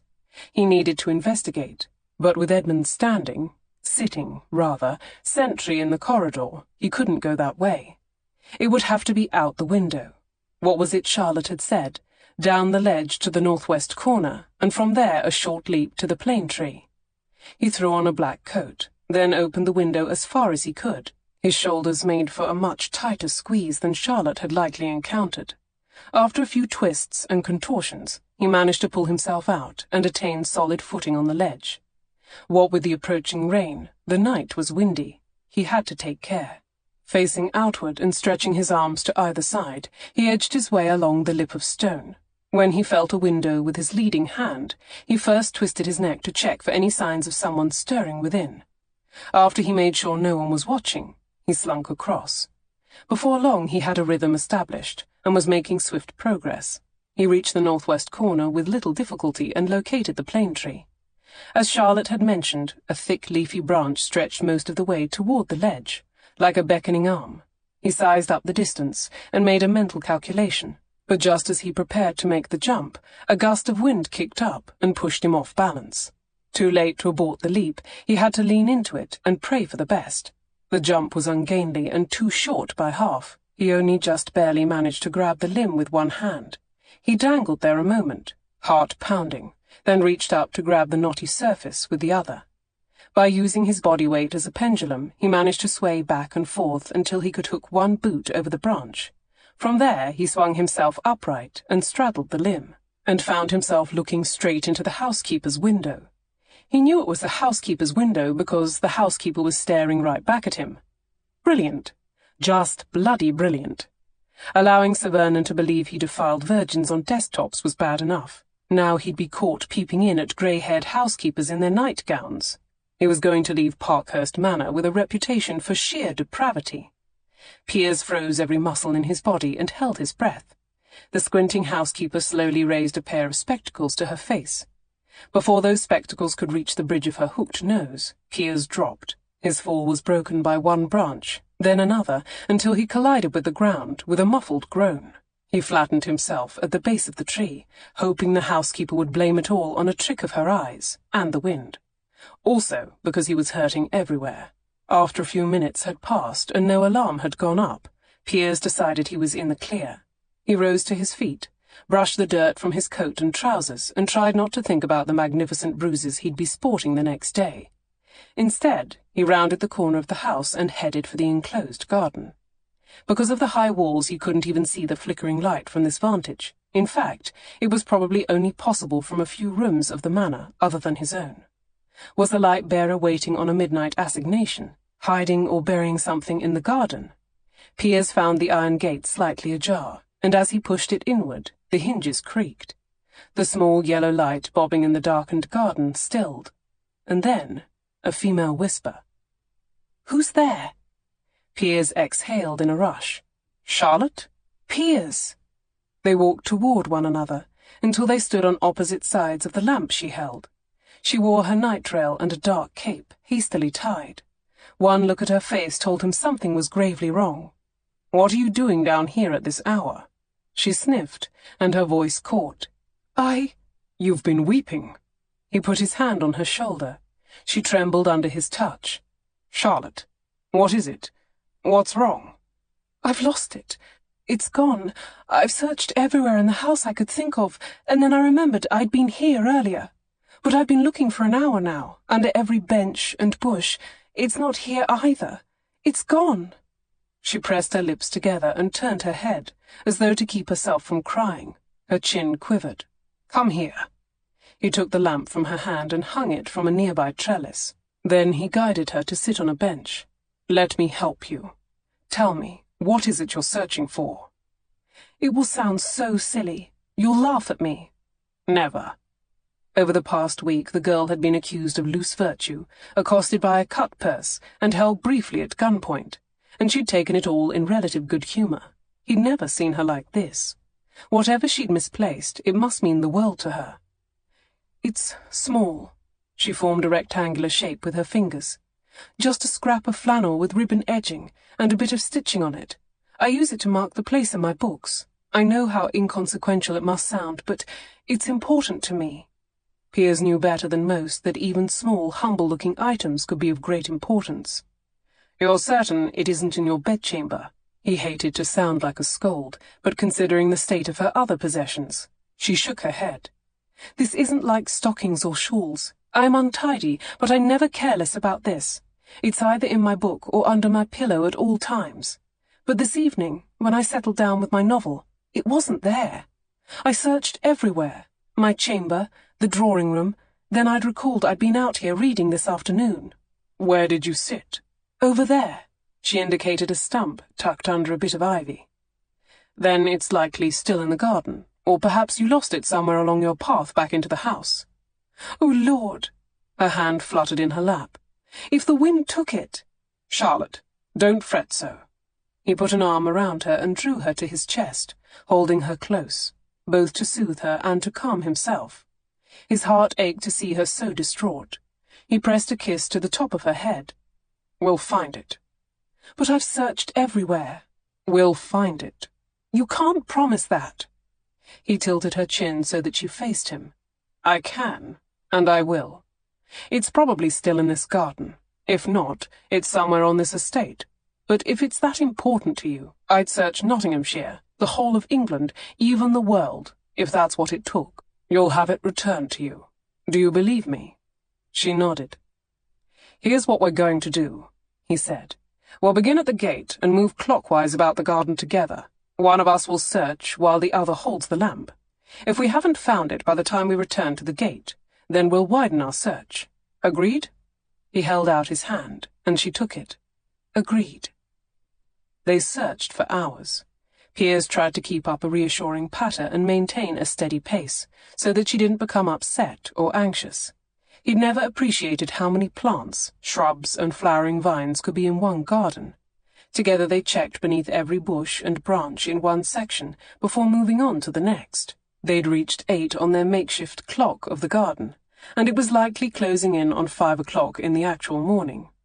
The sky began to turn from black to grey.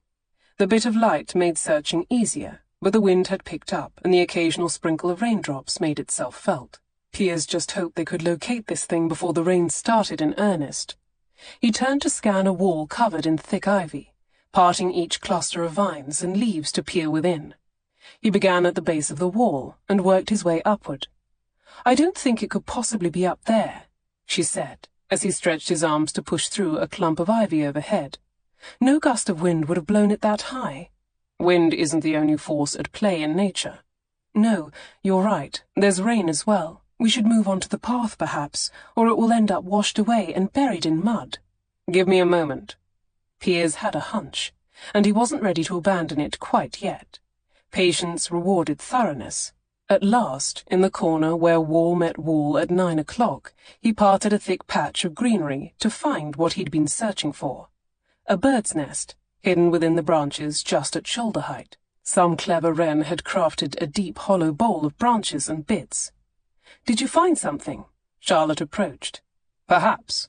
He reached into the nest gently, reluctant to disturb any eggs or feathery occupants therein. His fingertips skimmed over a variety of textures. Wrens would line their nests with any soft material they found. Downy feathers, moss. Yes. Aha! He grasped the corner of flannel and pulled, turning to offer it for Charlotte's examination. "Is this it?" She stared at the meagre scrap of ribbon and fabric for a moment. Then she clapped a hand to her mouth and sobbed into it, leaning forward to bury her face in his chest. He'd take that as a yes. He wrapped his arms around her and stroked her back and hair. The night of sleepless searching had caught up with her all at once. It wasn't surprising she'd be overwhelmed. However, his own emotions were a puzzle to him. He'd ached for her when the thing was missing, but he could not share her relief. Quite the reverse. He felt as if her small fist had reached inside his chest, gripped his heart, and wrung it. He should have felt triumphant to have found her treasure. Instead, he felt lost. After a moment, she'd collected herself enough to draw away and wipe her eyes. "I don't know how to thank you." "Perhaps you can tell me what it is we've found." She smoothed the rectangle of ivory flannel. "I've had this all my life. It began as a blanket in my cradle. When we left our home, it came with us. From as far back as I can remember, I wouldn't be parted from it.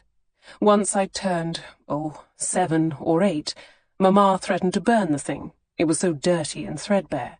I cried. She complained. We compromised. She helped me cut it down and bind the edges with ribbon.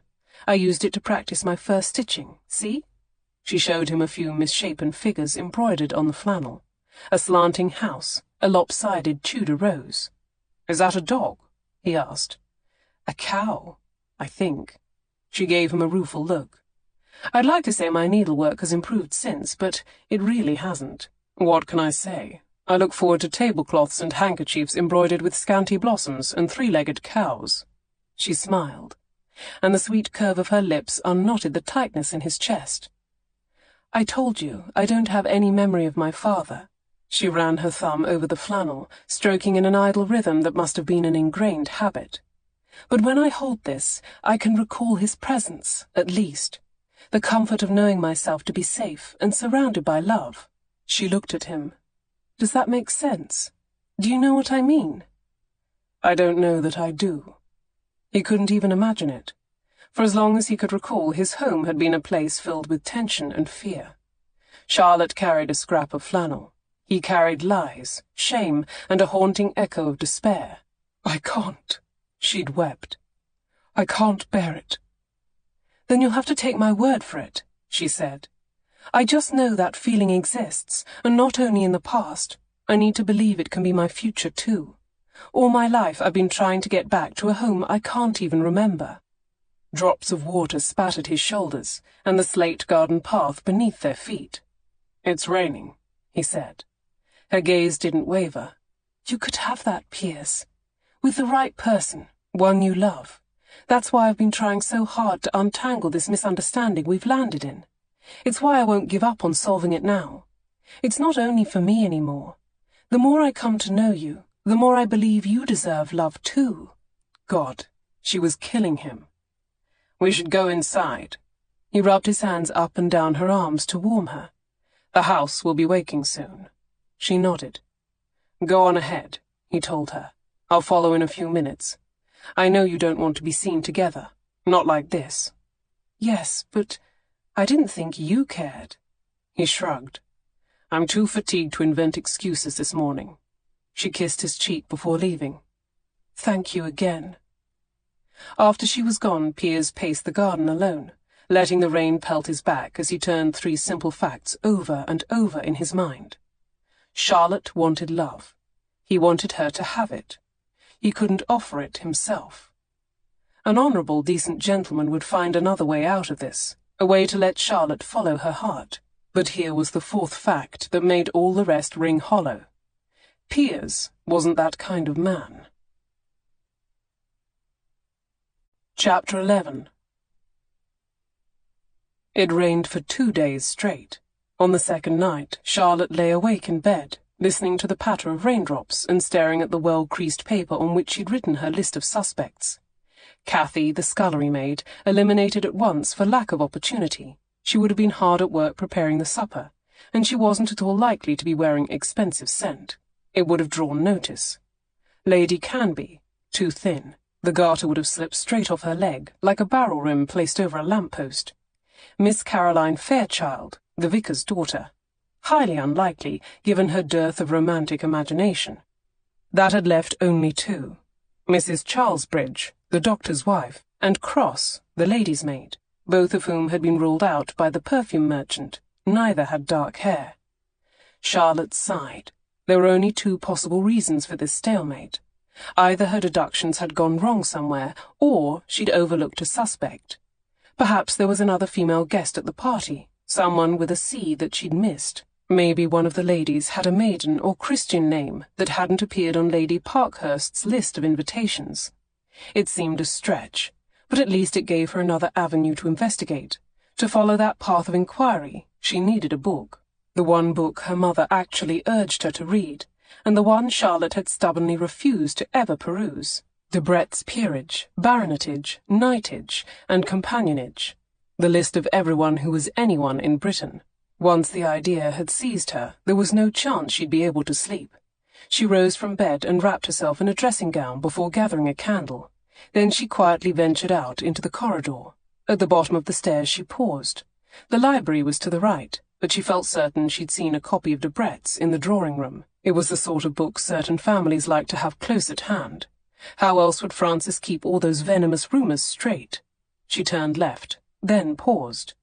The doors to the drawing-room were open, and a faint wash of yellow lamplight spilled out into the corridor.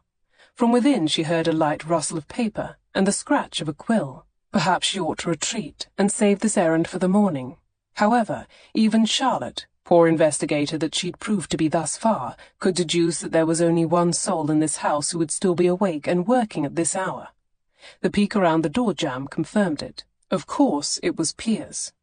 He sat at the escritoire, his back to her, and what a fine back it was, his strong shoulders defined by a crisp linen shirt, and a buttoned waistcoat tapering his torso to a trim waist. His sleeves were rolled to the elbow, and a tower of half-opened correspondence loomed on the corner of the writing desk. As he sliced open a sealed envelope, his physicality was palpable. He might have been a stonemason, settling down to build an empire with bricks of paper and mortar made from ink. First she'd slipped in through his window. Then he'd surprised her in the garden a few nights ago. It was her turn again. Charlotte set the candle aside. Then she walked on tiptoe, crossing the carpet as though the embroidered medallions were stepping stones across lava, holding her breath and coming to stand just behind his tufted leather chair. She placed her fingers lightly over his eyes, like a blindfold. Guess who? Except that it came out more like "Gay-ack." In a swift motion he shoved his chair back from the table and grabbed her by the forearms. She found herself inverted, pulled directly over Piers's shoulder. She landed in his lap, both her arms pinned with one of his, breathless. And with every racing heartbeat, a cool metallic point throbbed against her pulse. He had the letter opener held to her throat. "Charlotte!" He cast the impromptu weapon aside, releasing her. As she started to breathe again, he rubbed his face with his hand. Jesus! She was dizzy, still a bit breathless from her somersault. Her shift had tangled about her legs, and her hair was everywhere. She laughed a little, as was her habit in moments of awkwardness. "It's not amusing," he said. "I know. I could have hurt you. I could have killed you." She realized for the first time what should have been obvious since he dismantled the cup-purse in that alleyway. In all likelihood, given his chosen duty, Piers had taken lives. It was a sobering thought, but on reflection it didn't make him any different from most men of his generation, thanks to England's endless wars on multiple continents. She doubted he'd found any pleasure in it, so few of them had. He ran his hands down her arms, scanning her body for injuries. Now that the clamour of her own pulse had quieted, she could feel the rapid thump of his heart. The tension coiled in his arms and shoulders. "I'm not hurt," she said, "and I'm not frightened. I'm fine." "You must stop creeping up on me like that." "But it's the only way you'll let me close." He smelled of brandy and warm linen and the musk of his skin. The collar of his shirt hung open, and she could see the muscles of his neck, the dark hair on his chest. She slid her fingers under his shirt, gliding an exploratory touch along the ridge of his collarbone. "What are you doing up so late?" "Just going over correspondence." "Correspondence?" She raised an eyebrow. "And what kind of correspondence would that be? Diplomatic affairs? Parliamentary business? Or encoded spy letters written in invisible ink?" He flipped open a leather folio and fanned the contents with one hand. "See for yourself." Charlotte looked at the papers splayed across the desk blotter. They were architectural plans and decorative schemes, diagrams of a building, floor by floor. Interiors painted in washes of colour, with samples of fabric attached, all of it tasteful and surely expensive. She sifted through the sketches until she located a view of the exterior, a grand facade, with Grecian-inspired columns and large modern windows. The cost of glazing those windows alone. Is this Oakhaven? Despite herself, she was a bit dazzled by the idea of being mistress of such a place. No, that's the Dower House. Dower House? It's a mile or so down the lane, close enough for visiting, but well out of earshot. Surely you didn't think I'd permit your mother to live with us? God, no. He chuckled. Could it be that after the better part of a week, this was the first time she'd heard him laugh? He had a lovely laugh, too, deep and warm. He really ought to use it more often. She would have to work on that. He plucked a paper from beneath the others and drew it to the top. That's Oakhaven. She looked at the drawing, alarmed. Goodness, it's enormous. Whatever do you do with it? Not much of anything lately. It's rather a lonesome place for one. As he sorted through the drawings and diagrams with one hand, his other hand caressed her back. His fingers traced up and down her spine, treasuring her vertebrae as though they were pearls on a string. The furnishings are in good condition, of course, but you'll likely find them outdated in style. You'll see potential for a great many modernizations and improvements, I hope. I hope. Her heartbeat caught on those two little words. Did he hope? Truly? Could he want a lifetime with her? Even see her companionship as a way to make his vast, grand, important life a bit less cold and empty? The idea touched her, and so she touched him, more boldly this time, easing his shirt aside and adjusting her position on his lap until she straddled his hips. The searing heat of his mouth met hers, and she melted into it, giving herself over to the mastery of his kiss and the warmth of his embrace. Oh, this man! He'd built a wintry fortress around himself, whether out of desire, necessity, or both she didn't yet know, but inside it, he was anything but cold. He broke the kiss. His eyes were lit with blue flames, possessive, desirous. Even his gaze could arouse her all on its own.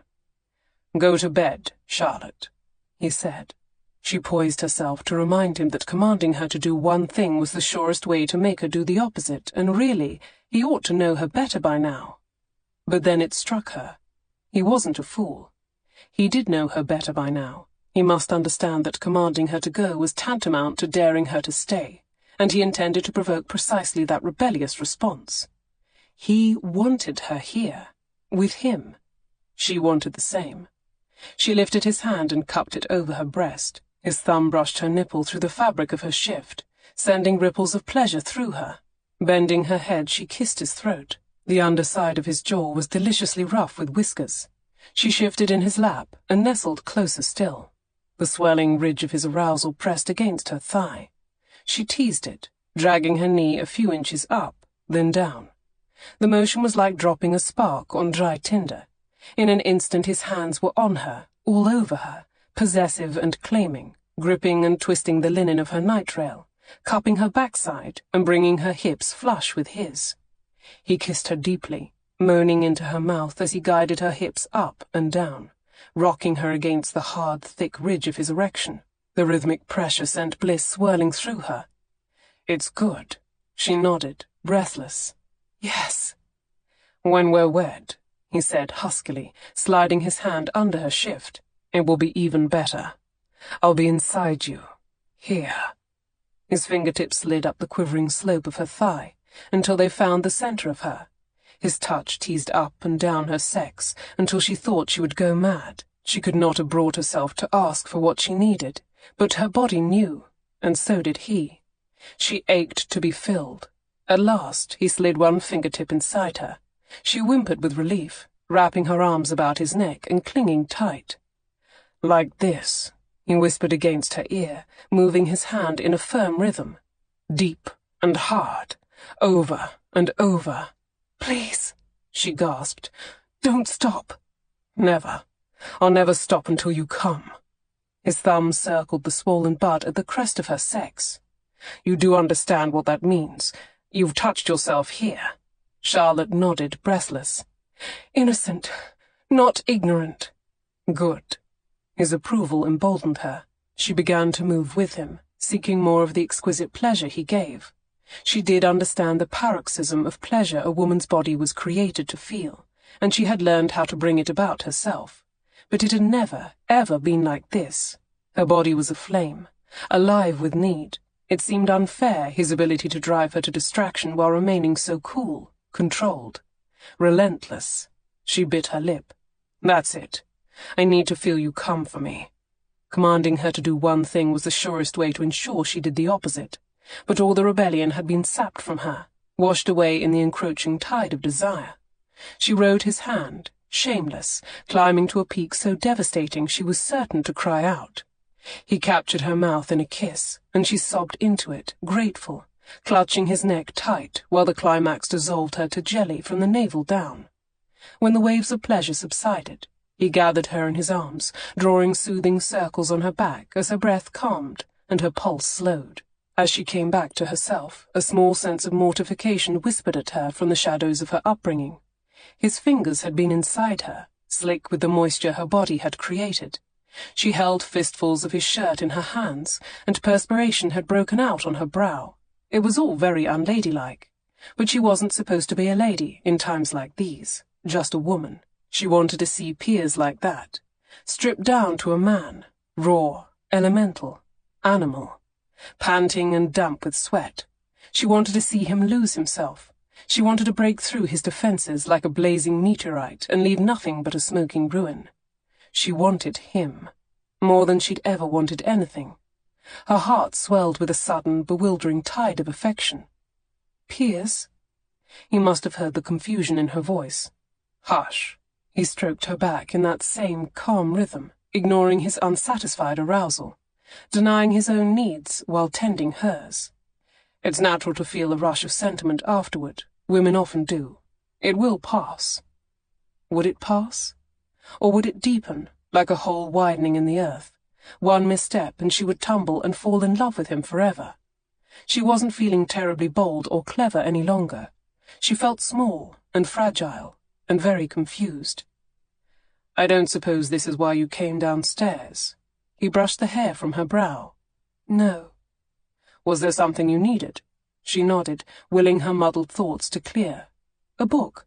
The peerage. I need to check again for C's." "Charlotte."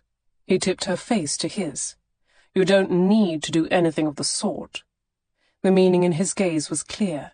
He'd just spread on his desktop, in black and white, the proof that he intended to provide handsomely for her and for her family as well.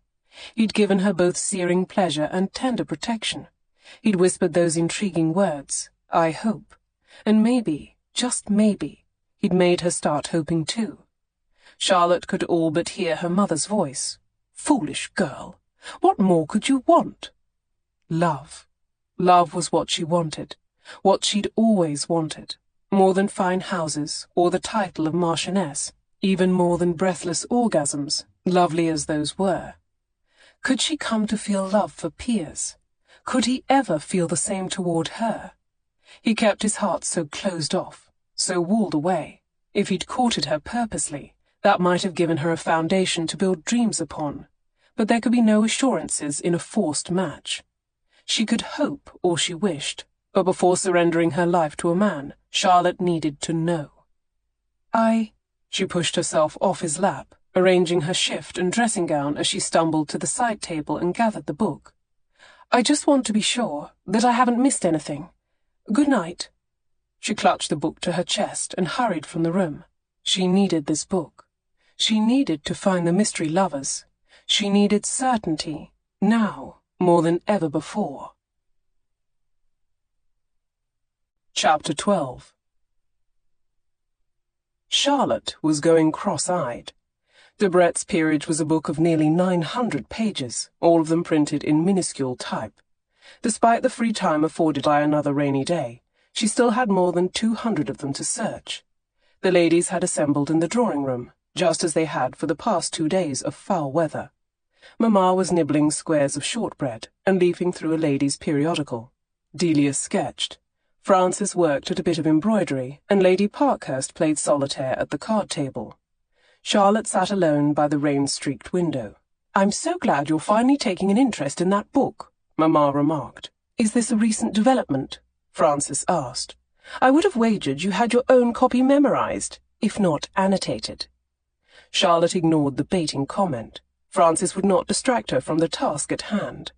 It would have been much easier if she knew the C corresponded to a surname or title, but it was just as likely to correspond to a Christian name, which necessitated scanning each page and, when she located a C, flipping back to the peer with whom she was associated and checking the location to see if the lady might reside anywhere nearby. And of course, if the woman in the library was not somehow related to a peer, baronet, or knight, the entire exercise would have been a waste of time. Weaver, Lady Catherine, Lincolnshire. Westwood, Honourable Cora, Devon. And then, White, Honourable Cornelia, Nottinghamshire.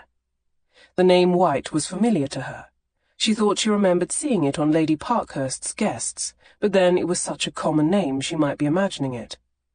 "Lady Parkhurst, was there a Mrs. White at the ball last week? Nellie White?" Lady Parkhurst looked up from her cards. "Oh, yes. Nellie, short for Cornelia. She must be the one." Charlotte tried to rein in her excitement. It might come to nothing after all, but all the signs were there. Mrs. Cornelia White had been at Parkhurst Manor. She had the right initial. Did she have dark hair? "I'm trying to picture her in my mind. Was she the one with the—" Charlotte gestured toward her head. "Dreadful yellow turban?" Lady Parkhurst sighed. "Yes, I have tried to talk the dear thing out of it, but she won't be moved." Drat! Though Charlotte was encouraged by the indication that the lady preferred bright colours. "I don't suppose we could pay her a call," she said to Delia. Delia made a face. "Why would we do that?" "Well, we had a brief discussion of books. She mentioned a novel that sounded so interesting, but I've forgotten the title. I'd like to ask her." "She lives all the way over toward Yorkshire," Delia said. "Much too far away for a morning call, I'm afraid. Perhaps you could write to her." Oh, yes. Charlotte could write to the woman she'd never actually met, inquire after a book that didn't exist, and ask her to kindly enclose a lock of her hair with a reply. That would be well received. "No need to write." Lady Parkhurst turned over a card. "You may ask her at the hunt." "The hunt?" "Father hosts a fox hunt every autumn and invites all the gentlemen from the area," Delia explained. "It will take place the morning after next, if the weather clears," Frances said. "The ladies don't ride to hounds, of course. We ride up to Robin Hood's Hill and observe the spectacle." Delia shuddered. "The bloody violent spectacle. I despise hunting." "Perhaps you could take your watercolours and paint the countryside," Charlotte suggested. "I've painted the view from that hill 100 times, in every light and every season. I'd much rather stay home." In any other situation, Charlotte would have gladly stayed home with her, but this could be her only chance to see Mrs. White again. "What about you, Miss Highwood?" Lady Parkhurst asked. "Will you stay back too?" Charlotte gave Delia an apologetic look. I think I would like to go. I've never seen a hunt before, and I would love to walk in the footsteps of Robin Hood. Only, I don't have my own horse." "We'll loan you one," Frances said. "Do you prefer a gelding, stallion, or mare?" Oh dear. Charlotte could count the number of times she'd been horseback riding on one hand. It wasn't an activity they'd had the money to finance in her youth. Gelding, stallion, mare. She wasn't even certain she knew the difference. "Oh," she said, "whichever horse you think would suit me." Frances's slow, smug smile was rather alarming. The next morning, Charlotte understood why. They'd barely set out from the stables when the dappled grey horse beneath her whinnied and danced sideways. Charlotte tightened her gloved hands on the pommel. Frances called to her. "Lady isn't too much for you, I hope?"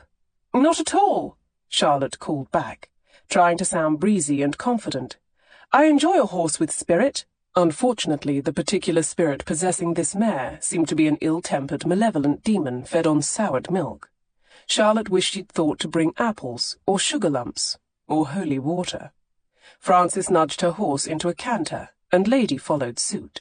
Charlotte felt her teeth rattle and her tailbone bounce. Under her breath she muttered a curse. She managed to hang on across several fields and over a narrow bridge, Fortunately, as they neared the promenance, the horses were forced to slow to a walk. When they reached their picnicking spot atop the hill, Charlotte slid gratefully from the saddle and gave Lady's neck a loving pat. "Good girl, I'll save you a sandwich." In return, the mare snapped at her, nearly removing 2 of her fingers. Perhaps she'd walk home instead. Charlotte left the sulking mare and turned her attention to the reason she'd come here, stealing a close look at Mrs. White and her hair. "Oh, Nellie," Lady Parkhurst called.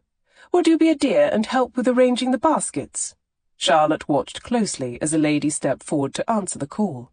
The good news was Mrs. White wasn't wearing a dreadful yellow turban today. However, she was wearing a bonnet. An enormous bonnet that not only covered all of her hair, but shielded most of her face, and was secured under her chin with a firmly knotted blue ribbon. Drat.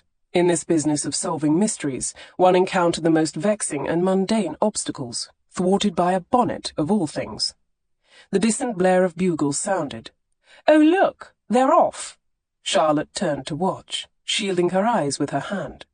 The hounds appeared first, scores of them, racing out from the wooded valley in a yapping, churning pack. Then came the men, riding swiftly behind. There were more than a dozen of them, all told. Local squires, and even some of the more prominent farmers, had been invited to join. She could make a few out, even at this distance, however. Sir Vernon's portly figure and hunter-green coat were distinguishable at the head of the pack. And then, trailing a polite distance behind his host, came Piers. He wore a black coat, indistinguishable from those of several other gentlemen, but Charlotte knew him at once. She would have recognized his figure anywhere. He guided his mount over the hedges and stiles with ease, so smooth and powerful, moving as one with his bay gelding. Or was it a stallion? She tore her gaze from the spectacle. Mrs. White had wandered away from the ladies arranging the picnic baskets. Her enormous confounding bonnet bobbed toward the other side of the hill. Charlotte hurried to catch up with her. "Oh, Mrs. White!" The woman slowed. "Mrs. White, do you remember me from the other evening? I'm Miss Highwood." "Oh." The widow looked her up and down. "Yes, of course." Charlotte curtsied. "Isn't it a fine morning for a hunt?" "I suppose it is." Mrs. White looked a bit baffled at Charlotte's friendly overtures. Perhaps she was shy. Or perhaps she was riddled with guilt over her torrid, illicit affair in Sir Vernon Parkhurst's library. "I think I'll remove my hat," Charlotte said, unpinning her pert riding hat and making a show of basking in the sun. "Oh, the sunshine feels divine. Wouldn't you like to remove your bonnet?" Mrs. White smiled. "I freckle most dreadfully." "Just tip it back for a moment," Charlotte urged. "Truly, the sun feels so delicious. You won't freckle that quickly." The widow seemed to consider it, tilting her head skyward. The sun promptly moved behind a cloud. "Perhaps later," she said. Charlotte sighed. She began hoping for a strong gust of wind to catch that bonnet like a sail and pull it back. Even a stiff breeze would suffice, if it could tug loose a small wisp of hair. She wasn't asking for much. "Do let's take a turn about the hill." Charlotte linked arms with the woman. "I'd be so grateful if you could point out the local landmarks." The widow didn't seem especially eager, but Charlotte hadn't left her any polite way to refuse. "I wish we'd had more opportunity to talk the other night," Charlotte forged on, once they'd left the earshot of the others. "I could tell at once we'd have so much in common." "Truly?" Mrs. White sounded skeptical, and Charlotte couldn't blame her. The woman was at least 10 years her senior, and, it was becoming increasingly apparent, not terribly vivacious. It was difficult to imagine what they would have in common. It was also difficult to imagine Mrs. White wearing a scarlet garter, dousing herself in rich perfume and shrieking her carnal pleasure atop a desk. But it had to have been her. Charlotte's deductions left no other option. "Appearances," Charlotte said, taking another approach, "can frequently be deceiving. Don't you agree? The heart has so many secrets." The widow pointed. "There's Oxton over there, and to the north all that green is Sherwood Forest." They'd completed their circle of the hill. Soon they'd be heading back to join the others. She looked askance at her companion. She'd yet to spy even a stray lock at her nape or temple. What sort of hair preparation did the woman use? Plaster of Paris? She had to do something rash. She might not have another chance. She gave a dramatic gasp. "Mrs. White, Do be still. There's a spider." "A spider?" "A large spider on your bonnet. Don't startle or you'll tip it down your neck." Charlotte moved close and slowly reached for the ribbons tied beneath the woman's chin. "I'll just unlace this very cautiously, and then I'll shake it out on the grass." "There's no need." "But there is. Believe me, Mrs. White, this is a very nasty spider. It's hairy and fanged." Mrs. White put her hands over Charlotte, stopping her. "My dear girl, let us do away with pretense." "Pretense?" "There's no spider, and I know it." Charlotte's shoulders sank. "You do?" Mrs. White smiled. "My dear, you were correct. We do have something in common. I, too, know what it is to be young and confused, wondering if you'll ever meet a soul who understands the desires in your heart." "Really?" Charlotte held her breath. Never mind the bonnet or the hair. Perhaps the woman was going to confess. This was going better than she dared to hope. "There are many like us," Mrs. White continued. "So many more than you'd think. You needn't feel alone. I can't say it will be easy. But there are ways to follow your heart." "What ways?" "You could follow my example. Marry an older man. Just a few years of submitting to his—" She cleared her throat. "Attentions gave me a lifetime of security and freedom. My darling Emmeline, on the other hand, well, the dear thing couldn't countenance the prospect of marriage. She went straight into service. We took different paths, but somehow we found each other." Charlotte frowned in confusion. "But, Mrs. White—" "Oh, we can't attend balls and picnics together, but in our own home no one troubles us. We're happy. You will find that happiness, too." The widow pressed a fingertip over Charlotte's lips. "You are a lovely young lady, so pretty and lively. There will come a day when you needn't resort to imaginary spiders. Save your kisses for someone else." "Save her kisses?" "Her kisses." "Oh, dear!" She forced a little laugh. "Mrs. White, I do beg your pardon. I think I've been misunderstood." "It's all right. I'm rather flattered, truly, and I'd never dream of telling a soul." With a genuine, sympathetic smile, Nellie White turned and walked back toward the picnic gathering. "Well," Charlotte was left to stand there, blinking at the Nottinghamshire landscape and absorbing the enormity of her foolishness. She still hadn't learned the colour of Mrs. White's hair, but apparently it didn't matter. The widow wasn't interested in the company of men. Her investigation had reached another blind end. Had she missed someone else on the list of guests? Had the perfume shopkeeper lied about the dark hair? Her deductions must have gone wrong somewhere. So unspeakably frustrating. Everything hung in the balance. Her reputation, the grand tour with Delia, the entirety of her future, and yet Charlotte was most disappointed simply because she'd gotten it wrong. Her talents didn't make for impressive exhibitions. She wasn't an artist like Delia, or a scientific scholar like her sister Minerva. Foolish as she imagined it would sound to others, in particular to Piers, solving this mystery had taken on deeper meaning for her. It was her chance to claim an accomplishment. With each suspect she'd crossed off her list, she'd felt herself closer to the moment where she could stand back and say, "I did that." And now it seemed she hadn't done anything, except waste a great deal of effort and time, and further damage a treasured friendship. Her entire visit in Nottinghamshire had been one mistake heaped on another. For the first time all fortnight, a sense of true despair came over her. Tears pricked at the corners of her eyes. In a week's time all her foolish errors would be exposed to the world. She had only a few days remaining. What was she even doing here? She should return to spend the afternoon with Delia, before Delia stopped speaking with her at all. Chapter 13. After completing what seemed like an hour-long, painfully audible stream of urination, Sir Vernon buttoned his falls and stepped out from behind the tree, tugging on his tweed waistcoat. "Nothing like a good ride to hounds to get the bodily humours flowing, eh, Granville?" Piers completed his unnecessary inspection of his gelding's girth and saddle. "Pity the hunt was for naught." "Oh, it's never for naught. No, no. It's not the fox we're after. It's the chase, the thrill. We sportsmen can't live without it, can we? Feeds one appetite as surely as it works up another." He gave Piers an elbow in the ribs. Now let's turn our sights to prettier quarry, shall we? The ladies will be waiting for us on the hill. There's a vixen there you should be chasing. I understand Miss Highwood made the ride out, even though Delia wouldn't. She must want to share a picnic with a certain gentleman."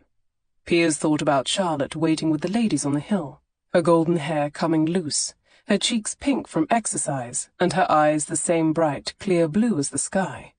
He thought about sitting next to her, accepting morsels of cheese and meat from her fingertips, and watching her suck the juice from a ripe red berry. He thought about pushing her back on that picnic blanket to taste those berry-stained lips, and then he thought better of the entire plan. Even though Sir Vernon saw him as a fellow gentleman of leisure, Piers had a task to complete. He couldn't let pass the opportunity to have Parkhurst Manor to himself for a period of some hours. At last he could get to opening those locked drawers in the library. In the grand scheme of his career, this was an insignificant assignment, but to Piers it had become vital.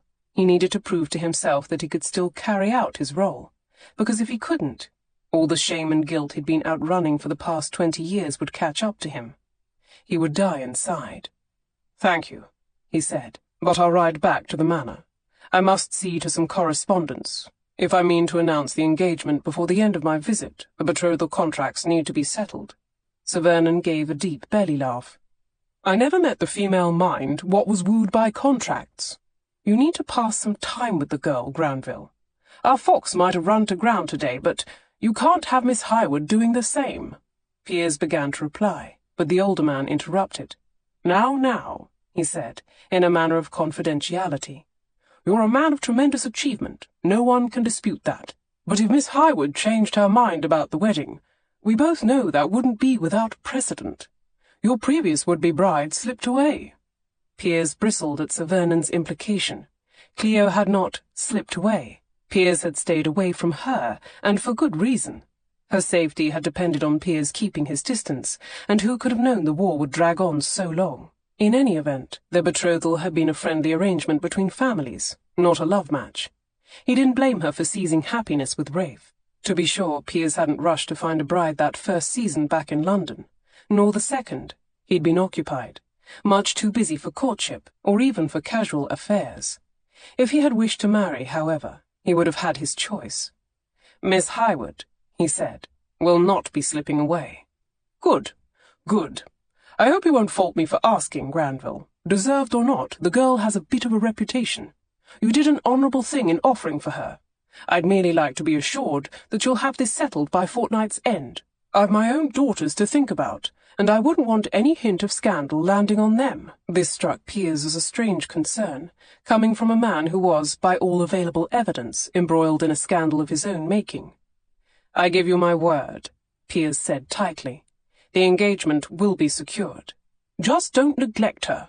Ladies like a bit of chasing." Sir Vernon clapped him on the back. "That's a sport." As he headed back to Parkhurst Manor, Piers was met by an arresting sight. Charlotte, riding overland toward him on horseback, just as he'd imagined her in his fantasy, her golden hair streaming behind her, her complexion bright, her blue eyes closed. As he got a better look, he noticed her desperate grip on the horse's mane, her terrified expression, no doubt as to why. The mare was headed directly for the stream that was nearly a river this time of year, with high mossy banks on either side. It was a jump that would have challenged even a seasoned horseman, and nothing about Charlotte's white-knuckled, eyes-closed, breakneck approach to the obstacle said seasoned. It said inexperienced and idiotic and dangerous as hell. "Miss Highwood!" he called, nudging his own gelding into a trot, and then, as soon as possible, a full-speed gallop. But it wasn't any use. There simply wasn't enough ground between her and the stream. He wouldn't reach her in time. He couldn't. There was nothing he could do. His heart thudded in his chest, drumming even louder than the hoofbeats pounding the mud. "Charlotte!" Even his shout died in his throat, ineffectual. It was rare that he experienced the sensation of true helplessness. In fact, he couldn't recall feeling it since he'd been a boy of 7 years old. He'd known even then he didn't like it. He'd resolved to never, ever feel that way again. And here he was, watching Charlotte Highwood race toward disaster, powerless to do anything but watch. The mare, it turned out, didn't want to make the jump any more than Charlotte did. The horse skidded to a halt on the far bank. Charlotte, however, kept moving. The momentum catapulted her over the horse's head in a cartwheel of dark velvet and golden hair. She landed head first in the stream, making a prodigious splash. Piers pulled his gelding to a halt. He held his breath, waiting for her to emerge onto the bank. An eternity passed in every heartbeat. Emotions exploded inside him like buried grenades. Anger, confusion, fear, despair. Everything he'd sworn to never feel again. His mind shattered into bleak fragments, and each one was edged in blood. She's hit her head on a rock. She's broken her neck. She's drowned. She's gone. She's gone. You can't do anything. She's gone. A few moments ago, Charlotte would have said she'd rather be anywhere other than on the back of that dratted horse. She would have been wrong. Being on the dratted horse was better, marginally, than hurtling through the air like a cannonball. And both those things were better, considerably, than being plunged head-first into a swift, icy stream. The water helped break her fall, and she was lucky enough to avoid striking her head, but she banged her shoulder hard against the rocky bank. The emerald-green velvet riding habit she'd been so enamoured with in the London dressmaker's shop acted like a sponge, soaking up all the water in Nottinghamshire, it seemed. Within the space of a moment, she was disoriented, chilled, swollen to twice her size, and generally feeling like a drunken whale. Eventually she managed to get a foot under her, brace it against a stone, and flex her leg muscles enough to stand. She drew a gasping breath. Then the moss made her slip, and she lost all the ground she'd gained, finding herself submerged to her ears once again. The rushing water carried her downstream, introducing her to a boulder with a helpful smack. Ouch! In retaliation, she clung to the rock with both hands, using it to catch her breath. She'd stopped drifting, but she wasn't gaining any ground either, and the water was chilling her further by the second. Her fingers began to numb, and her legs felt heavy. She would have to make her escape soon, or she'd end up floating all the way to the sea. She braced her feet beneath her, flexed her arms, and made a lunge for the bank. Her fingers scrabbled and slid over loose rocks and clumps of turf. The stream's current tugged at her skirts, tangling them into knots about her legs. She kicked to little avail, struggling for the leverage to push herself out. She dug her fingernails into the dirt. "Come on then, Charlotte." A large gloved hand gripped her wrist. The hand's owner pulled her out. She emerged from the water slowly, not by choice but by necessity. The sparkling green velvet had become a choking mat of seaweed. Her hair was plastered to her face in stringy clumps, obscuring her vision. And it made perfect, tragic sense when she made her ungainly collapse on the grassy bank, parted the slimy curtains of her hair, and blinked away the remaining river water to take a look at her rescuer to find Piers. "Of course," she muttered between laboured breaths. "You don't seem happy about it." "Of course it's you." She looked down at herself. There was no fetching mermaid or Selkie to be found in this scene. No painted Ophelia, clasping her hands at her breast as the waters claimed her with poetic dignity. Charlotte looked as though she'd been tied to the keel of a ship, dredged up and down the Thames a few times, and then left to the eels and barnacles for a year or two. And he was gorgeous, naturally. Not a knight in shining armour, but as close as a modern girl could find to it. He practically gleamed in his fitted black riding coat, buckskin breeches, polished Hessian boots, and a cravat of crisp white. His hair was perfect. It all made her suddenly, irrationally vexed. "Are you injured at all?" "I'm fine." He offered a hand. "Let me help you stand." "I don't need help. Just leave me be." "I will not leave you be. You were thrown from a horse and nearly drowned. You're chilled, alone, possibly injured, and your mount is on the other side of the stream." "Thank you, my lord, for recounting every facet of my mortification so efficiently." She pushed herself to her feet, plucking clumps of moss from her riding habit. His tone gentled, and he put a hand to her waist. "Charlotte, allow me to—" She bristled away from him. "I can't. It's what she expects. Don't you see?" "What who expects?" "Francis. She hates me. She gave me that demonic horse." Charlotte flung an arm in the direction of Lady. The dappled grey mare was currently chewing clover in a picture of rustic tranquillity. "Well, she looks harmless now, but I tell you she's possessed." "Yes, I saw," he said. "I know you did." She disentangled a dead leaf from her hair. Charlotte knew she was being churlish, but she couldn't help it. Everything had gone all wrong. She'd abandoned Delia. She'd discovered a critical error in her investigating. She'd made unwanted romantic advances toward a local widow. Now she had little hope of ever finding the mystery lovers, and even if she could, it wouldn't matter how long she travelled the world. Women like Frances would never let her live down the desperate debutante.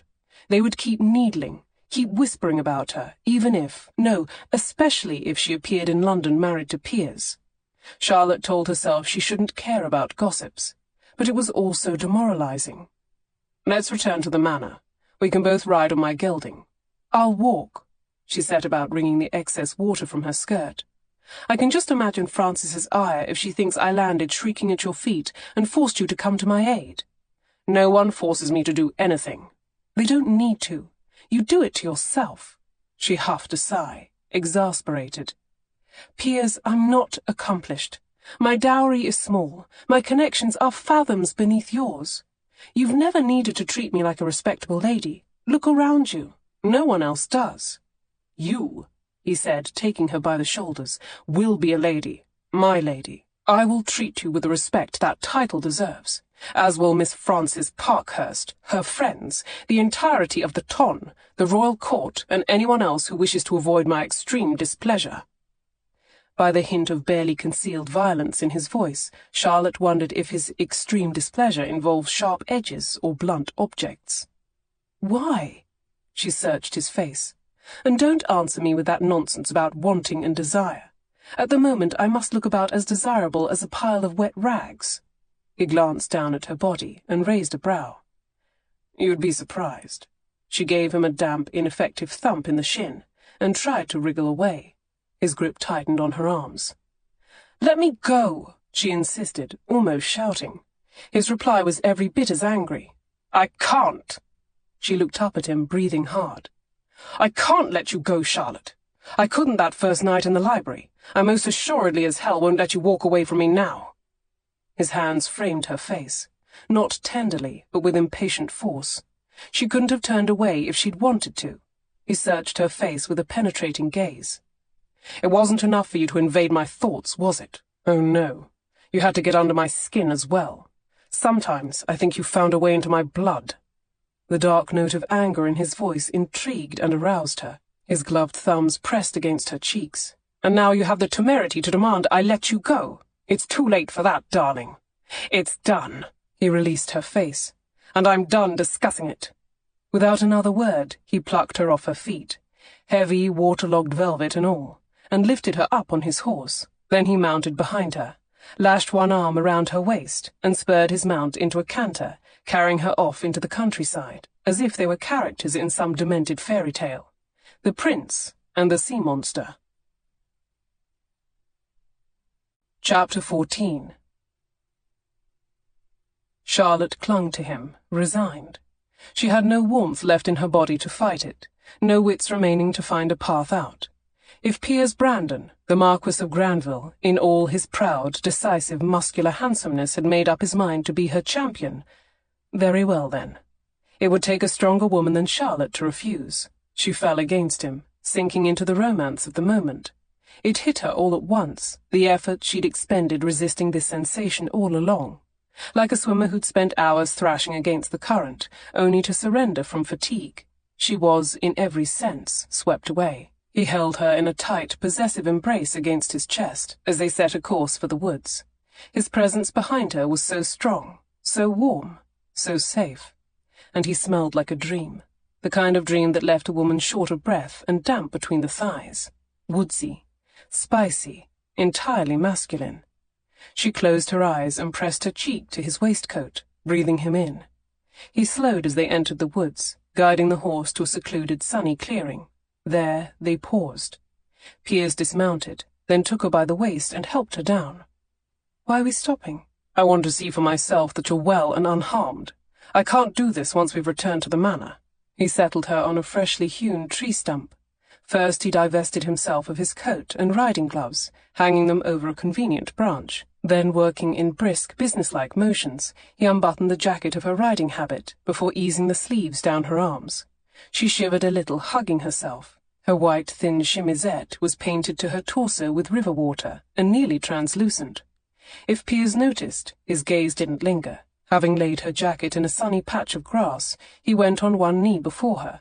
He took her right foot and propped it on his knee. After wrestling with the wet knots of her bootlaces for a few moments, he reached into his own boot for a knife and sliced them clean down the middle. Then he slipped the boot from her foot and set it beside the stump, before reaching under her petticoats to untie her garter and peel the wet, clinging stocking from her leg. His hand passed from her ankle to her thigh, not groping or caressing, merely making an assessment. He satisfied himself that her toes still wiggled, and her ankle still bent in all the proper directions, and confirmed that she didn't yelp in pain when he pressed there, or there, or there, or there. Then he set her foot gently in the grass, propped her left boot on his right knee, and began the same process anew. As she watched him from her perch on the stump, Charlotte warmed inside. The afternoon sun had begun to dry her hair and revive her spirits. She didn't feel so monstrous any more. As Piers swept his touch from her ankle to her thigh, she bit her lip. "Did that hurt?" he asked, looking grave. "No, it only took me by surprise." She looked at the ground, where he'd set her boot directly to the side of its mate, and even folded her stockings into neat matching bundles. So orderly, so very Piers. The same habit that would have irritated her a week ago now landed in an altogether different way. It struck her as endearing, sweet, possibly the best thing anyone had ever done for her. Good heavens! From the fount of tenderness welling in her heart, one would think those two bedraggled stockings had been baskets of flowers, or ropes of diamonds. They were lumps of useless, itchy wool, not even her best pair. And yet, as she stared at them, she wanted to cry. What was wrong with her? Something must be. The possibilities unspooled in her mind, each worse than the last. She was nearing her monthly courses. She'd incurred an injury to her skull. She'd inherited Mamma's nervous complaint, or perhaps she was falling in love. Oh, no. Oh, Lord, that had to be it. She was in love. On instinct, she curled her fingers around the edges of the tree stump, as though if she didn't hold tight, she might slip off, or float away. Piers returned her foot to the ground and leaned forward. She clutched the stump for dear life. Oh, God! Oh, God! Oh, God! He was so close, and so handsome. Well, he'd always been handsome, but now, looking at him hurt, that small perfect cleft in his chin reached inside her somehow, and squeezed. Her head spun. Her heart pounded so hard it would burst. No one had warned her it would be like this. Love was supposed to feel good, wasn't it? Not terrifying. Perhaps this wasn't love after all, but malaria. His hands encircled her waist. "Your ribs feel all of a piece." Did they? A small miracle considering how her heart was battering them from the inside. He felt her crown for lumps and pushed her hair back from her face. "No headache?" "No." "Any trouble breathing?" he asked. "Do you feel faint or dizzy?" "A little," she answered honestly. And who could fault her? She'd fallen in a stream. She'd fallen for this man, head first both times, with no warning. It was all too much. "When we're back at the manor, I'll call for the local physician." Charlotte kissed him. She couldn't help it. She needed to touch him, desperately, and her hands weren't going to cooperate. Her fingers were so fused to the stump at this point, they might have grown roots. She pressed her lips to his haltingly, once, and then again, silently begging him to kiss her back. Please. For a horrible moment she doubted. Not him, never him, only herself. Then he banished all doubt, every cold, lonely question, claiming her mouth in a passionate kiss. Yes, yes. Here was the Piers she craved, the one that danger brought forth from the diplomat, the man who was possessive, impatient, more than a bit wild, and not to be denied. They kissed open-mouthed, with tongues and lips and teeth, struggling not to vanquish each other, but the space between them. Kissing wasn't enough, not this time. She wanted, no, needed more. She needed to touch him, hold him, be as close to him as two people could possibly be. She worked her hands between them and pried at the stubborn, prudish buttons of her chemisette, then abandoned them for the equally maddening buttons of his waistcoat. They resisted her too. Frustrated, she finally tugged his shirt free from his breeches, then thrust her hands beneath it. He sucked in his breath. The chill of her fingers against his abdomen seemed to shock him to awareness. Undaunted, Charlotte stroked her hands over the tensed muscles of his torso, caressing, soothing, tempting him to touch her too. As his gaze wandered her face, a debate raged behind his cool blue eyes. The proper gentleman inside him was putting up one last fight. She could sense him balanced on the razor-thin edge between duty and desire. "I'm cold," she whispered. And that was all it took. "I'm cold." Those two quiet, simple words were all Piers needed to hear. To her, they were a plea, perhaps an invitation. To him, they were a call to action. She was cold. His blood was on fire. The rest was logic. He would bear her, hold her, skin to skin, warm her in every way, with every part of him God had fashioned for the purpose. Not merely because he wanted it, and bloody hell, he wanted it, but because she was his to care for, now and always. And she was cold. He went into ruthless action, dispatching every button that had dared disobey her chilled fingers. The skirt and petticoats gave way easily enough. He peeled the wet chemisette from her body, stripping her down to her shift and stays, then reached behind her to untie the laces of her corset with one swift tug.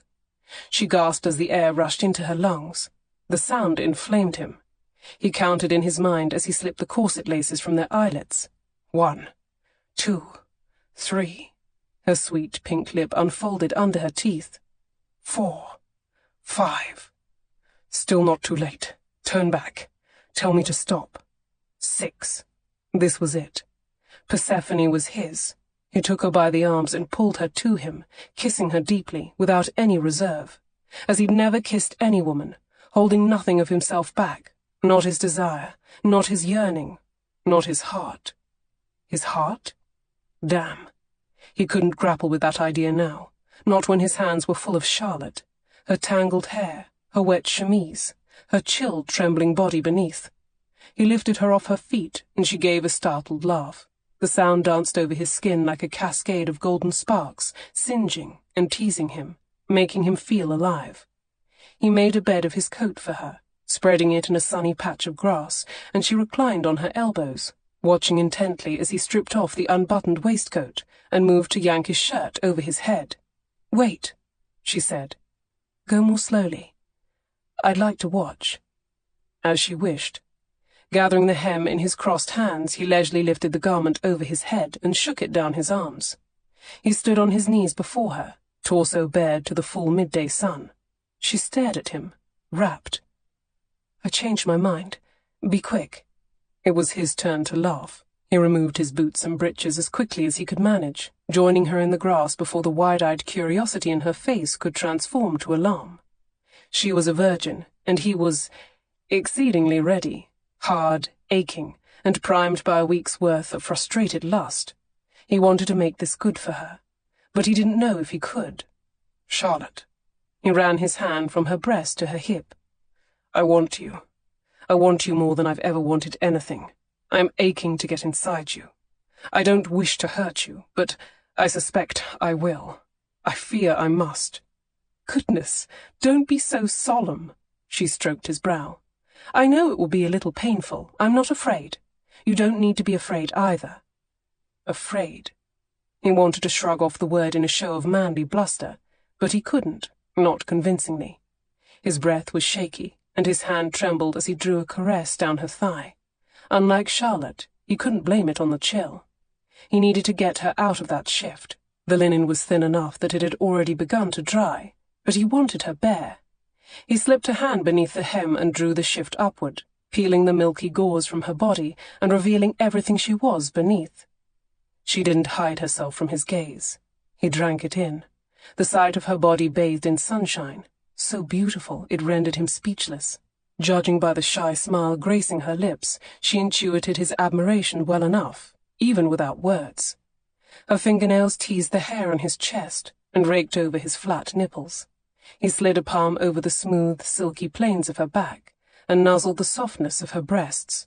Nestled in the tickling grass, breathing the green and burnt orange scents of autumn, they might have been the first man and woman in creation, discovering one another in the Garden of Eden, exploring all the parts that made them different, sharing all the desires that made them the same. He kissed his way down her body, worshipping every inch of her, She bucked and gasped as he nudged her thighs apart and ran his tongue along her crease. "Let me do this for you," he murmured, in between light passes of his tongue. "I'll make it better. I'll make it so good." He framed her waist with his hands and reached toward her center with his thumbs, spreading her wide. After exploring every pink secret petal of her sex, he centered his efforts on the swollen bud at the crest. Her hand tangled in his hair, and all he heard was the shallow rasp of her breath. She began to writhe beneath him, twisting her hips to seek more contact, more pleasure. He held her in place, never ceasing the gentle flicks of his tongue. Once she'd resigned herself to the pleasure, he moved a hand between her thighs and pushed 2 fingers inside her, thrusting them in and out as he kept up his kisses and tender suckling. "Piers," she gasped. He didn't pause for even a moment to reply, only settled into his task with renewed dedication. He felt the quiver of her thigh against his cheek, and it encouraged him to work his fingers deeper, faster. Her body tensed. "Yes, that's it. Surrender to it. Let it happen." He would have licked and kissed her all day if she'd needed him to do so, but she broke apart beneath him in stunning fashion, gasping and arching off the ground. He pulled her down to earth with gentle nuzzling and caresses until her breathing slowed. He kissed his way back up her belly, crawling on hands and knees as he moved atop her. He guarded her body between his arms, offering himself as a shelter, but what she gave him in return was so much more. Comfort, succor, a soft place to lay his heavy heart. Her thighs parted, making a cradle for his legs. The hard, eager curve of his cock wedged tight between their bellies, straining toward her navel. He raised himself up on straightened arms. Then he rocked his hips so that the head of his cock parted her and fitted just where it wanted to be. She looked up at him with clear eyes and absolutely no misgivings. She was so damn trusting, it made his chest ache. He fought the impulse to claim her fast and hard, make her his own before she could change her mind. "If we do this," he said, "you must marry me. You do understand that?" She nodded, but it wasn't enough. He needed words. "Once we're joined, you'll be bound to me, irrevocably. Always. Tell me you understand that. Tell me you want it. I need to hear it from your lips, Charlotte. Say you—" The breath rushed out of him. "Say you'll be my wife." Charlotte gazed up at him, her heart wrenching with emotion. It seemed she had finally heard a true proposal, or as close to it as she was likely to get. "Yes, Piers, I'll marry you. I will marry you, and I will love you, and somehow, some way, I will make you love me back." She was resolved on one thing. She was not going to be one of those virgins who whimpered and cried upon her deflowering. She could take a bit of pain. Anyway, his fingers had already been inside her. How much bigger could this part of him be? Much bigger, she discovered, as the tip of him nudged at her entrance. Bigger, thicker, harder, hotter. Just more in every way. Nevertheless, she thought she was dealing with it all rather admirably. And then he pushed inside. "Oh, Lord! Oh, Lord! Oh, Lord!" She couldn't help it. All her resolutions were abandoned. She cried out and tensed, digging her fingernails into his shoulders like claws. He cursed. "Sorry." "It's all right," she wanted to tell him. "It's fine, truly. Plough on ahead. No need to worry about me." But it wasn't all right, and she wasn't fine, and if he ploughed on ahead just now, she would likely serve him an involuntary punch in the eye. "I'll go as slow as you need me to. I won't move again until you tell me you're ready. I swear it." Charlotte nodded. She breathed in and out, willing her body to relax. When the pain finally began to ebb, she released her tight grip on his shoulders. He slid in a bit farther, and a bit farther still, and, miracle of miracles, it didn't make her want to scream. "Better now?" he asked. "Yes." He cared about her comfort. He was working so hard to make this not only bearable but wonderful, and that made everything better. His every careful, inching thrust went easier than the last. Her body stretched and ached, but in a tolerable way, perhaps even a pleasant way. When he was finally fully seated inside her, he gave a low moan. The last bit of tension in her arms and neck melted, and then she did the most ridiculous thing. She lay back and thought of England. It came to her all at once. House parties and fox hunts, partridge shooting and prize fighting, lovers meeting in libraries and carriages and autumn dales. All those strange, silly, so very English quirks of manners and mystery that had formed their characters and forced them together. He noticed her smile. What's so amusing? Only everything. He bent to kiss her. I rather adore that about you. I rather adore that about you. Her heart gave a bittersweet twinge. Don't be greedy, she told herself. With a bit of strategic memory, the redaction of a word or two, she could remember that as, I adore you, or close enough to it. He took her in slow, gentle strokes at first. Then his thrusts became rougher, more urgent. It hurt, but this was what she'd been waiting for. She wanted to watch him, see his face contorted with raw pleasure and unfettered need. But at the last moment he withdrew and turned aside, spending himself into the folds of his discarded shirt. Preventing conception was a considerate gesture, she told herself, even if she was left feeling hollow and a bit disappointed. Even in that last moment of abandon, he'd managed to keep his restraint. Afterward, he stroked her naked body in the sunlight, touching and exploring and looking where he pleased. You are like a boy with a new plaything, she said. I'm not a boy, Charlotte. I'm a man. A man who's been trusted with royal secrets, battle plans, and international treaties. And now I'm seized by the notion that you're the most precious thing I've ever held. His eyes burned into hers.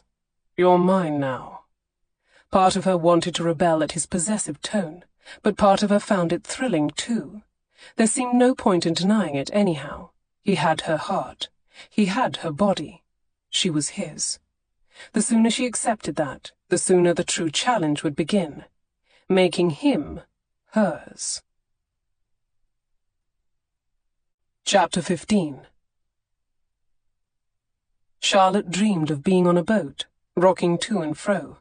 Then the sea grew violent, tossing her this way and that. Where was Piers? He would make this stop. The waves themselves would not dare disobey him. Charlotte! Charlotte! Her eyes fluttered open. Piers? She looked at his hand curled tight on her arm. He wasn't her safe port in the storm. He was the one shaking her. What is it? She asked. The words came out in a sleepy slur. Why is it? Cool grass tangled with her toes. The hunt, the stream, the meadow. They're joining. She struggled up on her elbow, pushing away a lock of hair crusted to her cheek. Oh, Lord! Had she been drooling? Had he seen? As her vision came into focus, she could see that his expression was grave. Now she snapped awake. She clutched his shoulder. Is something wrong? He shook his head. No. Then what's the matter? Nothing. He turned to pull on his breeches. Are you certain? She hugged his waist and propped her chin on his shoulder. Beads of cold sweat had risen on his hairline, and his heart was pounding in his chest. She could feel it through his ribs and hers. Piers, what is it? It was difficult to wake you. That's all. She pressed her forehead to his back. So sorry. I sleep like the dead. Everyone in my family knows it, and the servants besides. But I hadn't thought to warn you. The sun was sinking lower, and shadow cloaked the meadow. Goodness! Charlotte sat up and began reaching for her chemise, jerking it over her head and pushing her arms through the sleeves. They'll be wondering about us by now. I don't suppose it will have escaped notice that the two of us disappeared together. She reached for one of her stockings and jammed her toe into it, then paused, remembering something worse. Oh no, that demon horse. She's probably halfway to Scotland by now. She knows where she's fed and watered. She'll have returned to the stables. I hope you're right. Otherwise I don't know how I'll explain it to... Charlotte, he interrupted. If there are any explanations required, I'll make them. He tilted her face to his, then gave her cheek a light caress. I will take care of everything. From this moment forward. Do you understand that? Yes, I suppose I do. I'll take care of everything. It was a promise she'd been waiting to hear since she was a girl. But she wasn't a girl anymore, especially not now, after what had just happened in this meadow. All the questions she'd submerged an hour or two ago, they bubbled to the surface of her conscience now. How was this going to work? Not only now, but for the rest of their lives. He'd sworn to look after her. Would he ever allow her to look after him? Trust her with his fears and secrets? Would he ever let her come anywhere near that fiercely guarded heart? Desire and pleasure were all well and good, but they wouldn't be enough to sustain a lifetime. Only one thing was clear to Charlotte as they left the meadow. From this point forward, there was no going back. Never mind the lovers in the library. Now she had an even greater mystery to solve. And it was Piers. "I can't wait any longer. We must do it now." Delia inched closer to Charlotte on the drawing-room divan. Charlotte looked up from her book. "Do what?" "Ask them," Delia whispered. "The continent, the grand tour, our escape from stifling parents and English society. Is any of this sounding familiar?" "Oh, of course." Charlotte felt a stab of guilt. She hadn't been thinking of Delia and their plans when she made love to Piers. She hadn't been thinking of anything, just feeling. Feeling glorious and adored and impetuous and in love. But apparently she ought to add selfish and heedless to the list. All the while Delia had been counting on her as a friend. "Of course it does, all of it, but we can't ask them now. There won't be a better time. Papa is pleased with the stag he shot this afternoon, and he's had at least 2 glasses of port. Mamma was proud of that dinner, and she has Lord Granville's farewell ball to plan. They're in a charitable mood. We won't have a more advantageous moment than this. But what? But your father still believes me to be a shameless fortune-hunting hussy. Your brother believes I'm a murder target, and your sister has threatened to ruin my life." "Is it your mother?" "Yes," Charlotte said hastily. "Yes, the problem is my mother." That was one good thing she could say for Mamma. She made such a convenient excuse for everything. At the moment she had her feet propped up on a footstool as she leafed through the pages of a ladies' magazine. "She'd never agree," Charlotte said. "Not now." "You don't think she's still trying to match you with Lord Granville?" Delia asked. "It's likely. Highly, definitely, certainly likely." "But you've made it clear how much you dislike the man," Delia murmured to her sketchbook. "And for the past few days he's taken no notice of you whatsoever." "I know he hasn't," Charlotte said, more dispiritedly than she ought to have allowed herself to sound. Somehow she and Piers had managed to avoid notice after returning from their tryst in the meadow. Everyone had been resting or preparing for dinner, and they'd all assumed Charlotte was already upstairs in her room. Piers hadn't needed to offer any explanations, and now, for 2 days, he'd scarcely spoken at all. He was avoiding her, belatedly, just as she'd begged him to do when they first met. Now, however, she wanted nothing more than to see him, speak with him, be held by him, and breathe in the scent of his skin. At the very least, take a stroll around the garden one afternoon. She couldn't understand why he'd become so suddenly aloof, unless everything she was feeling had simply left him cold. "You do still want to go, don't you?" Delia's voice grew small, hesitant. "I wouldn't blame you if you'd changed your mind. I know I won't make the most convenient travelling partner. I walk slowly, and I never think it. I couldn't imagine a better companion." "Oh, good." Her friend looked relieved. "Because if I have to spend another season sitting in the corners of ballrooms, we're going to break free, the 2 of us." She reached out and squeezed Delia's hand. "This time next year, you'll be painting views of the Mediterranean. I promise." Somehow Charlotte would make it happen. She looked across the room at Piers. He could make it happen. They needn't marry straight away. He would likely even pay for the journey, arrange for them to stay with his diplomatic acquaintances overseas. A chance for their daughters to socialize with princesses and archdukes. Sir Vernon and Lady Parkhurst and Mamma couldn't refuse that, no matter how protective they were. Charlotte dared to believe she could convince him. He was a man who understood loyalty. He knew the importance of keeping a promise. But she would need to speak with him first, and for the past half-hour he'd stubbornly kept his nose in a newspaper. "Look up," she willed. "Look at me." He turned a page of the Times instead. It must have been a particularly riveting issue. Delia set aside her sketchbook. "Do let's ask them now. If they refuse, so be it. I just can't bear any further suspense." Charlotte put out her hand. "No, wait. Vegetables." Lady Parkhurst laid aside her pince-nez and looked up from her list of recipes. I can't decide on vegetables for our supper at the ball. Hallelujah! Saved by vegetables. All lessons on nourishment aside, Charlotte had never expected to think those words. I was hoping for something in the French style, Lady Parkhurst went on, and my eggplant in the conservatory has produced some lovely aubergines. Aubergines? Sir Vernon asked. What the deuce are those? Charlotte gripped Delia's arm, hard. She couldn't dare look at her. If she did, they would both burst out laughing. If you ever took an interest in my plants, you would know. It's the latest variety from the continent. Produces a long purplish fruit, like so. She drew the shape with her hands. Why, some of them must be 7 or 8 inches long. Charlotte stared hard at the carpet and breathed through her nose. Beside her, Delia began to quietly wheeze. A purple vegetable, Sir Vernon snorted. What do you do with the things? Well, that's the question, isn't it? I haven't any recipes, though I hear the French do wondrous things with their aubergines. Piers looked up from his paper, casting a worried glance in Charlotte's direction. Evidently he'd been paying some attention to her after all. He was probably wondering if he needed to call the doctor to diagnose her convulsions. Lord Granville, you spent some time on the continent, Lady Parkhurst said earnestly. How do you like your aubergine? There was no holding it back then. A shriek of laughter escaped Delia, and Charlotte tried, with only modest success, to cover hers with a coughing fit. Mamma closed her magazine.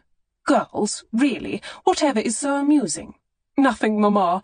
I was just showing Delia a humorous passage in my novel. What sort of novel? Frances asked, setting aside her needlework. Delia tried her best to help with the subterfuge, pointing at the book. You see, there's a girl, and she meets with a pigeon, Charlotte supplied. A pigeon? Frances asked. A pigeon, Delia mouthed. Charlotte gave her friend a, yes, I know, but I panicked look. It wasn't an ordinary pigeon. It was a malicious, bloodthirsty pigeon, she went on. A whole flock of them. Frances blinked.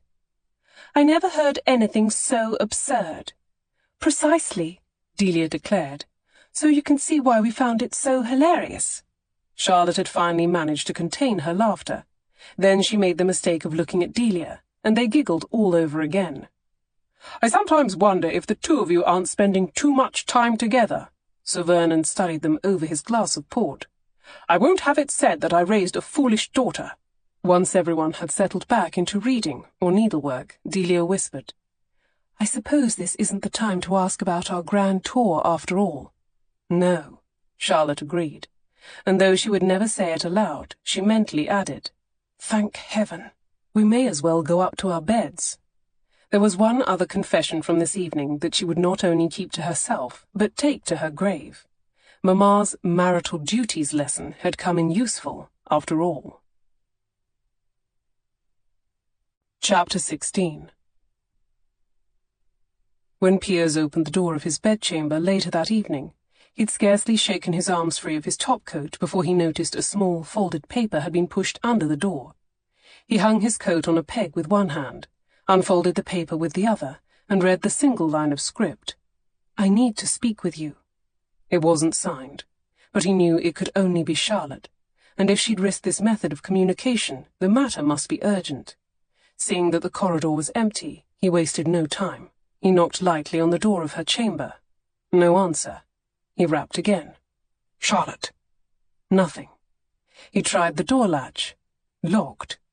He freed his stick-pin from his cravat and inserted the sharp end in the lock. He was typically able to keep his impatience and frustration at bay, but this time they slipped past his defences.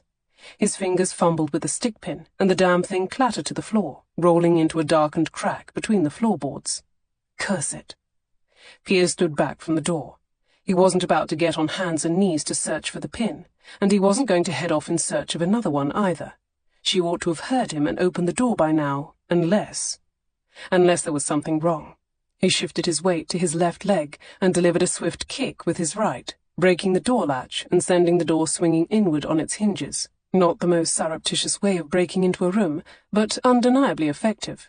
As usual, her chamber looked to have been ransacked. His mind told him the reason for the shambles was untidiness rather than life-and-death struggle, but his heart wasn't so easily convinced. His pulse accelerated as he searched the room. "Charlotte!" The carpet was littered with piles of discarded clothing. A pelisse and bonnet draped over a bedpost gave the look of a scarecrow. A hodgepodge of hairbrushes, ribbons, and tins of dusting powder covered the dressing table. As he made his way to check the window, he tripped over a boot and went sprawling. Luckily, a heap of petticoats and chemises broke his fall. He struggled to regain his feet, a task which required disentangling himself from yards of sweetly scented linen. "God-forsaken son of a—" "Piers?" Charlotte stood in the doorway that led to her sweet small dressing room. She looked first at the broken door, next at the flouncy lace petticoat in his grasp, and then, finally, his gaze met hers. "Piers, what on earth are you doing?" Excellent question. Going mad, perhaps. Losing the cool detachment and sharp instincts he'd amassed over the years, certainly. He couldn't even enjoy the relief of seeing her in nothing but a thin, half-unbuttoned chemise, her unbound hair tumbling below her shoulders in thick waves. "What am I doing?" He tossed aside the petticoat. "What the devil are you doing? You didn't answer the door." "I didn't hear a knock." She nodded toward the attached dressing room. "The maids prepared me a bath." "A bath?" "Yes, a bath. Water, soap, tub." Well, that was a perfectly reasonable explanation. Damn it. He pushed both hands through his hair, dislodging an errant stocking in the process. The garment slithered to the floor, and his last shred of dignity went with it. Charlotte sealed her lips over a laugh. "This isn't amusing," he said curtly. "No," she said, with affected seriousness. "It isn't. To begin with, I don't know how I'm going to latch my door now." He picked up a dressing-table chair with one hand, carried it over to the door, and propped it underneath the broken latch. "Like so." "Why were you rifling through my underthings?" "I wasn't rifling through your underthings. I was being attacked by them." She shrugged. "You know tidiness isn't one of my virtues. There's untidiness, and then there's—" he gestured at the room. "A linen death-trap." "That's a bit melodramatic, don't you think?" "No." She pressed the heel of her hand to her mouth and smiled behind it. For God's sake, this was all so amusing to her. Piers tried to remind himself that she didn't understand, that he didn't want her to understand. If he was serious about his responsibilities, she, and anyone in his keeping, would never comprehend the vigilance that went into ensuring their safety. If protection wasn't a thankless task, that meant he wasn't doing it right. Nevertheless, he couldn't help lecturing her. "I like things in their places. That way I'm ready to react. In a moment, in the dark, on any occasion, especially an occasion when you declare that you need to speak with me." "I didn't mean to alarm you. I hoped we could chat tomorrow. I had no idea you'd come straight away." "Of course I would come straight away." He caught her gaze and held it. "If you tell me you need me, I would never delay." "But you've been ignoring me for days, ever since we—" She didn't complete the sentence. She didn't need to. "You've scarcely acknowledged my presence." "Believe me, I've been aware of your presence." Constantly, exquisitely, achingly aware. He couldn't escape it. She'd begun recalibrating his senses the moment she came through that library door. His peripheral vision was now trained for flashes of golden hair, his ears trained for her melodic laugh. He found himself following the drifting scent of her soap and dusting powder, like a dog panting after the butcher's wife. He had years of experience and training. She'd unraveled them in a week, and he was left at loose ends. This distraction, this madness of desire and yearning, it was everything a man in his position needed to avoid. On second thought, perhaps his senses hadn't been muddled. After all, they had been meticulously attuned to detect the slightest hint of peril. This woman, this beautiful, unbiddable, all too perceptive woman, was his personal embodiment of danger. She could ruin him, destroy everything he'd worked to become, and she would do it all with a smile.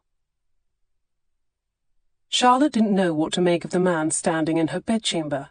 He looked like Piers, and he spoke like Piers, but a darkness hovered about him. It was as though Piers's shadow had come to life, unstitched itself from the person of Lord Granville, and travelled down the corridor to pay her a call. "May I ask you something?" He spread his hands in invitation. "Are you reconsidering the engagement?" He paused, a bit too long for her comfort. "No." Then why have you ignored me so thoroughly? You don't want a truthful answer to that question. Yes, I do. I really do. She needed to know what was going on in his mind, even if it hurt her pride. He began to cross the room in slow, deliberate strides. Because, Charlotte, it simply wouldn't do. Every time we share the same room, I think of nothing but touching you, holding you, tasting you. He continued moving toward her. Charlotte began to back away.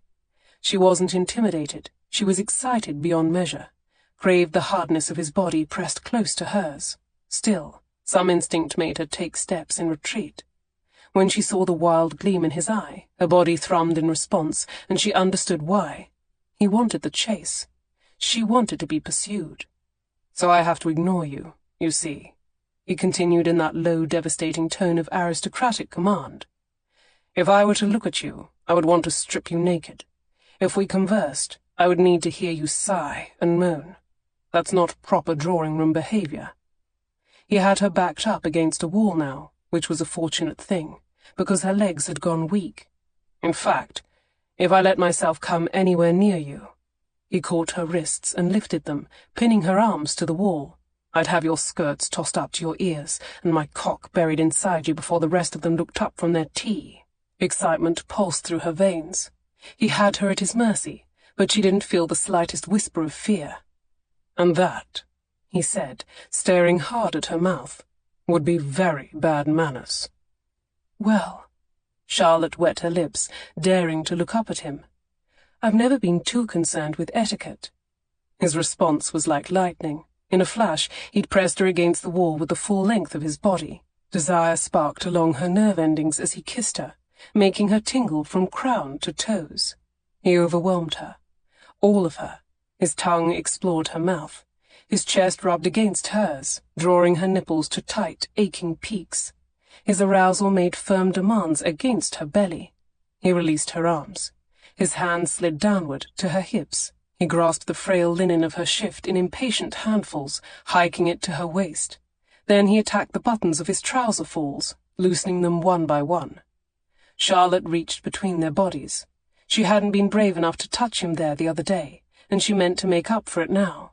She reached inside his trouser falls, freeing his hardening erection from the confining fabric. Emboldened by his unsteady breath and the cloak of darkness, she took her time exploring, stroking up and down the hot, steely thickness filling her hand, skimming her thumb over the broad, silky crown. A bead of moisture welled beneath her touch, and she spread it in widening circles. With a muttered curse, he grasped her bared backside and lifted her straight off her feet. Startled, she gave a little shriek of pleasure.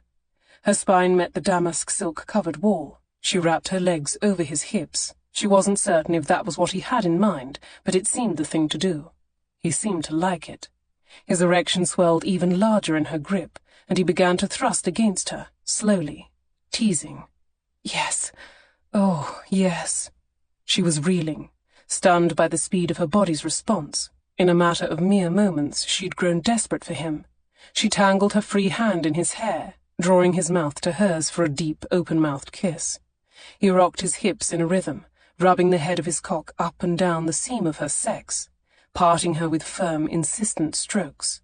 The smooth pressure teased her most sensitive places, driving her hard and fast up a steep mountain of bliss.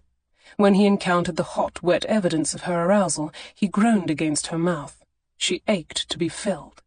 He broke their kiss, panting. Now. The words skipped down her spine. Now. Guide me in. She tilted her hips and positioned his hard, eager length where it fit with her body, where she needed it to be. Then she withdrew her hand from between them and clutched his shoulders. He pushed into her in strong, incremental thrusts. God, he moaned. You're so tight. She wasn't certain if he meant that as a good or a bad thing, but it was undeniably the truth. Despite her feverish arousal, her body was still painfully new to the act. Their joining was torturously, maddeningly slow, and then, when she began to vibrate with need as though the tension would break her apart, blindingly fast. He hadn't even seated his full length inside her when her crisis began to build. She couldn't wait any longer. She pushed her own hips forward, frantic for more of him, all of him, deeper, harder, faster. There. When at last his pelvis met hers, the first brush of sweet friction flung her over the edge. She shook and cried out, clinging to his neck as he thrust unrelentingly, pushing her through crest after crest of pleasure. He kissed her as she floated down from the peak. She locked her ankles together at the small of his back. They moved together in an easy rhythm. She tugged his mussed cravat free of his neck, letting it fall to the floor before sliding her palms beneath the open collar of his shirt. She ran her hands over the taut, straining muscles of his shoulders and explored the sprinkling of dark hair on his chest. She kissed his neck, ran her tongue over his Adam's apple, nuzzled the light growth of whiskers on his jaw, loving the taste of him, and all the masculine textures of muscle and scruff and sweat. He froze, anchoring her to the wall, as deep inside her as he could possibly go. His chest was heaving. Charlotte lifted her head, cupping his face in her hands so she could search out his gaze. "What is it?" "I can't." She shifted her hips a fraction, and he groaned as he slid deeper still. I don't think I can." She wasn't sure how he meant to complete that sentence, but her answer would have been the same regardless. "Then don't," she told him. His jaw tensed beneath her palm. Then, with a firm flex of his arms, he shifted her weight. He bent his head, bracing his sweating brow against her shoulder and tugging her hips away from the wall. His thrusts doubled in speed and intensity, and his breath came in short, ragged gasps. There was no finesse now, nothing remotely like tenderness. He wasn't patient or gentle any longer, just wanting, taking, using her body as roughly and crudely as he needed, relentless in pursuit of his own pleasure. And she loved it. She'd been desperate to see this side of him, raw and unrefined. The tendons of his neck and shoulders were rigid and taut. His thighs slapped against her bottom. He pulled at the sleeve of her chemise, ripping the neckline wide, and his teeth scraped against her bared shoulder. His rhythm stuttered, then accelerated once again. He thrust faster, harder. She would be sore tomorrow, perhaps even bruised. She couldn't have been more thrilled by the idea. With a wrenching growl, he pulled free of her body. His seeds spilled on her belly, gluing her body to his as they kissed and breathed, and kissed again. "That," he said some moments later, "was tapping." She hugged his neck and laughed a little, rocking him from side to side. He had promised her a demonstration, and he was a man of his word. She slid down until her toes met the floor, then reached for his hand. "Come along, then. If we hurry, the bath will still be warm." Chapter 17. The tub was a tight fit for two. They were forced to sit very close. Piers had no complaint. Charlotte nestled behind him, her slick breasts pressed against his back as she worked scented lather through his hair. It felt glorious. "It's just occurred to me that I completely forgot your note. You wanted to speak with me?" "Yes, I need to ask you a favor." Her fingertips massaged his scalp and temples, lulling him into a languid state of bliss. "It's rather a big favor, I'm afraid." "Anything, everything. Just never stop touching me." "Would you mind a long engagement?" "Anything but that." "Yes, I'm afraid I would mind." In part because he'd had one long engagement, and it wasn't an experience he cared to repeat. Then there was the matter of starting on an heir, but mostly he wanted to be with Charlotte, have her all to himself, in his own home, as soon as possible, and for a good many weeks thereafter.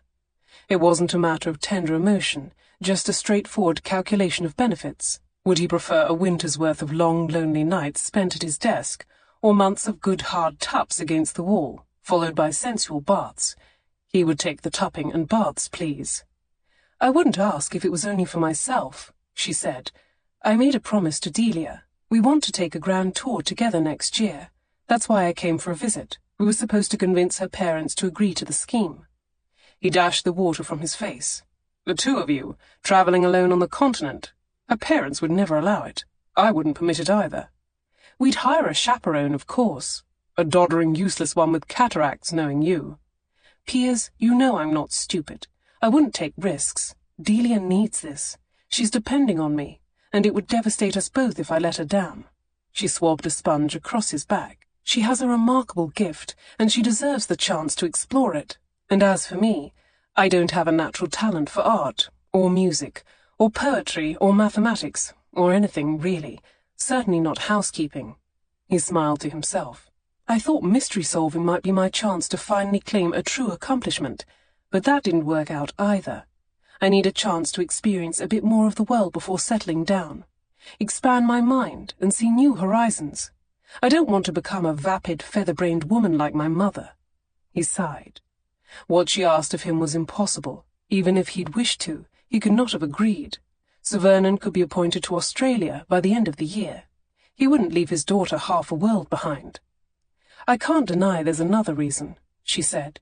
It would dampen at least some of the gossip. You will be a marchioness. Why should you care what petty people say or think? Perhaps I'm weak. I don't know. The past year of whispers has battered my pride. I'd like the gossips to know you don't have to marry me. She was quiet for a moment. I'd like to know that for myself as well. Good God. This was the woman who'd divined secrets Piers had never willingly divulged to anyone. She could read his left eyebrow as clear as a broadsheet. How could she still be questioning this? She slid her arms around his waist, resting her chin on his shoulder. You could plan the journey so we'd be safe. I know you could. You can arrange to be in a Nottinghamshire coaching inn on the exact day and hour in which your brother will pass through, just to check on him. There it was, another case in point. She was too perceptive by half. I don't know what you mean, he said. Yes, you do. I wouldn't be surprised if you arranged your entire holiday here for that luncheon. Rafe suspected it as well. She dropped a kiss on his shoulder. I only have sisters. Why men can't come out and say such things I will never understand.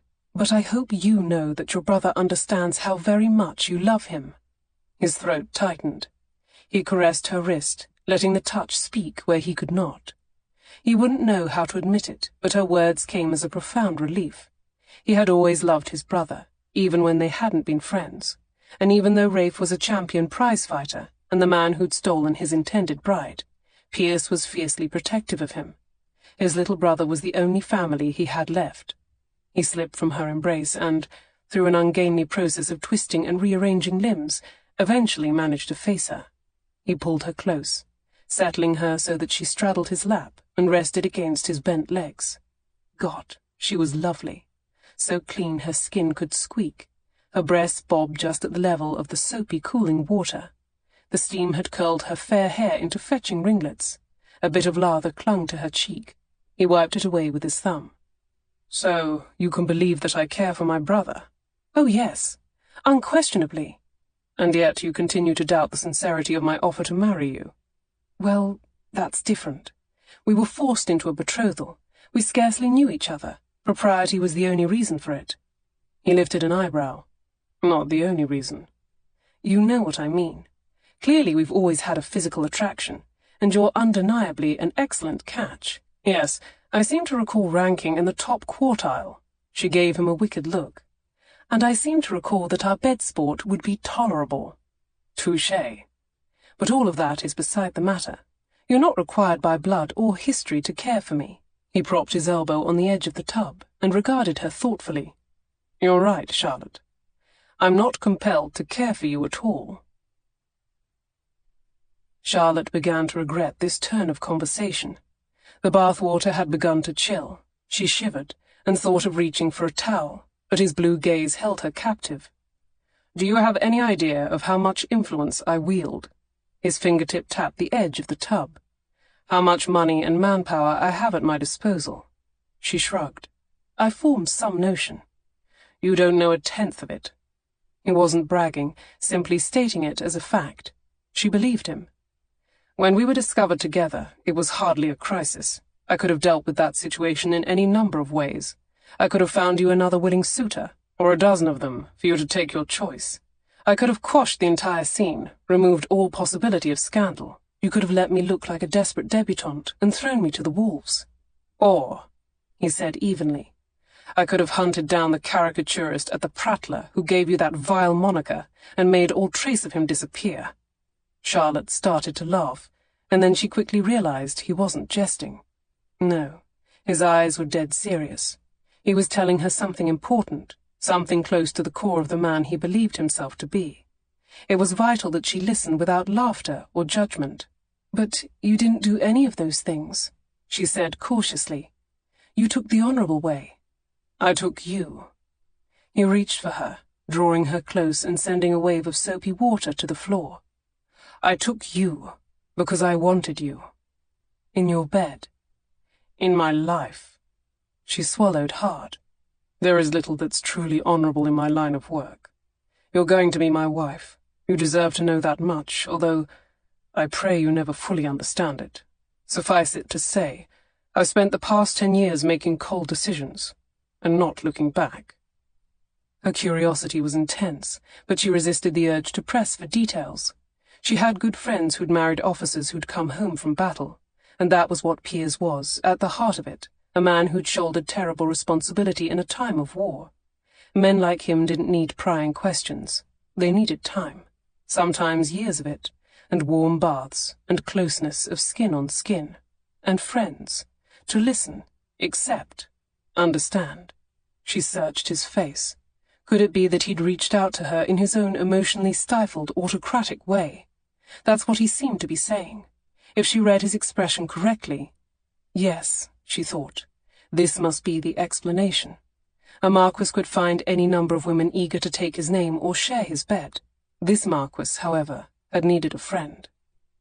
"Oh, Piers." Her heart swelled with tenderness. "Listen to me." His arms and legs wrapped around her. His heartbeat thumped against hers. "I chose you, Charlotte, and I'm not looking back." He kissed her softly, letting his lips drift from the corner of her mouth to her cheek, to her neck, and then lower, to her naked, slippery breasts. Beneath the water his cock began to stir against her thigh. She adjusted her hips, wedging his length tight against her cleft. The sudden contact drew a gasp from them both. He flicked his tongue over her hardened nipple before drawing it into his mouth. As he suckled her, goose flesh rippled over her neck and down her arms. She rocked against the ridge of his arousal, dragging her body along his hardness, working that tight, pulsing bundle of nerves at the crest of her sex. He tangled and twisted one hand in her damp hair, arching her neck to cover it with kisses. "You're lovely. So lovely." He lifted her by the waist and nudged at her entrance, his brow furrowing with doubt. "You're not too tender." She shook her head.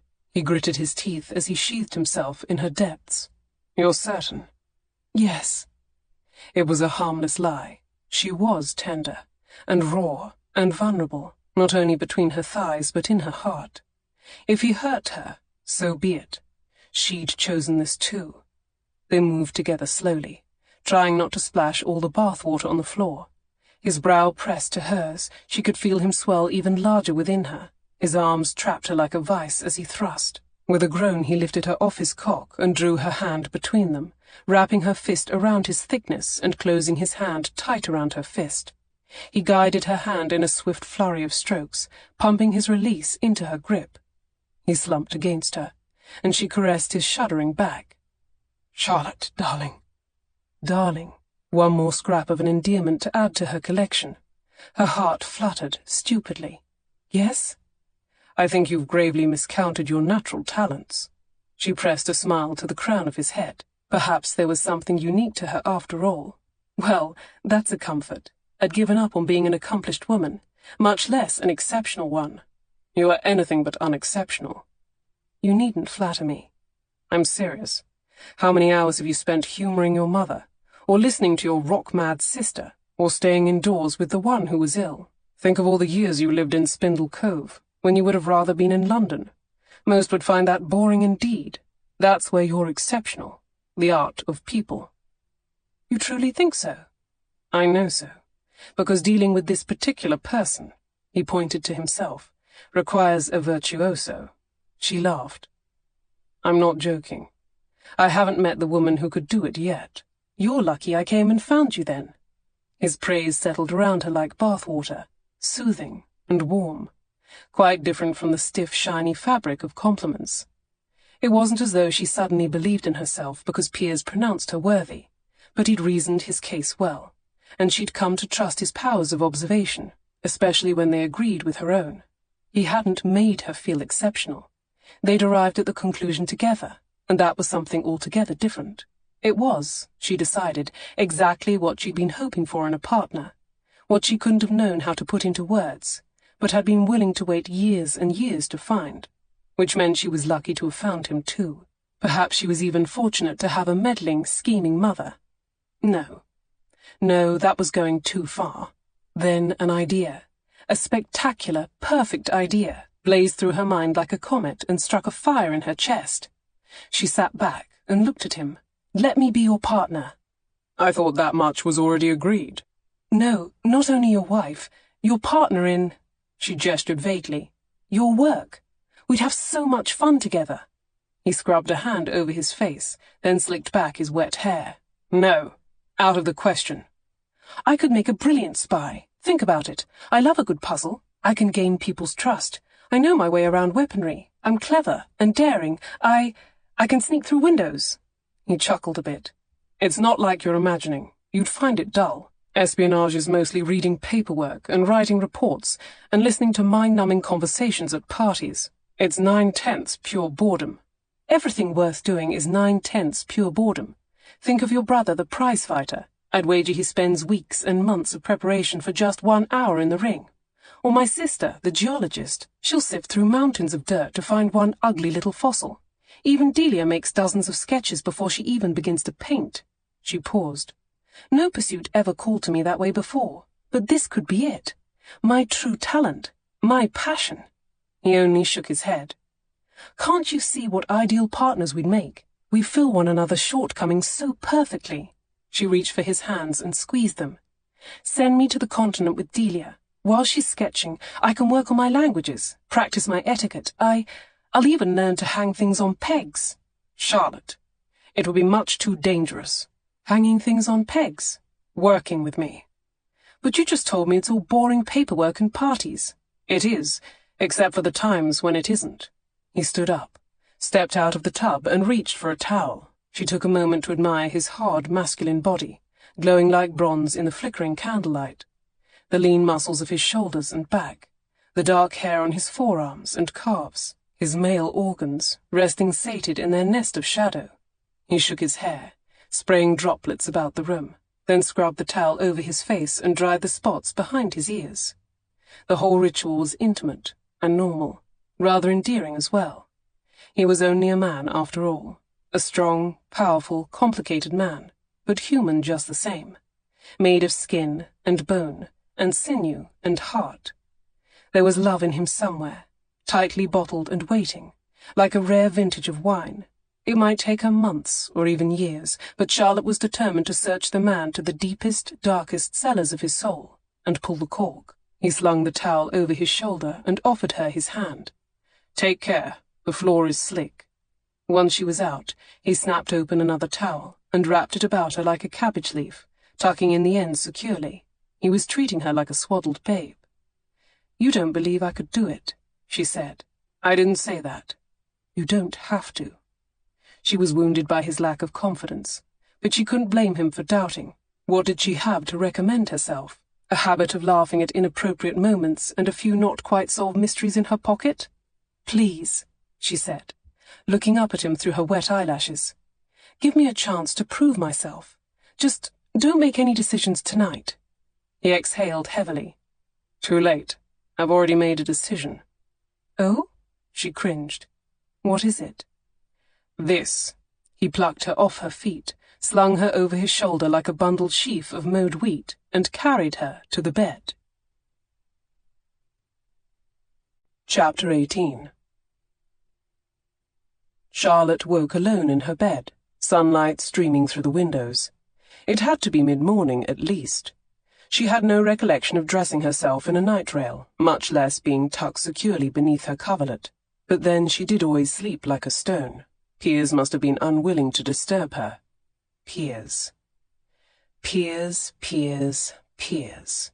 Her bearings sorted, she fell back against her pillow and pressed both hands to her heart. Last night hadn't been a mere moment of weakness in a meadow. It had been a revelation. She'd glimpsed new facets of Piers and of herself as well. A whole world of possibilities had opened. This was real. She was in love. She had a lover. A good one. Her body ached all over. She was tenderest between her legs, but there were other hurts as well. Her nipples throbbed from being suckled. Her inner thighs were chafed just the slightest bit raw from his whiskers. Little echoes of pleasure pulsed between her legs. She squeezed her thighs together. "Charlotte," she said aloud, "whatever would your mother say?"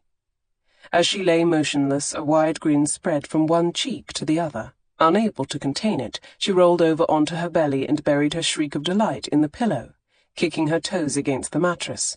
Then she stopped abruptly as the door opened, going limp and playing asleep. Just in time, or so Charlotte hoped. She'd probably looked as though she were having a fit. "Begging pardon, Miss Highwood, your breakfast tray." Charlotte muttered a sleepy-sounding thanks and peeked just long enough to see the maid leaving the room. Then she threw back the bedclothes and reached for her dressing gown. The smell of buttered toast and hot chocolate was as irresistible as a certain man's kisses. She was famished. Piers must have sent this up. Charlotte normally took breakfast downstairs with the Parkhurst ladies, but he would have known she'd be exhausted this morning, and hungry as well. Such caring, such attention to detail. As she slid one arm through her dressing gown, she noticed a sprig of green and violet laid across the corner of the tray. A flower. Perhaps the man had true romance in him after all. Smiling to herself, she plucked the purple blossom from the tray and twirled it between her fingers. She peered at it. At first glance, she'd thought it to be one of the Michaelmas daisies cropping up everywhere this time of year. But it wasn't a common aster, some sort of iris, or orchid perhaps. A gardener Charlotte was not. She set it aside with a shrug. Whatever it was pretty and most thoughtful. But the surest way to her heart was through her stomach, and the heap of perfectly browned toast on a plate might as well have been gold. She tied her dressing gown sash in a knot, preparing to sit down and feast, but her fingers fumbled with the knot. How strange. Her right hand didn't want to work properly. A pins and needles feeling spread from her fingers to her wrist. She shook it out, assuming she must have slept on her trapped arm. But the shaking didn't help. Instead of fading, the tingling sensation increased. By now it had spread up her wrist to her elbow. Stranger still, she couldn't feel her fingers at all. Her heart began to pound in the queerest way. A flurry of rapid beats, then none at all. Then off it went, galloping again. How vexing! She had inherited Mamma's flutterings after all. She ought to lie down, she supposed. But as she turned toward the bed, her vision greyed and blurred at the edges, as if life were suddenly an engraved newspaper vignette.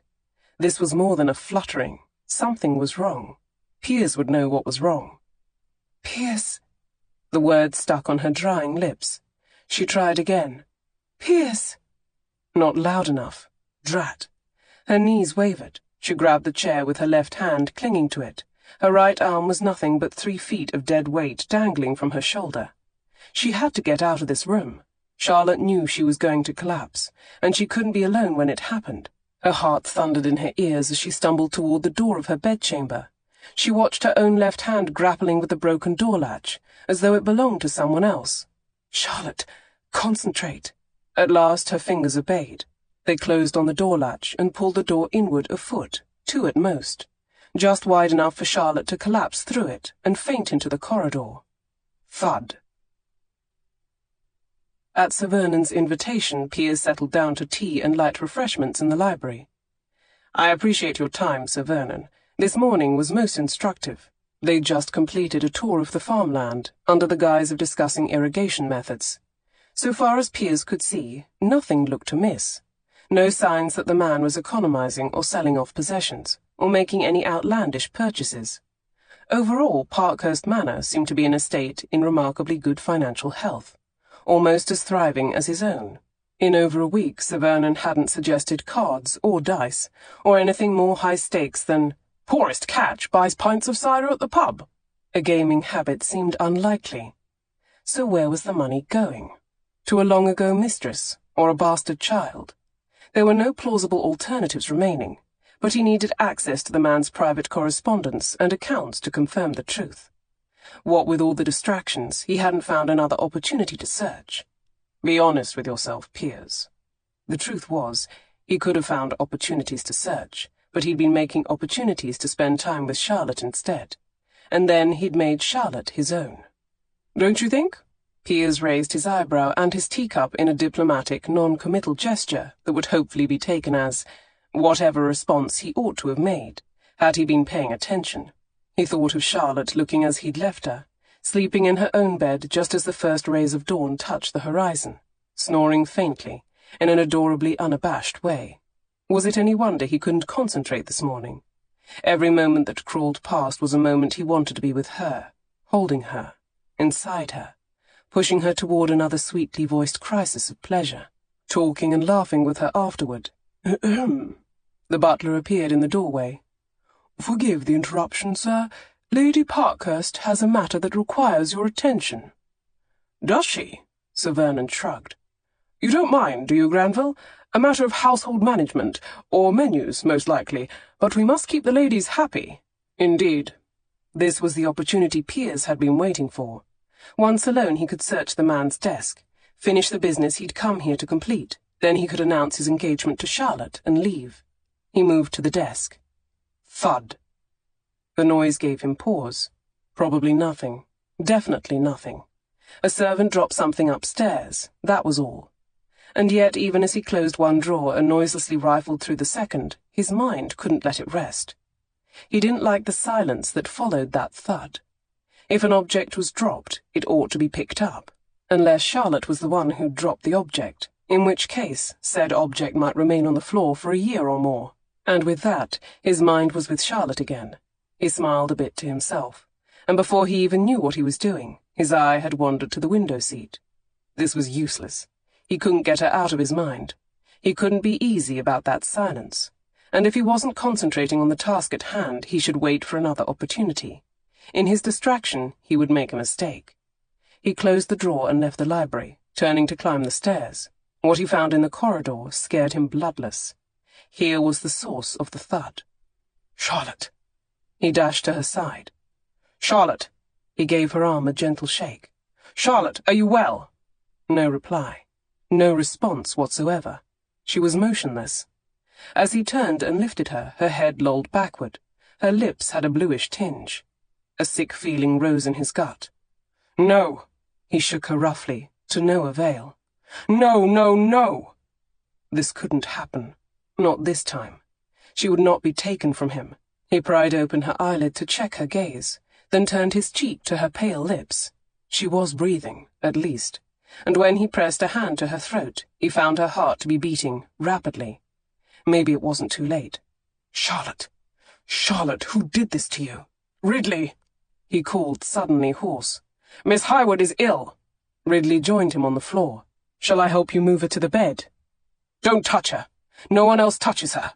He would be the only one to move her, to hold her, to gather her in his arms and carry her back to her bed, to smooth the hair from her mottled, feverish cheek. "Find Sir Vernon," Piers said, barely restraining the edge in his voice. "Tell him to send for a doctor." Ridley nodded. "At once, my lord." Piers whipped the cravat from his neck and doused it with water from the washstand. Then he returned to her bedside and swabbed the cool cloth over her head and neck. She stirred, and his heart leapt with hope. "Stay with me, Charlotte." He could almost hear her teasing him in return. "I don't like being told what to do." "Wake, then. Wake up and tell me so." If he needed to irritate her back to life, he would do it. "Charlotte, stay with me. Do you hear? You can't leave me. I forbid it." He held her, counting each of her shallow, precious breaths. When he dared glance away, he took a look about the room. Her breakfast tray sat on the table. It looked untouched, with the chocolate pot still steaming and the plate decorated with a sprig of sinister greenery. He knew it at once. Monkshood, one of the deadliest of nightshades. It didn't even need to be ingested. Mere contact on skin could prove fatal. Charlotte hadn't merely fallen ill. She'd been poisoned. "Which hand?" he demanded. "Charlotte, you must wake. Tell me which hand you touched it with." Her lashes fluttered, and she looked toward her right arm. Piers turned her hand palm side up. Christ! Her flesh still bore faint scrapes from where she'd clutched the reins on her wild ride the other day. An open door, and the poison had entered through it. He reached for the ewer on her washstand and slowly poured the remaining contents over her right forearm, letting the water run down her palm, all the way to her fingertips before spilling onto the floor. "Ridley!" he shouted. Ridley appeared in the doorway, out of breath from his jog down and up the stairs. The physician's been sent for. We can't wait that long. It's monkshood. Fetch the razor and basin from my washstand. I must bleed her to draw out the poison. Yes, my lord. Piers tied his cravat about her upper right arm, cinching it firmly to serve as a tourniquet. She gave a faint moan of pain as he drew the knot tight. He ignored it. From this point forward, there was no time for emotion, no room for doubt. His first objective was ensuring that Charlotte would live. His second was learning who'd done this, and making him pay. Chapter 19.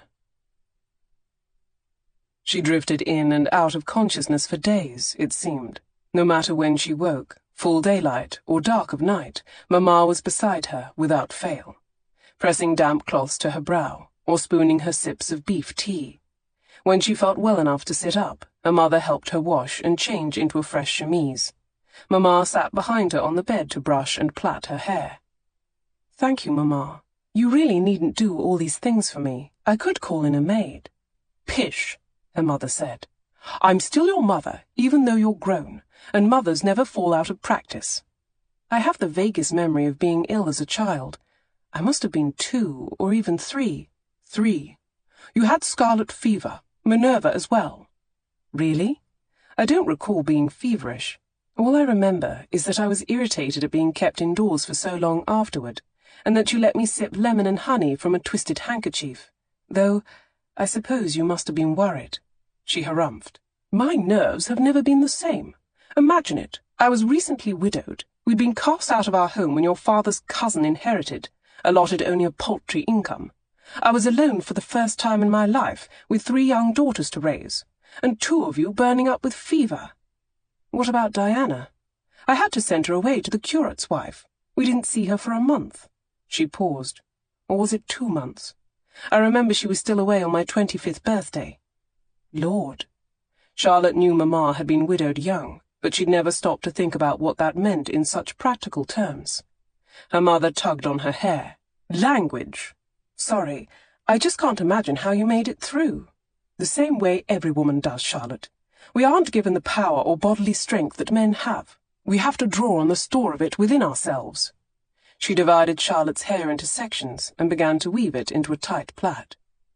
"Once all 3 of you were healthy and under one roof, I vowed that you would never find yourselves in such straits. You would marry well, to men who could offer you true security. I never wanted you to spend sleepless nights fretting over the butcher accounts." Charlotte felt small for ever complaining about Mamma's matchmaking attempts. No question those attempts were ridiculous and mortifying, but hardship had a way of shaping people, the way boulders and winds could twist a growing tree.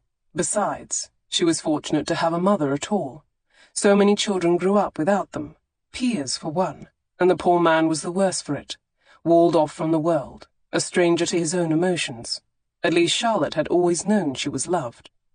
She reached under her pillow and found her little bit of stitched flannel, rubbing its softness between her fingertips. "Why didn't you remarry?" "I thought about it," Mamma said, "and I did have offers, but I couldn't reconcile myself to the notion for many years, and by then it was too late. I'd lost my youth." "You must have loved father very much." Mamma didn't reply. She tied off the plait with a ribbon and came around the bed to sit beside her. Her blue eyes were moist as she searched Charlotte's face. "Oh, Charlotte," she sighed. A lump formed in her throat. "Yes, Mamma?" "You look like death. For goodness sake, put some colour into your complexion." She seized Charlotte's cheeks with her thumbs and forefingers, squeezing them hard. "Mamma!" Charlotte tried to wriggle away from her pinches. "Ouch!" "Oh, hush. When Lord Granville looks in on you, we don't want him to find you a dishevelled horror. He might break off the engagement." The mention of Piers made her heart twinge. She would endure 1,000 pinches if it meant she could see him and be held by him again. Lord Granville wouldn't break off the engagement. She'd given him ample opportunity, and he'd refused. "I chose you, Charlotte. I'm not looking back." "You say he won't, but don't grow complacent. You are a lively girl and tolerably bright, but your looks are your best advantage." Charlotte fell back against the pillows. It was hopeless.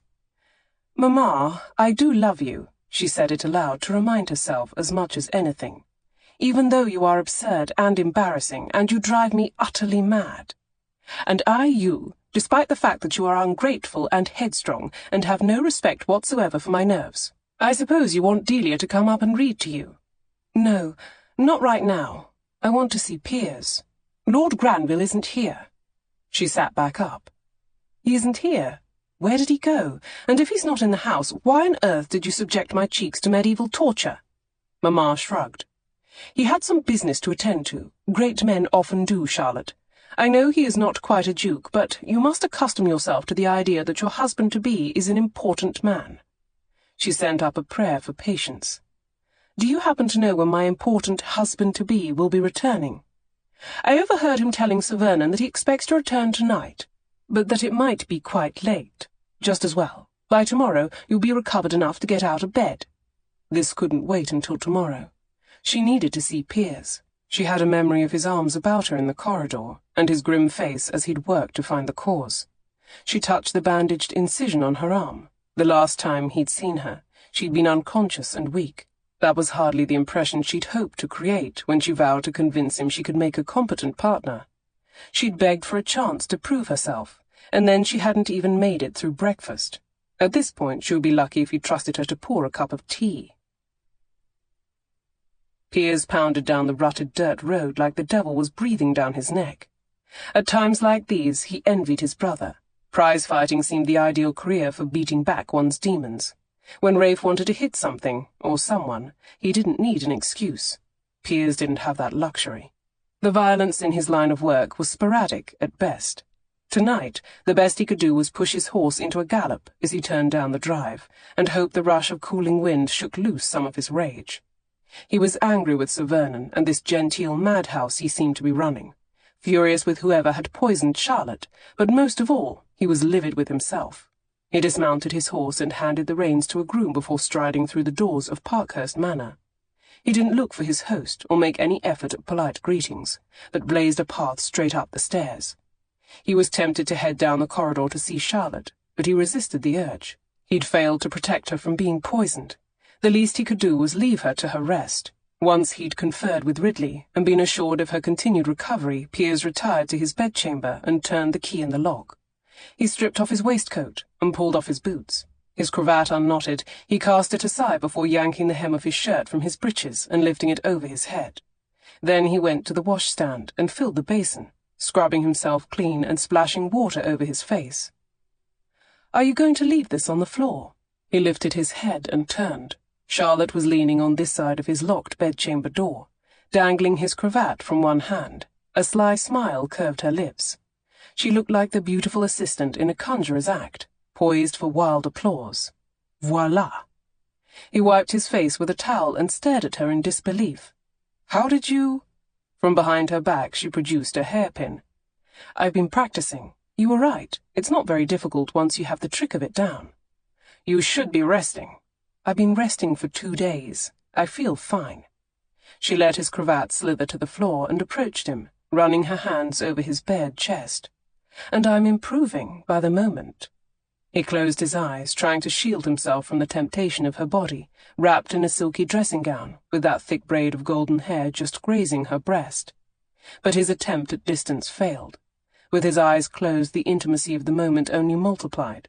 He found himself reaching for her, lost in the pleasure of her soft touch. Her fingertips wandered over his bare skin, tracing the contours of his collarbones, and tracing the furrow of hair that bisected his chest. And then, when he couldn't have survived a moment longer without them, her lips touched his. God, what this woman did to him! His lungs were emptied of breath. His heart pounded like mad. Damn it! His knees almost buckled. Buckling knees were a fiction of novels and penny dramas. It wasn't supposed to happen in real life, but here he was, weak with yearning. His hands found her waist, or perhaps her waist found his hands. It didn't matter. She wasn't getting away. He made fists in the silky, slippery fabric, tugging her close as he deepened the kiss. How easy it would be to carry her to his bed and lose himself in her sweetness. She was fragile, but he could be gentle, perhaps somewhat. Then she laced her arms around his neck, and he felt a light scrape. The bandage encircling her forearm. It jolted him back to his senses. His eyes snapped open and he pulled her hands from his neck. He couldn't allow this to happen. Not again. He could not let desire and emotion cloud his thinking, not when her safety depended on his instincts remaining sharp. "Who brought that breakfast tray to your room?" he asked. She blinked, looking disoriented by his sudden change of subject. "What?" "The breakfast tray, with the monk's hood." He led her to a chair so she could sit down, then sat on the footstool across from her. He propped his elbows on his knees and laced his fingers together. "Who brought it to your room?" "A maid." "Which maid?" She shook her head. "I don't know. I barely saw her. She had ginger hair." "None of the maids have ginger hair." "Perhaps I was mistaken then." Piers doubted it. Memories weren't perfect things. They always had holes, but ginger hair wasn't the sort of detail one's imagination tended to fill in the gap. "Why don't you just ask?" she said. "We have asked. Every member of staff denied knowing anything about it." "Well, naturally they would deny it. They're probably afraid of being sacked. Lady Parkhurst collects unusual plants. I'm certain it was only an honest mistake." "Deadly monkshood does not end up on a breakfast tray by mistake." She smiled a little. "Not in your line of work, perhaps. But this isn't a scene of international intrigue. It's a house party in the country." "Don't be naive," he said, his tone a bit more biting than he meant it to be. "You've been asking questions, pursuing your little investigation. Perhaps you stumbled too close to a secret someone would do anything to hide. Piers, really. You must stop seeing conspiracies where there are none to find." She touched his brow, as though trying to iron the creases straight.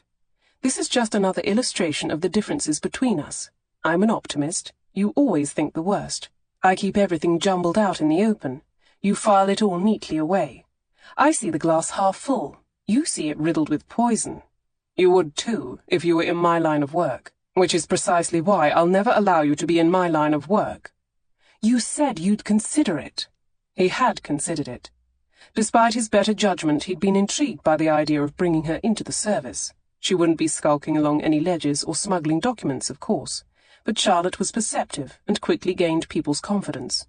He could see the two of them returning home at the end of a ball or dinner party to sort through their observations, share any bits of gossip or overheard words, and then make passionate love.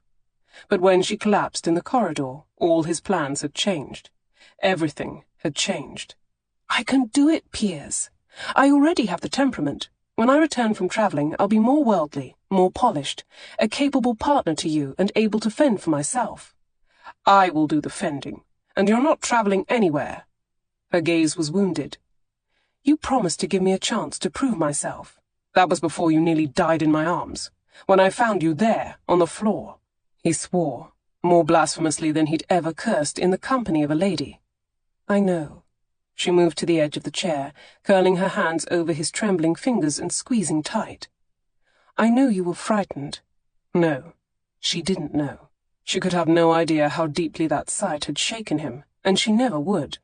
That secret, that crushing weight of shame, was his alone to carry. He'd borne up under it for decades, and he would shoulder it for decades more. "I need to say something." She clung to his hands, though her gaze slanted to the carpet. "I've been wanting to tell you, not that it will come as a surprise. You're certainly intelligent enough to have guessed by now. I mean, the meadow, you likely concluded it on your own." He regarded her perplexed. "It's not something you'll be happy to hear, I'm afraid. You'll want to argue against it, but it won't do any good. You're not the only one who can make an irreversible decision, and you know how I only dig in my heels when someone attempts to dissuade me." Dear God! She wanted to leave him. He'd been a stupid braggart the other night, boasting of all the alternative ways he might have solved their little predicament. Now she was going to call him on it, ask to be released from the engagement, and what was worse, he knew what his response should be. He ought to be decent enough to let her go, but Piers would be damned if he'd do that now. "All of you," she blurted out. He blinked at her. What? What the devil was Olive View? A village? A person? An estate? Some place she wanted to go on holiday? "Goodness," she said, after a few silent moments. "I knew you were opposed to the notion, but I expected a bit more reaction than this." "Charlotte, you're going to have to explain this to me. I am utterly lost. Where, or what, is Olive View?" She looked to the ceiling and sighed. "Not olive you silly man. I said, I love you. Chapter 20. Charlotte grew more and more anxious as she waited on his reaction. For long, unbearable moments, he only stared at her. Perhaps she needed to say it again. She slid to the edge of her chair, leaning forward until her knees touched his. "Piers," she whispered. "I said that I, Charlotte, with this beating organ in my chest commonly called a heart, love you, most dearly. Does that make more sense?" "No." He shook his head numbly. "Not really." Lord, this was going even worse than she'd imagined it could. She knew he wasn't well acquainted with the emotion, not when it came to romantic attachments anyway, but surely he grasped the general concept. Then again, perhaps he did understand. His expression was something different than confused. He looked resistant, defiant, forbidding. "You can't say that, Charlotte." "Why not? Do you think it's too soon?" 100 years from now would be too soon. There are too many things you don't know, things you will never know. "You don't think—" She paused, gathering the courage to ask the question. "Surely you don't believe the poisoning was your fault?" "Of course it was my fault. I should have been more cautious. It couldn't have happened if I hadn't—" No, not me. Not only me, at any rate. I'm speaking of your mother, too." His eyes narrowed in defense. "What does my mother have to do with this discussion?" "Everything, I think. How could it not influence your reaction? You found me slumped in the corridor. It must have provoked painful memories for you. Was it laudanum that took her, or something else?" "Who told you this?" She looked at him. "You did." "No." He released her hands and slid back. "I told you she perished after a long illness. I never said anything about how." "Not in words, but it only makes sense. It's common knowledge that women with variable moods are dosed with such things to subdue them. You're not ruffled by anything, and yet you went into a cold sweat when I was slow to wake from a nap. When I was poisoned, you raised all the walls again." "Walls? What walls?" "The walls around your heart, Piers. You lost so much as a child. As a man, you committed yourself to a dangerous, sometimes brutal profession. I can only imagine how that would change a person, harden him to emotion, make him reluctant to let anyone close." "You're being absurd." He rose to his feet, pacing away. "There are fleas that jump from dog to dog with greater difficulty than your mind leaps from one conclusion to the next." "Oh no, don't think you can shut me out now." She chased after him, sliding around him to block his path. "I know how long it took you to let anyone this close. For pity's sake, it's been more than a year since Ellingworth died, and you haven't even gotten a new dog." He looked away and exhaled a slow, angry breath. "I know what you want. I told you from the first, I'm not the man to give you those things." "Then we're equal, because Lord knows there are ladies better suited to loving you, but I seem to be the woman who does." She touched her chest. "You told me yourself. It's too late. I'm on your mind, under your skin, in your blood. I will not be kept out of your heart. You need to understand this. My life has no room for uncertainty, no margin for error. I have to keep a clear head, or people get hurt. You'll get hurt." His hand encircled her bandaged wrist. "Damn it. You already have. What if I told you I know the risks, and I'm willing to take my chances?" "It wouldn't change a thing. Those walls, as you call them, they're part of me now, and they are iron strong." He lifted a hand to her face, skimming his thumb over her lower lip. "Even if I wished to, I wouldn't know how to dismantle them." "I know," she said quietly. "I know." She raised her arms around his neck. "That's why you need me. I'm going to burn them to the ground." He started to reply. She didn't wait to hear it. Instead, she tugged on his neck, pulling him within kissing distance, and captured his mouth with hers. He resisted at first, but she offered him no quarter. It wasn't fair, perhaps, to use desire against him, but it was the one weapon she had. This was a siege meant to conquer his heart. Charlotte would take any advance she could. She sipped at each of his lips in turn, softening their stern set. Then she slid her tongue into his mouth, probing deep. Taking the lead was a new experience. She liked it. She liked it very well indeed. With a helpless sigh, she swept her hands down his back, then ran bold touches over his bare shoulders and chest. "You're perfect. So beautiful all over." She kissed his chest, just to the left of his sternum. Beautiful inside as well. He growled in warning. "Charlotte." "Yes?" she asked, making her voice sweet and innocent. She stepped back, looked up at him, and then let her satin dressing gown slither to the floor. "You were saying?"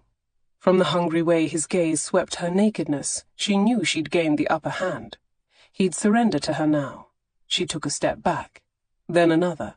He moved toward her, as though he were pulled by invisible strings that stretched from her nipples to his eyes. When the backs of her thighs hit the mattress, she reclined on the bed. His gaze still pasted to her bared breasts. He followed, prowling up her body on hands and knees. Not this way. Not this time. She hooked a leg over his waist and rolled them both, flipping Piers onto his back. "It's my turn." As she leaned forward to kiss his unshaven neck, he muttered a curse.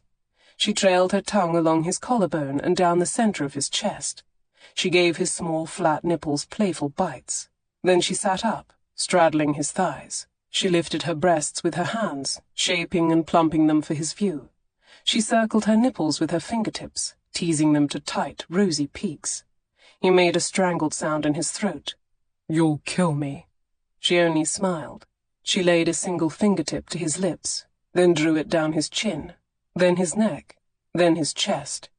Down and down, until she found the bulge tenting his breeches and cupped it in her hand. She reached for the buttons of his falls. Her fingers didn't falter this time. He sucked in his breath as she reached into his breeches, freeing his swollen staff from the buckskin.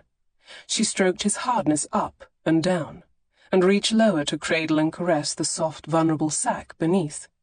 Gripping his length in one hand, she bent her head and drew her tongue across the tip of his cock. His hips jerked, and he muttered something in a language she didn't recognize. When she lifted her head, he was staring down at her. Holding eye contact, she lowered her head and licked him again, this time swirling her tongue around the head. "Christ!" His blasphemy didn't deter her in the slightest. To the contrary, she felt a surge of power that bordered on divine. She sat tall. He reached for her, but she caught his hands, lacing her fingers with his. Then she pushed his arms back against the bed, pinning them to the mattress. As she leaned forward to brace him there with her weight, her hair came loose from its plait and tumbled about them both. She moved a few inches, feeling his hardness slide deliciously against her most sensitive places. Then she sank down on him, 1 inch at a time, until she'd taken him all the way to the root. Setting a slow, smooth rhythm, she rolled her hips, taking his fullness inside her again and again. She kept his arms pinned to the bed and stared into his eyes. "You feel so good inside me," she whispered. "So hard and so deep." She loved it when he said carnal things to her.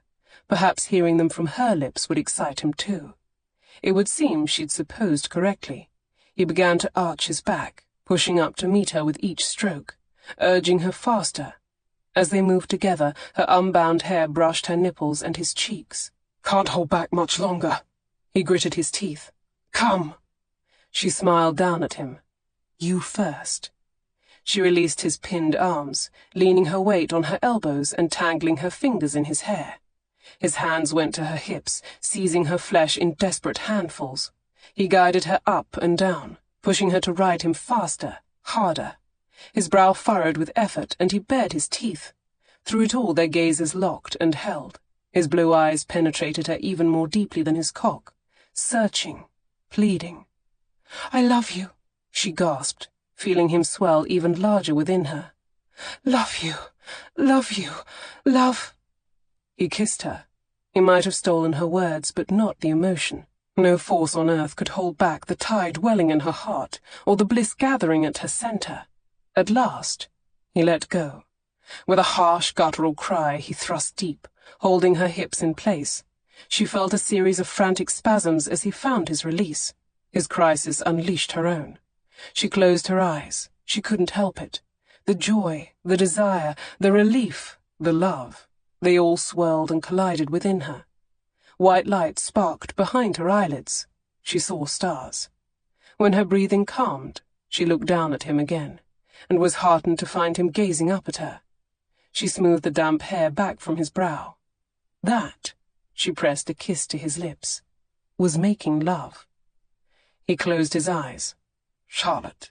She shushed him. "It's all right. I know this is new to you, and probably a bit overwhelming. It's rather new and overwhelming to me too. But I love you, and it's important that you know that, because no matter how you control your emotions, you can't control mine. I know what's inside you, behind all those walls. I'll keep chipping away until I get at it, even if it takes years, decades. I know you'll be worth the effort." She rested against his chest, burying her face into the crook of his neck. "I'm never giving up on you." His arms went around her, clutching her so close and tight she barely had room to breathe. Nevertheless, she felt safe in his embrace. His heartbeat pounded in her ear, steady and strong, lulling her into a trance. Someday, Charlotte told herself, she must learn how to make love without falling asleep moments afterward. That day wouldn't be today. "Charlotte, wake!" Her eyes snapped open. She sat bolt upright in bed. The past 2 times he'd tried to wake her had been disastrous. She wasn't going to give him cause to worry again. "There's smoke," he said. "We must hurry." No sooner had he pulled her from the bed than footsteps pounded down the corridor. Someone was running through the house, pausing only long enough to thump on each door. "Fire! Fire!" While Piers checked the corridor to make certain it was safe, she located her dressing gown and tied it about her waist. They emerged from the room to find the house in an uproar. People in nightshirts hurried past them in both directions. She couldn't see any flames, however a cloud of acrid smoke obscured the corridor to the right, blocking the way to the main stairs. "This way," he said, taking her by the wrist and heading left. "The servants' stairs. You go ahead and be quick about it. I'll follow with your mother." "Oh no, Mamma." She looked toward the streaming black smoke. Her mother's bedchamber was down the corridor that way, just across from Charlotte's own. Between Mamma's age, her diminished eyesight, and her nervous condition, she would never make it out unassisted. She pulled her arm from his grip and started toward the right. Piers held her back. "No, you go downstairs." "I can't, not without her." "Go now. I can carry her if need be, but I can't carry you both. You'll be in the way." But who will carry you if you're overcome?" Before she could respond, he'd vanished into the smoky corridor. She stood numbly for a moment staring after him. Then the wave of smoke began to curl about her shoulders, stinging her eyes. Her body's will to survive tugged her in one direction. Her heart pulled at her from the other side. "Charlotte?" She swiveled in place, turning toward the voice. Delia stood in the doorway of her own room, coughing. Charlotte rushed to her friend's side, sliding an arm under her shoulder. "Lean on me. We'll take the servants' stairs." Together they hastened toward the dark, narrow staircase and fumbled their way down the steps. Delia faltered on a warped riser, but Charlotte steadied her. Once they reached the bottom of the stairs, they turned and stumbled down a narrow corridor. They kept, at best, 2 steps ahead of the smoke, which pursued them like a malevolent demon. When they finally plunged into the night, they gulped the fresh, cool air like water in the desert, then hurried to join a huddle of servants and family in the back garden. "Delia!" Lady Parkhurst ran to embrace her daughter, drawing her away from Charlotte's side and toward the bench where Francis sat trembling. Sir Vernon held a torch aloft as he shouted to the footmen and grooms, organizing a bucket brigade to deliver water from the pump to the fire source. Even young Edmund was pressed into service, bringing leather buckets out from the stables. Charlotte turned back to look at the house. It was so dark, and the footmen running in and out made it even more difficult to see. With every moment her weight stretched, her heart climbed further into her throat. The 2 most important people in her world were caught in that hell of smoke and heat. If she lost them, the tension was unbearable. She couldn't stand there any longer. She ran back toward the servant entrance, weaving her way around the manservants. If Mamma and Piers were in peril, she would help them, or die trying. Just as she reached the doorway, Mamma emerged in a flutter of lacy white nightgowns, her cap askew. Charlotte ran to her and flung her arms around her mother's neck, overcome with relief. "Mamma, thank heaven!" Once she'd drawn her mother away from the house, she asked, "Where's Piers?" "He turned back to help the men extinguish the flames." Of course he had. Always the hero. Oh, Lord! Charlotte pressed her hands to her mouth, holding back a sob. "Come." Mamma put her arm about Charlotte's shoulders. Her voice was steady. "Come sit down with me." "I can't. I need to help him." "He's strong and more than capable. You will help him best by keeping yourself out of danger, and in the meantime, we'll pray." Pray? Charlotte's thoughts couldn't be settled enough for anything but the most desperate, inarticulate petitions. They went something like this: "Please, please, please, please, please." After a few minutes, she noticed the pace of the footman carrying buckets had slowed. A man emerged from the building and conferred with Sir Vernon, and then Sir Vernon came to join their group. Charlotte rose from her bench. Mamma rose with her, holding her hand. "The fire is extinguished," he announced, making a calming gesture. "The men are a bit singed, but no one has been grievously hurt." Charlotte's internal babbling immediately changed. "Thank you, thank you, thank you, thank you." "The flames were contained to one room, fortunately. The entire wing will need a good airing to clear out the smoke, but no further damage was done." "What caused the fire?" Charlotte asked. "I was planning to ask you that question, Miss Highwood. The fire was in your bedchamber." "What?" "From the looks of things, the flames started on the floor in a heap of piled garments near the hearth. Then it spread along the carpet to the drapes and the bed hangings." Oh no. Did he mean to say this was all Charlotte's fault? Lady Parkhurst turned to her. "Did you tip over a candle, Charlotte? Fail to bank the fire?" No, I don't believe so." However, she had rifled through a great many things in a quest to find her most alluring dressing gown. Perhaps a stocking or shift had fallen too close to the grate. Sir Vernon frowned. "You must have some notion. Surely you noticed the flames, or you wouldn't be here." "Do let her be," Delia said. "She's suffered a shock. Obviously she was fortunate to escape with her life." "It wasn't good fortune." Francis's gaze sent daggers at Charlotte. "And she can't tell you how the blaze started, Papa. She wasn't in her room at all. She was in Lord Granville's bedchamber." Everyone stared at her now. Charlotte didn't know where to look. She drew her dressing gown tight around her body, holding it closed at the neck. For the first time since she'd escaped the house, a chill went through her. Delia, good friend that she was, leapt to her defence. "You must have been mistaken, Francis. The whole house was in an uproar." "I saw them clearly," Francis said, leaving his room together. "I'm not mistaken, am I, Miss Highwood?" Charlotte swallowed hard. There was no use denying it. No. The ensuing silence was painful. "Charlotte?" Delia's expression was wounded. "I thought we had plans. You said you wanted nothing to do with him." "We do have plans. That hasn't changed." "But then, why would you—" "Murder!" Edmund shouted. "It's murder! He's been trying to murder her for weeks now. I heard it myself. Eek! Eek! Eek! And then, grah!" Lady Parkhurst clapped a hand over her son's mouth. "Murder!" he insisted, despite the muffling. "I tried to warn you," Frances said to her sister. "Gossip is always at least partly true. You saw in the prattler how she is, but you wouldn't believe it. Now you know the truth. She's been using you." Charlotte turned to Delia. "It's not true. Don't believe her. We are friends. The best sort of friends. Friends are honest with each other. You lied to me." "I never meant to. This all began as a misunderstanding. I was trying to mend it on my own, and then somehow—" "I've been so stupid." Delia turned her gaze to the distance. "I should have seen it. The shopping excursion.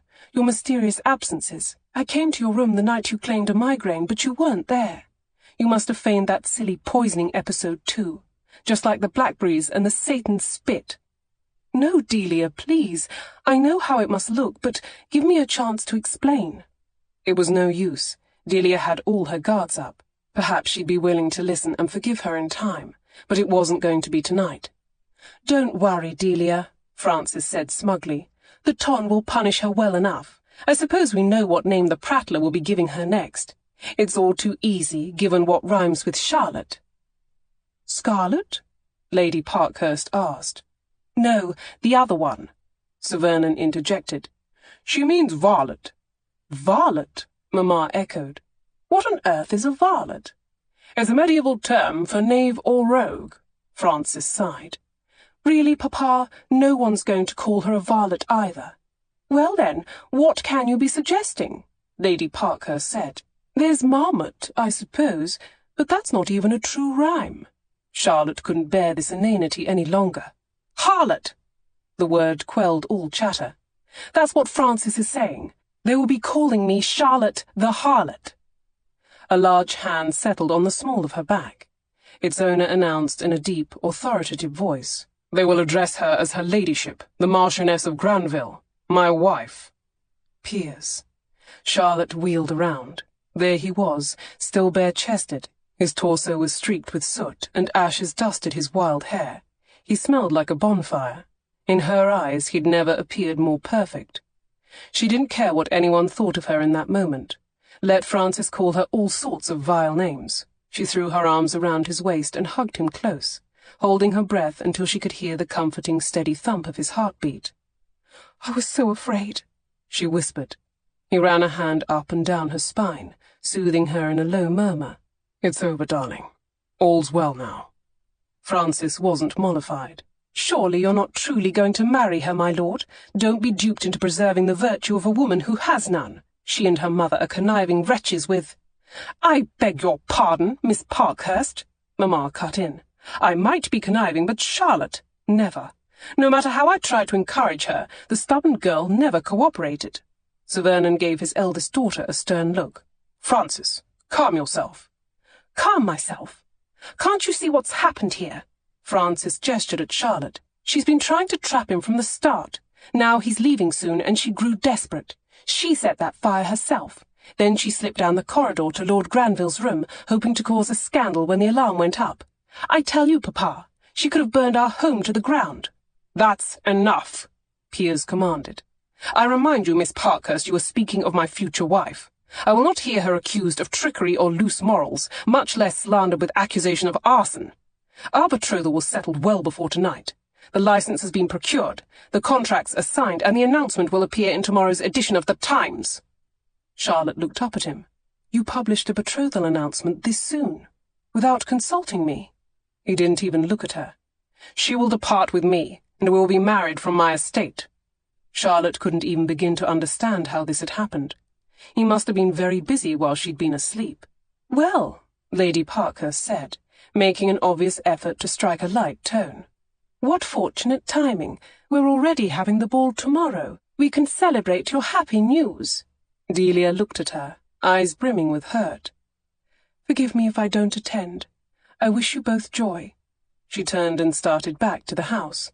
Charlotte left Piers's embrace to dash after her. "Wait, Delia, wait! Please let me explain. The things Francis said, they aren't true. I swear it. I wanted nothing more than to travel the continent with you. I'm just so sorry." "So am I," Delia said. "I'm going to walk away now. Do not chase after me. But don't, Charlotte. It isn't fair. I'm too easy to catch. At least give me the dignity of a dramatic exit. You owe me that much." Charlotte wanted to argue, but she knew it wouldn't help, so she nodded, reluctantly. Then she watched her best friend walk away. Chapter 21. In the morning, Charlotte went upstairs to her bedchamber to gather anything that might be saved. She stood in the middle of the room, looking around at the soot and ashes, and gave a small, mournful whimper. It could have been worse, she told herself. Thanks to the quick response of the men, the flames had been contained to the heap of belongings in front of the hearth and the hangings toward the foot of the bed. The soot and smoke would never be aired from her frocks or shawls, however. "I'll buy you all new things." She turned to see Piers had quietly joined her. "We can visit the shops today," he said. "Some of my clothing was collected for washing yesterday. My best gown has been sent down for pressing too. I won't be completely without." She set her valise on the charred dressing table and opened it. She went through the trays and drawers, keeping whatever could be salvaged. "Nevertheless, I'm sure you're upset." "Why should I be upset?" She turned a soot-streaked bracelet over in her hands. "It's not as though my life was decided while I slept. My best friend won't speak to me, and I nearly burned down a house." She eyed a burned, soggy pelisse on the floor. "Much as it pains me to admit, you were right. Perhaps I had created a death trap. I suppose I've learned my lesson now. We'll announce our engagement tonight, and depart immediately thereafter. I've made all the arrangements. Yes, I recall. A license, an announcement, and everything. She looked up at him.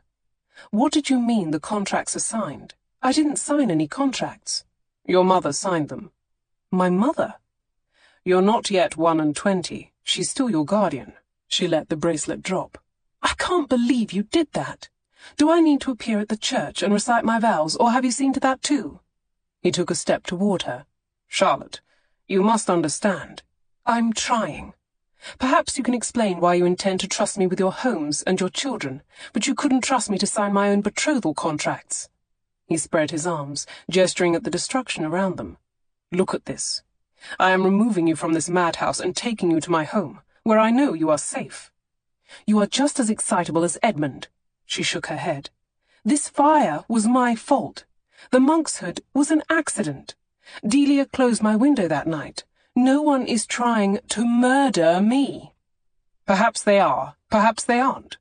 Considering that achieving certainty on the matter would involve a chance of you ending up dead, I'm not interested in performing any experiments. His eyes flashed. I'm not going to risk coming upon your lifeless form in the corridor. Charlotte winced in regret. She ought to be more understanding, less churlish. It wasn't as though he'd planned it this way. She'd gone to his room. If not for the fire, they wouldn't have been caught together. He wouldn't have made a dramatic announcement in the garden.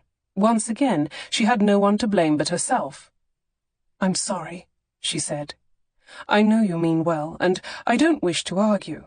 The important thing is we are all safe, and there was no irreparable damage. She only wished she could say the same for her friendship and reputation. Everything in this room can be replaced. Everything except... Oh no, my bit of flannel. She rushed to the head of the bed, pushed aside the singed damp bed hangings, and began tossing back the pillows and smoky quilts. It should still be here somewhere. I keep it under my pillow at night. But it wasn't there. She searched the bedding, but she couldn't find it. Where could it be? If the pillows weren't touched by the fire, how could it have burned? Piers came to her side and put his hands on her arms. Don't worry. You're fatigued and overwrought. Go downstairs to rest, and I'll search for it. I'm not going to rest. I can't rest until I've found it. She went to the chest and began opening the drawers to rifle through them.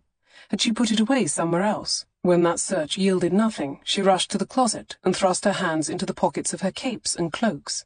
Nothing. The fatigue and fear of the night's ordeal began to catch up with her. She felt a weight of despair settling on her shoulders. She would not cry, she told herself. Considering what could have happened last night, she was fortunate to have escaped with her health and her mother's, and the Parkhursts and Piers's. It was only a bit of fabric and ribbon. It's here. She turned around. Piers was at the hearth, withdrawing her scrap of flannel from the wrought iron tinder-box on the mantel. You are an angel. Charlotte ran to seize it, running her fingers over the familiar, comforting softness. She lifted it to her nose. It didn't even smell of smoke. How did it get in the tinder-box, of all places? Does it matter? I suppose not. She clasped it to her breast. I'm just glad it's undamaged. So strange, though. I know I wouldn't have placed it there, and yet that was the safest place for it to be, almost as though someone knew that... Her voice trailed off, a knot twisted in her chest. There was only one person who could have possessed both the ability to set a fire in Charlotte's bedchamber and the knowledge to secure her most prized possession first. She looked up at Piers. You set the fire. You did this. Piers didn't attempt to deny it. She might as well know. You came here while I was asleep in your bed, she said, blinking as she looked about the room. You heaped my belongings on the floor and set them afire. I was careful to contain it. It was all smoulder, little flame. It would never have spread beyond this room. Why would you do such a thing? You're a clever woman. You don't need me to tell you. She stared at him. You wanted us to be discovered. You knew I wanted a long engagement, and you decided to force my hand. His silence served as his confession. You bastard! She flung her arm toward the window. I stood in that garden last night, terrified, not knowing if I'd ever see you alive again. I prayed to God for you. Then you wasted your time. In the future you would do well to save your prayers for someone else. Why would you do this? Why lie to me? Come now, Charlotte. I've been lying to you since the night we met. If you're referring to your career, there's so much more than that. He walked to the opposite side of the room, giving them both space. The mystery tuppers to begin. It was Parkhurst that night in the library. She frowned. Lady Parkhurst, but I had clues. She didn't fit them. Not Lady Parkhurst, Sir Vernon. He was the tupper. I'm still not certain of the tuppee. Sir Vernon? But it hardly seems like him. He's so traditional, and his only passion is sporting. He doesn't seem at all the sort of man to toss a mistress on the desk and grunt on her. He's the reason I'm here. He's been bleeding money, taking mysterious, unannounced trips from town. A mistress, or natural child, was the most likely explanation, but I needed to rule out blackmail. So you've known this from the first, even before you offered to marry me? I suspected it, yes. And Sir Vernon knew too, the whole time. He let us take the penalty for his indiscretion. That's the way secrets work. People will do anything to hide the truth. I should never have indulged your attempts at an investigation, but I never imagined you'd be any good at it. He shrugged. I underestimated you. I freely admit that much. She turned away. I can't believe this. I've been skulking along window ledges, riding demon horses from hell, risking everything to mend my reputation in Sir Vernon's eyes so I could travel the continent with Delia. And now you tell me that Sir Vernon was the culprit, and I did it all for nothing. Her voice was edged with anger. This wasn't a game to me, Piers. It wasn't a game to me either. Looking into Sir Vernon's indiscretion was my duty to the Crown. The man's going to be given a sensitive post overseas. Where overseas? Australia. She put her hand to her brow. Australia? If there's any chance a man in his position could be blackmailed, England's interests will be at risk. Lives could hang in the balance. And so you decided to sacrifice mine. That's a bit overdramatic, Charlotte. Not by much. Last night cost me a friendship, and any shred of respect I might have regained. You betrayed me. I can't believe you would do such a thing. Can you not? How do you think a diplomat convinces despots to surrender territories? How does he force invading armies to retreat? She dropped her gaze to the scorched carpet. By leaving them no other choice. Got it in one, he said. I did what was necessary to protect you. Oh, please. You were protecting yourself. You can't tell me that what we shared, she gestured at the wall, the bed, the bath, was all in the line of duty. It's grown too real for you, too intense, too close to your heart. I told you I loved you, and it scared you to death. You don't love me. You don't know me. If you think this comes close to the worst I've done, you have no idea. You've been telling yourself a pretty little story, that I'm an honourable man at my core. I've been trying to warn you. Crack me open, and you'll find darkness inside. I refuse to believe that. I know there's love in you. He moved toward her. I have trespassed and stolen. I have traded secrets and brokered exchanges that caused blameless people to be killed. I have spilled blood with my own hands, and I have left battered men to die alone. England was at war, she said. Good men had to do unspeakable things. For God's sake. Piers rubbed his face. It wasn't the war, Charlotte. It's who I am. I have deceived every person in my life since I was 7 years old. Well, that's hardly evidence. Who doesn't tell lies at 7 years old? Not this kind of lie. I concealed the truth of my mother's death. From everyone. For decades. Her brow furrowed. So it wasn't too much laudanum. Oh, it was too much laudanum, and it wasn't an accident.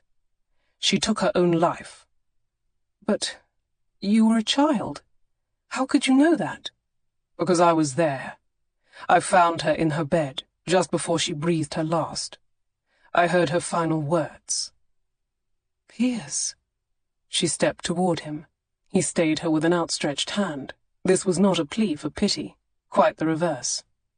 I couldn't let anyone know it was a suicide, especially not my father. I was young, but I understood that much. He would have viewed it as a stain on the family legacy. He paused, looking into the distance. So I hid the truth. The bottle had slipped from her hand, shattered on the floor. I mopped up the spill, gathered every sliver of glass. I carried it all to the pond in a bundle, and sank it with a stone. He could still see the reeds clustered at the water's edge, feel them grasping at his boots as he waded out. He heard the sound of birds singing, and the frog that leapt out of the way as he pitched the stone into the deep greenish water. "I didn't breathe a word of it to anyone," he said. "I meant to pretend surprise when she was found. It would only be a matter of hours, I thought. What I didn't consider was that my father might delay in breaking the news to me." "Delay for how long?" He inhaled slowly. "Months." "Oh, no." "I suppose he thought it would be too great of a shock. Rafe was too young to even understand. He said she'd gone to a spa for a cure. Every week or two, he told me she'd written a letter. She missed her boys, but the cure wasn't taking. Finally, he told me she'd succumbed. I found her dying in May. I wasn't taken to visit her grave until winter. By then, I'd been concealing the grief for so long. I couldn't have shown it if I'd tried." It wasn't merely the grief he'd hidden. It was the shame of lying to his father, of denying his mother her rightful mourning, the shame of not being enough to make her stay. A mother was supposed to live for her children, wasn't she? But Piers hadn't given her sufficient reason to carry on. I can't bear it." He pulled away from the painful memories. "Suffice it to say, deceit has come easily to me ever since." She looked at him with those clear blue eyes. "I'm very sorry for what happened, Piers. I'm glad you told me the truth. I hope you'll talk about it more, with me, or Rafe, or someone else. But I don't see how this excuses what you did last night." "I'm not offering excuses, or apologies. I don't desire forgiveness. I did what needed to be done." "What needed to be done?" Her eyes widened in disbelief. "You gave me that speech about being a powerful man with every option at his fingertips. Am I to believe you couldn't come up with any other idea besides setting fire to my undergarments in the middle of the night?" He gestured at the burned floor. "Those undergarments had it coming to them. They attacked me first." "Good Lord!" She stood back a pace. "I can't decide if you've gone completely block-headed, or if you are trying to make yourself detestable." "You tell me." He gestured at the left side of his face. "I thought the eyebrow oracle revealed all." "Yes, well, it's difficult to look at your eyebrow when your head is so far up your arse." He firmed his jaw. "It's done now. There's no undoing it. We're leaving tonight, and we will be married soon thereafter. There isn't any choice." "Oh, I still have a choice. Even if the consequences have changed, I always have a choice. If my alternatives are social ruin or a loveless marriage, I will take ruin. At least that would leave me the chance to find happiness somewhere else." He spread his hands. "I don't know what you want me to say." "I want you to tell me in simple terms just what I'm getting if I marry you. Are you offering me love and partnership, or a cold, elegantly appointed prison?" He sighed heavily. "Charlotte." "Don't give me that exasperated sigh. You know this is important to me. I want to hear, from your lips, that we will have a marriage built on respect and laughter and abiding devotion. Either you make me believe that right here and now, or I will leave this house alone, or let you leave it alone. We won't be leaving it together. That's my point." Apparently he wasn't the only one who could be a ruthless negotiator. She crossed her arms. "I'm waiting. I made it clear from the beginning that I can't offer you that. Love, Piers. That's what we're discussing. And I know you're not accustomed to it. You can't even bring yourself to utter the word. Words. Words are meaningless. Gah!" She made a motion as though she could strangle the air. "The very purpose of words is to mean something. There are entire books dedicated to listing nothing but words and their meanings. They're called dictionaries. Perhaps you've seen one." He gave her a dry look. "It may be just a word," she said, calming, "but hearing it would mean a great deal to me. I do not countenance ultimatums, from anyone, and I cannot afford distracting attachments. I haven't made such declarations since I was a child." "Perhaps you just need practice. Perhaps you need to grow up." The words were sharp and aimed to wound, and Piers knew at once they'd hit the mark. "I won't do it," she said quietly. "I've already lost my friend. There'll be no recovering my reputation. Thanks to Francis, the gossip will reach London faster than we do. I'll be called every vile name there is, whether it rhymes with Charlotte or not.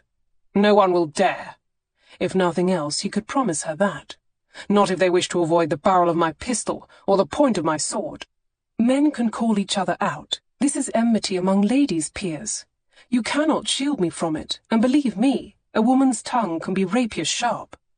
The ladies will cut me to my face. They will slice me to ribbons when my back is turned. She pressed a hand to her chest. I could endure it all, if I knew you loved me. If we shared a life together that went beyond dinner parties and procreation. But without that... His heart twisted. Charlotte. I can't, she said. I can't bear it. She ran from the room. And there it was, all her sweet words last night, vowing to chip away at his defences, to work for years, even decades, if that's what it took, because she'd said he'd be worth the effort. I'm never giving up on you. And yet she had. It had taken her all of one night, one glimpse at what he truly was, and what he was capable of doing, and her naive promises went up in smoke, just as he'd known they would, because now she finally saw the truth. If she broke through the walls, there was little inside him but a dark, empty space. It wasn't worth the effort. Not at all. Chapter 22.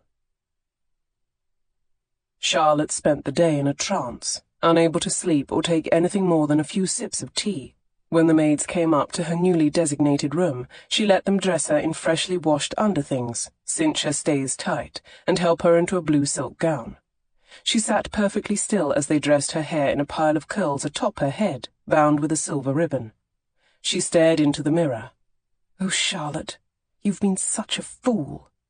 From the beginning she'd been insisting that their match defied all logic. No one could fail to note the vast gulfs between them in class, education, and experience, not to mention their wildly different personalities. But somewhere along the way their match had come to make perfect sense, to Charlotte at least, no matter how implausible it might appear to the world. She unsettled him, he anchored her. Together they could be more than they were apart. She dared to hope that he felt the same, that he was in love with her too, even if saying so didn't come naturally to him. His willingness to support her dreams, to wait for her, to treat her as his equal, would prove it to be true. But instead of supporting her, he'd thrown her under the carriage wheels. She didn't know what to do. Delia wasn't speaking to her, and though Mamma had been her strength last night, she couldn't ask her for advice today. Charlotte knew what the answer would be. Of course you will marry him. He's a marquess. Have you no regard for my nerves? Just as the maid finished tying a cameo choker about her neck, someone rapped lightly on the door. Charlotte? The door opened a crack. It's us. She knew that voice. Her heart leapt, and she ran to fling open the door. Her sisters stood in the doorway, dusty and rumpled from travel. To Charlotte they looked like angels. Oh, this is wonderful. I'm so glad you're here. She hugged her oldest sister, then turned to Minerva and clasped her tight. Of course we're here. Minerva adjusted her spectacles. Colin was invited to a party. He's not going to fail to appear. Colin was invited? That must have been Piers's doing. He'd asked the Parkhurst to invite her family, so they'd be present for the announcement of the betrothal. Thoughtful of him, that. We decided to make it a family trip. Diana glanced at Minerva. We thought you might need us. I do. I need you desperately. Charlotte pulled them into the room. They all settled onto the bed.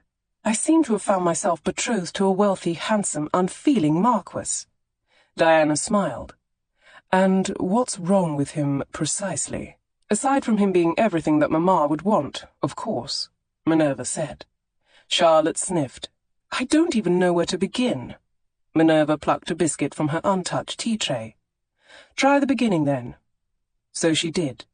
She told them everything, or rather, nearly everything. She didn't betray any hint of Piers's secret work, of course, and she was purposely vague about any episodes that involved clothing removal. As she related the episodes of the locked room and Lady the demonic mare, her sisters laughed. 4 biscuits and 1 tear-stained handkerchief later, Charlotte finally came to the end. And then he told me I needed to grow up. He didn't, Diana said. Her gasp of shock and dismay gave Charlotte some cold satisfaction. He's so walled off, so stubborn. The man doesn't know the slightest thing about love. Minerva smiled. As opposed to you.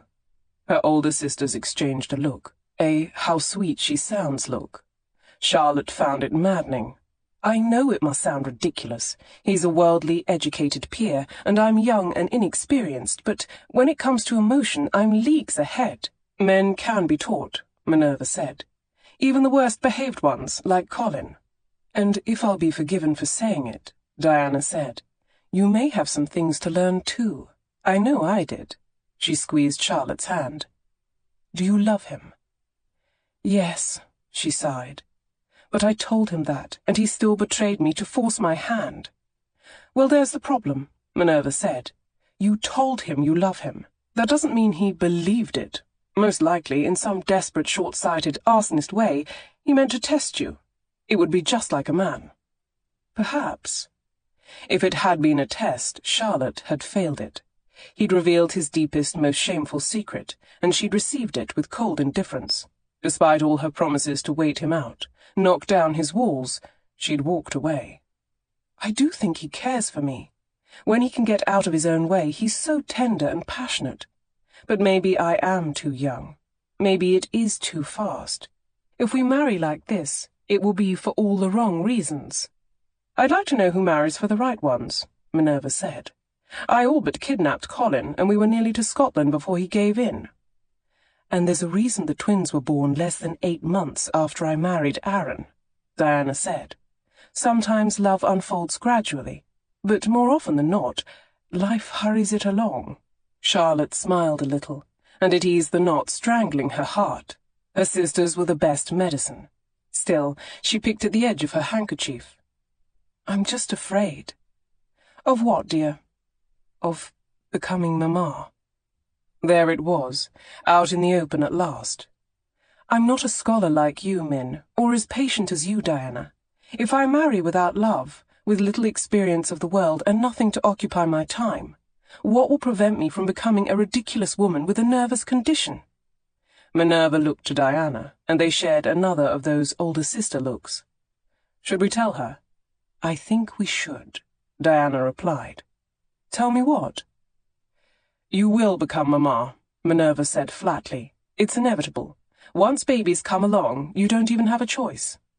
It's true, Diana sighed. All the things I swore I'd never do, never say. She buried her face in her hands. The other day, I told Aaron to consider my nerves. Minerva rose from the bed and went to her travelling satchel. Do you want to know what's even worse? She reached into the bag and withdrew her evidence. I've started carrying a fan. Oh dear, Charlotte laughed. Diana gave her a smile. The truth of it is, it's only now that we can fully understand. Mamma loves us, and in her own misguided way she tried to secure us the best possible future she could imagine. I know, Charlotte said, and we didn't give her an easy time of it either. At least we will not have such a narrow idea of what our daughters' futures can be, Minerva said, returning to the bed. Colin and I have already started putting aside money for Ada's university education. University? But there aren't any colleges that admit women. Not yet. But we have some time to change that, don't we? If it comes to it, we'll build our own. And if Ada doesn't wish to go to university? Minerva looked at her over her spectacles. Don't be absurd. Of course you will want to go to university. Charlotte had a mental image of Min storming the gates of Oxford and demanding a college for women, with Ada standing several paces distant, cringing behind her hand. Perhaps every generation of Highwood women was destined to be an embarrassment to their daughters. If it happened to Charlotte, at least she wouldn't be alone. If you don't want to marry this marquess, you don't need to, Minerva assured her. You'll always have a home with us. Once things are smoothed over and the gossip is forgotten, you can start afresh, pursue the future you want for yourself. Scandal's like a fire, Diana added. It only burns so long as you give it fuel. Doesn't love need fuel as well? Could she and Piers keep that fire burning for a lifetime? After the events of last night and their argument in the morning, Charlotte wasn't sure. She wasn't strong enough to be the only one carting coals. He would have to supply at least a few, but he'd refused her even that much. Diana patted her on the knee. Minerva and I had best go wash and dress for the evening. We'll leave you to think. Sir Vernon invited Piers to join him in his library before the ball, for a brandy. Piers accepted naturally. The irony was irresistible. They were returning to the scene of the crime. "Too bad about that unpleasantness in the back garden last night, but it's all worked out in the end, eh, Granville?" He handed a brandy to Piers before taking a seat behind the infamous creaking desk. "You needn't worry about any scandal," he said. "My daughters understand it's in their best interest not to sully the virtue of a close friend." The nerve of the man! Piers took sole responsibility for wounding Charlotte, but he would never have hurt her at all if Sir Vernon Parkhurst were the honest, upright man he pretended to be. Atop this very desk he'd committed adultery. He'd had weeks to confess his indiscretion, but to this day he would allow his daughter's friend to pay the price for it, which was a loss, of course, to Delia as well. Piers tossed back a scalding swallow of brandy. He'd been sent here to find answers. He was tired of dodging around the questions. Forget stealth and searches. He was going to outright ask. "Sir Vernon, how long have you been married?" The man frowned in reflection. 23 years this August, I think." He counted on his fingers. "No, 24, he laughed. "If my lady asks, I answered you correctly the first time, without hesitation." "Of course. I'm not so handy with numbers, but I recall everything about the evening we met. It was a masquerade. She was dressed as a cat, tail attached to her skirts, little pointed black ears, fur edging her bodice." He raised an eyebrow and leaned back in his chair, propping his boots on the desk. "I'm a hunter, Granville, a sporting man through and through. I knew, then and there, Helena might lead me a pretty chase, but, in the end, she would be mine." What a charming story. Piers sat up in his chair. "We are friends, are we not?" "I certainly hope so." "Then I hope you'll permit me a personal question. The answer will be kept in the strictest confidence, of course." Sir Vernon waved his brandy glass in invitation. "As you say, you're a sporting man. In 23 years, have you never caught sight of a different quarry, been tempted to give chase?" His host's grin faded. He let his boots fall to the floor and set his brandy on the desk. "I know what this is about, Granville, what you're truly asking." "Good. That would make this all the easier. We're men. We understand each other." "Yes, I believe we do." "Then let's get to the heart of the matter." Sir Vernon regarded him gravely. "You're getting cold feet." Stunned, Piers found himself at a loss for words. You've... No need to be ashamed of it, Granville. You needn't make excuses to me. I felt the same on the eve of my nuptials, spent a sleepless night convinced I was making a mistake. In the morning, I thought I'd be sick all over the vicar's vestments." He tapped the desk blotter thoughtfully. "But I'll tell you the God's honest truth. Once I caught sight of my Helena walking down the aisle of that church, all my doubt vanished." "Vanished?" "Gone." The man's eyes were unwavering, solemn. "Never looked at another woman after that day. Well, I'll be honest, I am a man. I've looked, but I've never felt restless, never been tempted to stray. I've never even given it a thought." Piers regarded the man. Most people were exceedingly poor liars. He'd long ago learned to tell a truth from a falsehood, unless the liar in question was very, very good. And he'd be damned if he didn't believe, to the soles of his boots, that Sir Vernon Parkhurst was telling the truth. The man was devoted to his wife, which meant Piers knew even less than he'd thought. It didn't make any sense. The missing money, the strange journeys to seedy row houses and country inns. What on earth could be behind it, if not a mistress or illegitimate child? Some other agent would have to find out, apparently, because Piers was at a loss. Sir Vernon rose from his chair and came around the desk to give him a hearty slap on the back. "You'll be fine, Granville. A bit of doubt on the bridegroom's part is only natural, but don't be fooled. You're not truly worried she won't be enough for you. You're worried you won't be enough for her." Piers reached for his drink and downed the remainder in a single swallow. "You will never be good enough, you know," Sir Vernon went on chuckling. "For some unfathomable reason, the ladies insist on loving us anyway. Sometimes I even think they like us the better for it." With another resounding thump to Piers's back, Sir Vernon left the library, leaving Piers alone with an empty glass, a mind awhirl with thoughts and a heart full of regret. He stared at the window seat.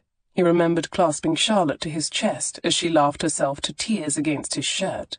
He recalled watching her smile as she conversed with his brother. He thought of making love to her in a sunny meadow. He thought of Olive View, and of ranking solidly in her top quartile. He'd likely plunged to the bottom of those ranks today, hovering somewhere just above the dullards who rarely bathed. Who was he fooling? He'd sunk beneath them too. Damn. He'd been so stupid, beyond stupid. He'd had a lovely, sweet-natured woman naked in his bed, vowing to love him forever, and the minute she fell asleep, he decided to go play with matches, all in some stupid attempt to prove her wrong. Now, thanks to Sir Vernon Parkhurst of all people, it was clear to him that he'd been not only an idiot, but an ass as well. Of course Charlotte was wrong. Every woman was wrong. They had to be, or else humanity would have died out long ago. If they could hear the vilest thoughts in a man's head, see the craven darkness lurking in his chest, they would never allow men anywhere near them. And chances were it worked the same for women too. Charlotte doubtless had flaws or some insecurity she'd rather swallow tacks than let him see. It wouldn't make a damn bit of difference in the way he felt. He didn't love her for being perfect. He loved her for being Charlotte. Good God. He loved her. He loved her. Of course he did. She understood him, reached out to him no matter how many times he pushed her away. She'd found a way inside his heart, and if she left him now, he would be more hollow than ever. Naturally, he would realize this after he'd set her room on fire and humiliated her in front of several people, then caused her best friend to reject her. Pity about that tearing her dreams to shreds bit, too. Bloody hell. Piers braced his hands flat on the desk and pushed back in his chair, drawing to his feet. He was a man of action. He couldn't sit here doing nothing. He'd deservedly sunk to the level of pond scum. Somehow he had to scrape and claw his way back up, beg Charlotte's forgiveness, confess his true emotions. No, he had the steps out of order. First, admit to having emotions, then confess what they were. Convince her he would make all her dreams come true, plead with her to be his wife. Flowers probably wouldn't go amiss. All of that in... He glanced at the clock. 5 hours, give or take. No small task, and the stakes couldn't have been higher. Even if he succeeded in setting the stage for a grand apology, there were no guarantees Charlotte would accept it. He was in danger of losing her forever. He tugged on his cuffs, pulling them straight. Well, was he a top agent of the Crown, or wasn't he? Danger was what he lived for. Chapter 23. For Charlotte, it was an all-too-familiar scene. The orchestra warmed their instruments, the quadrille began, and she found herself a wallflower once again. Delia sat in the opposite corner of the ballroom, refusing to look her way. At least tonight she had her family surrounding her. Mamma stood chatting, or more likely boasting, with Lady Parkhurst and her friends. But Diana and Aaron, Minerva and Colin, they all kept Charlotte company. "You needn't stand about with me," Charlotte said. "You should dance." "I'm not much for dancing," Aaron said. "Neither am I," said Minerva. Charlotte turned to Colin, who had seldom encountered a dance or a partner he didn't enjoy. "I'll save my strength for the waltz," he said. "I'm getting to be a grizzled old man, you know. A touch of the gout, perhaps." Her lips curved in a bittersweet smile. They were so transparently trying to console her, and she loved them for it. Diana sidled close to Charlotte and took her arm, squeezing it in a reassuring gesture. "What time is the engagement due to be announced?" "Lady Parkhurst asked us to wait until the end of the midnight supper. Everyone will be gathered in one place. Sir Vernon will raise a toast." Minerva tilted her head. "Have you decided what you'll—" "No," Charlotte said. "Not yet." She was waiting to see Piers, desperate to speak with him, but as yet he hadn't made an appearance in the ballroom. This time she wasn't going to chase after him. Colin firmed his jaw. "If he doesn't come up to scratch, Dawes and I will call him out, won't we, Aaron?" Aaron crossed his big blacksmith's arms over his chest. "Absolutely." "You don't want to do that," Charlotte warned. "Lord Granville's handy with a pistol, and his brother would be his second." Colin considered this. "That's the heavyweight champion bare-knuckle fighter brother, is it?" "Yes." Just confirming that he didn't, have another, smaller, less violent brother. Colin sipped from his drink. We'd still do it, of course. Absolutely, Aaron said, sounding a shade less absolute about it than he had been a moment before. We'd hold our own. Dawes here is brawny, and I've been in a brawl or two. We were Spindle Cove's finest militiamen, weren't we? The finest, not counting Bram or Thorn. Susanna, Minerva added. Susanna ranked above you too, I believe. Colin's mouth pulled to the side. Yes, can't deny that, but we're no slouches. Solidly in the top quartile, Charlotte said. Her heart pinched in her chest. Where on earth could Piers be? She scanned the room, leaning to either side to peer around the pairs of dancers. A glimpse of a tall man with dark hair propelled her a few paces to the left. It wasn't Piers, but something else caught her attention. A hint of perfume wafting behind her. The perfume. Poppies, vanilla, and black amber. No doubt in her mind. The aroma took her directly back to the library window seat, where she'd laughed in Piers's arms as the desk creaked and the lovers groaned. She turned in place, striving to appear nonchalant, as she searched for the perfume's source. Her path was obstructed by a pair of gentlemen who parted for her cordially, but maddeningly slowly, causing her to lose precious seconds. She began to work her way along the edge of the ballroom, sniffing as deeply and frequently as she could, without prompting inquiries on the state of her health. Then her heel caught on something slick, and her foot nearly slipped out from beneath her. She turned to look down at the floor. A folded piece of paper lay in the shadows, where the damask silk wall covering met the inlaid parquet. Charlotte discreetly crouched to pick it up. As soon as she had it in her hand, she could smell it. It wasn't a perfumed person she detected, but a perfumed note. Her pulse drummed in her ears, and she concealed the note in her gloved hand. She didn't dare open it here. Without stopping to give a word of explanation, she slipped out of the ballroom and headed directly upstairs to her bedchamber. She locked the door behind her and lit a small lamp before unfolding the paper with trembling fingers. The note contained only a simple 4-line poem, written in florid script. She held it close to the lamp to make it out. Where true love burns, desire is love's pure flame. It is the reflex of our earthly frame, that takes its meaning from the nobler part, and but translates the language of the heart. S.T. Coleridge. A pretty enough verse, but utterly unhelpful. No salutation, no signature. Her heart deflated with disappointment. She turned the paper to the reverse side, scanning it closely. Nothing there either. Then she returned to the verse. She decided to read it aloud, slowly. Perhaps there was some sort of message within. Where true love burns, desire is love's pure flame, she read aloud. It is the reflex of our earthly... She stopped and blinked. Now she was seeing things. She could have sworn that words were dancing between the lines of the verse. She held the paper closer to the lamp, directly over the flame. As she watched, a word materialized on a blank space of the paper, darkening to sepia one letter at a time. L-A-T-E. Late. Invisible ink! There was a message hidden between the lines of the poem. Exhilarated, Charlotte pushed through the jumble of hairbrushes and ribbons on her dressing table until she located the curling tongs. She used them to hold the paper over the flame, letting the heat touch every corner, as if she were toasting a slice of bread. The tediousness of the exercise tried her patience to its limits, but she didn't dare risk letting the paper catch fire. When at last she'd heated every inch of the paper, she smoothed the note on the flat surface of the table. The invisible message read, "The ladies will meet Tuesday next. Please bring in the conserves and crumpets. Both are obligatory at midday nuncheon. Such damp nights of late." Crumpets? Crumpets and humidity. This was the mystery message. Of all the inconsequential, nonsensical lines to inscribe in invisible ink and perfume with rich scent. Whoever these mystery lovers might be, Charlotte was annoyed with them both. Midday nuncheon indeed. She rubbed her eyes and read it again. Then she ran the paper over the flame once more. Nothing new appeared. Perhaps it was some sort of code. She tried reading it backward, reading every second word, every third or fourth letter.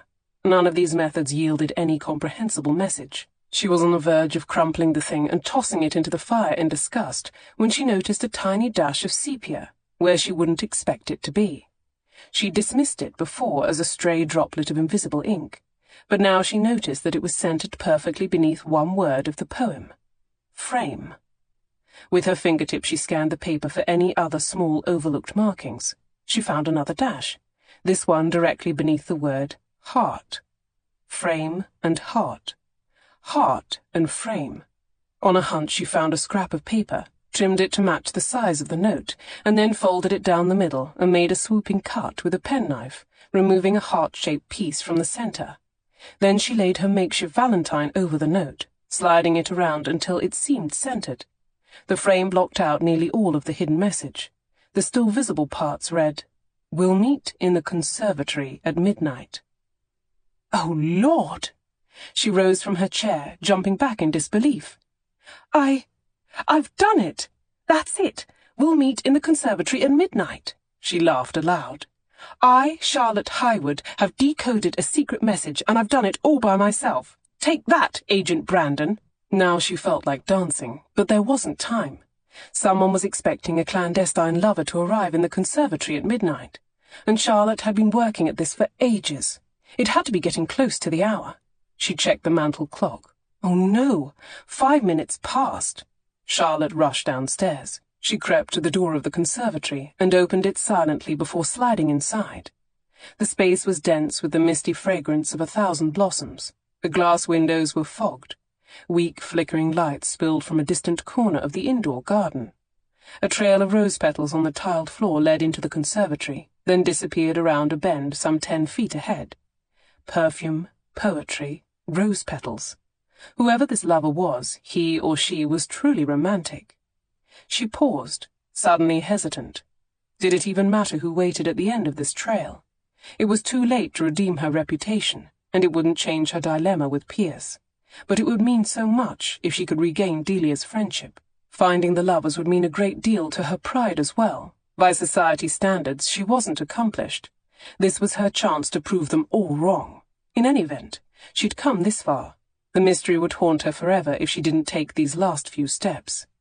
She held her breath as she followed the trail of red velvety petals. When she turned the corner, her heart pounded in her chest. The fragrant mist of the hothouse parted to reveal a dark, tall figure. There, standing in a leafy candlelit alcove, was Piers? He made an elegant bow. Good evening, Charlotte. What are you doing here? Did you find a note too? She looked around. Were they here already? Did you see them? Did I see whom? The mystery lovers, or tuppers, or whatever they might be. I found a perfume note in the ballroom, in code. It took me ages to decipher it, until it was almost too late, and then I hurried down to... As she spoke, she took in more details of the scene. The brass candlestick fitted with a beeswax candle, the bottle of champagne chilling in a silver ice bucket, the picnic hamper, the sly smile on Piers's face. It was you! She slapped a hand to her forehead. You left the note. For me. The rose petals were Ridley's idea.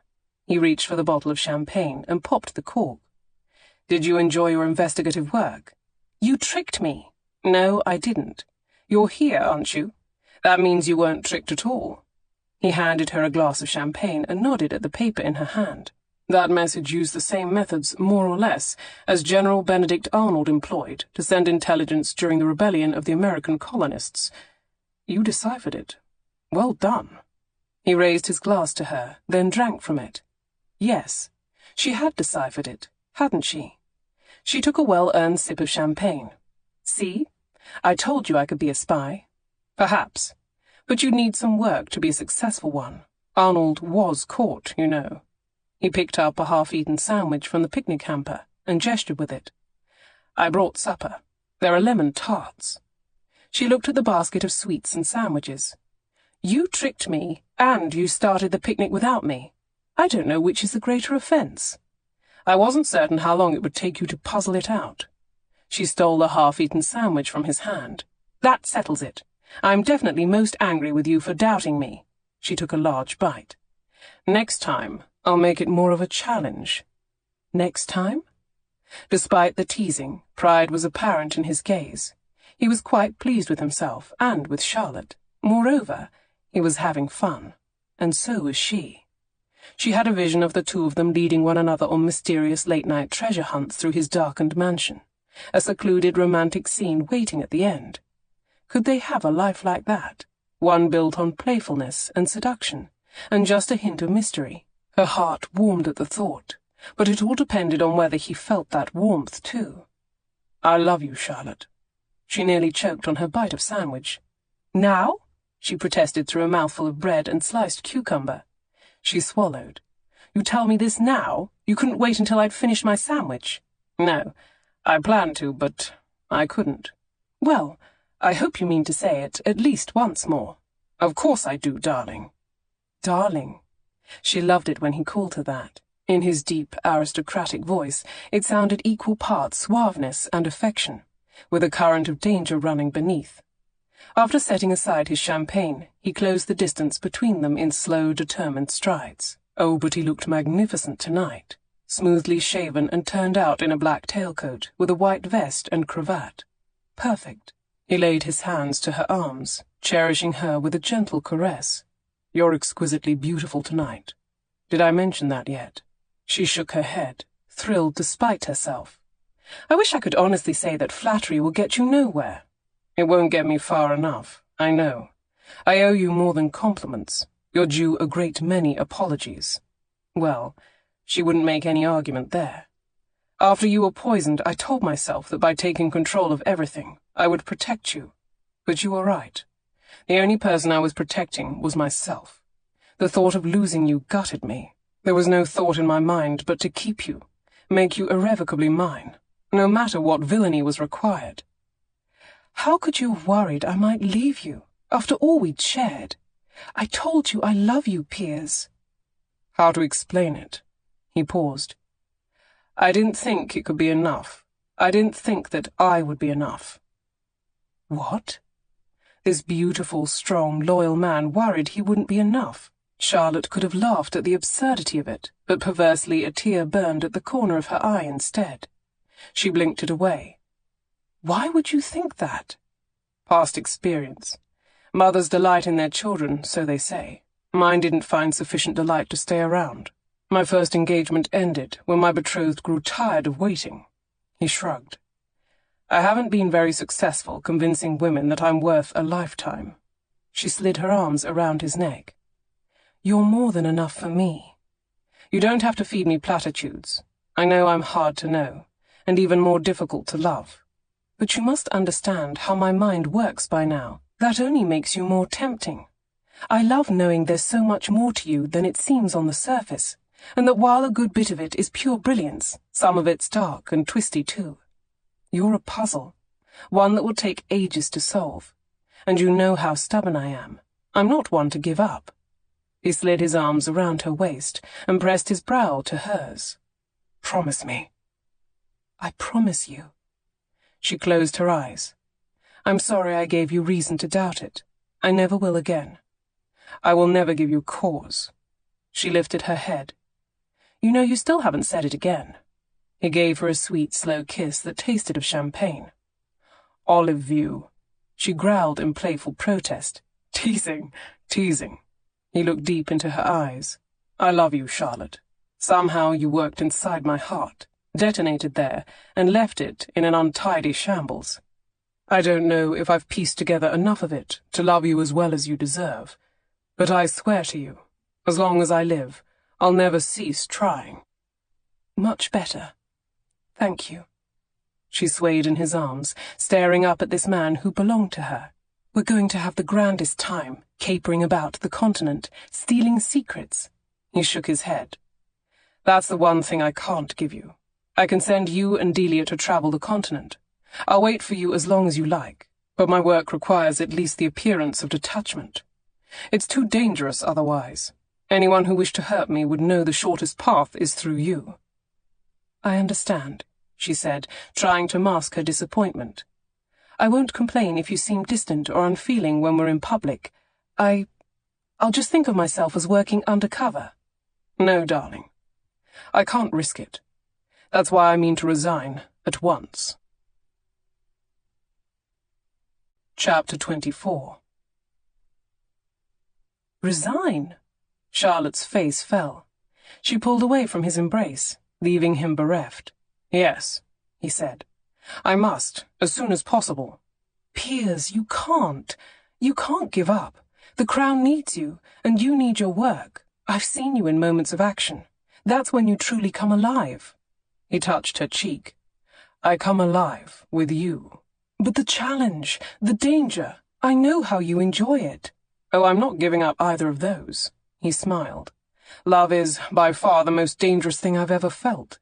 Marrying you will be like jumping off a cliff. I feel approximately as secure in my ability to deserve you as I do in my ability to fly. I think you could do most anything, including the flying. The truth of it is, ever since you walked into my life, my skills have been slipping. To stay on my post would be irresponsible. My instincts are dulled. I've missed clear signs of danger. I'm no closer to completing my mission than I was the day I arrived, and I've lost any talent for prevarication. He searched her lovely face. Why is it I can't seem to keep anything from you? Because you don't want to. He frowned. What she'd said didn't make sense. She'd already destroyed his composure and his defenses. Perhaps she had addled his brains now, too. You don't want to lie to me, she repeated. You've been dying to tell someone all your secrets, I think. For whatever reason, you chose me. He looked to the fogged window for a moment, considering. Could it be that she was right? Maybe some deep visceral part of him had recognized at once this affinity they shared.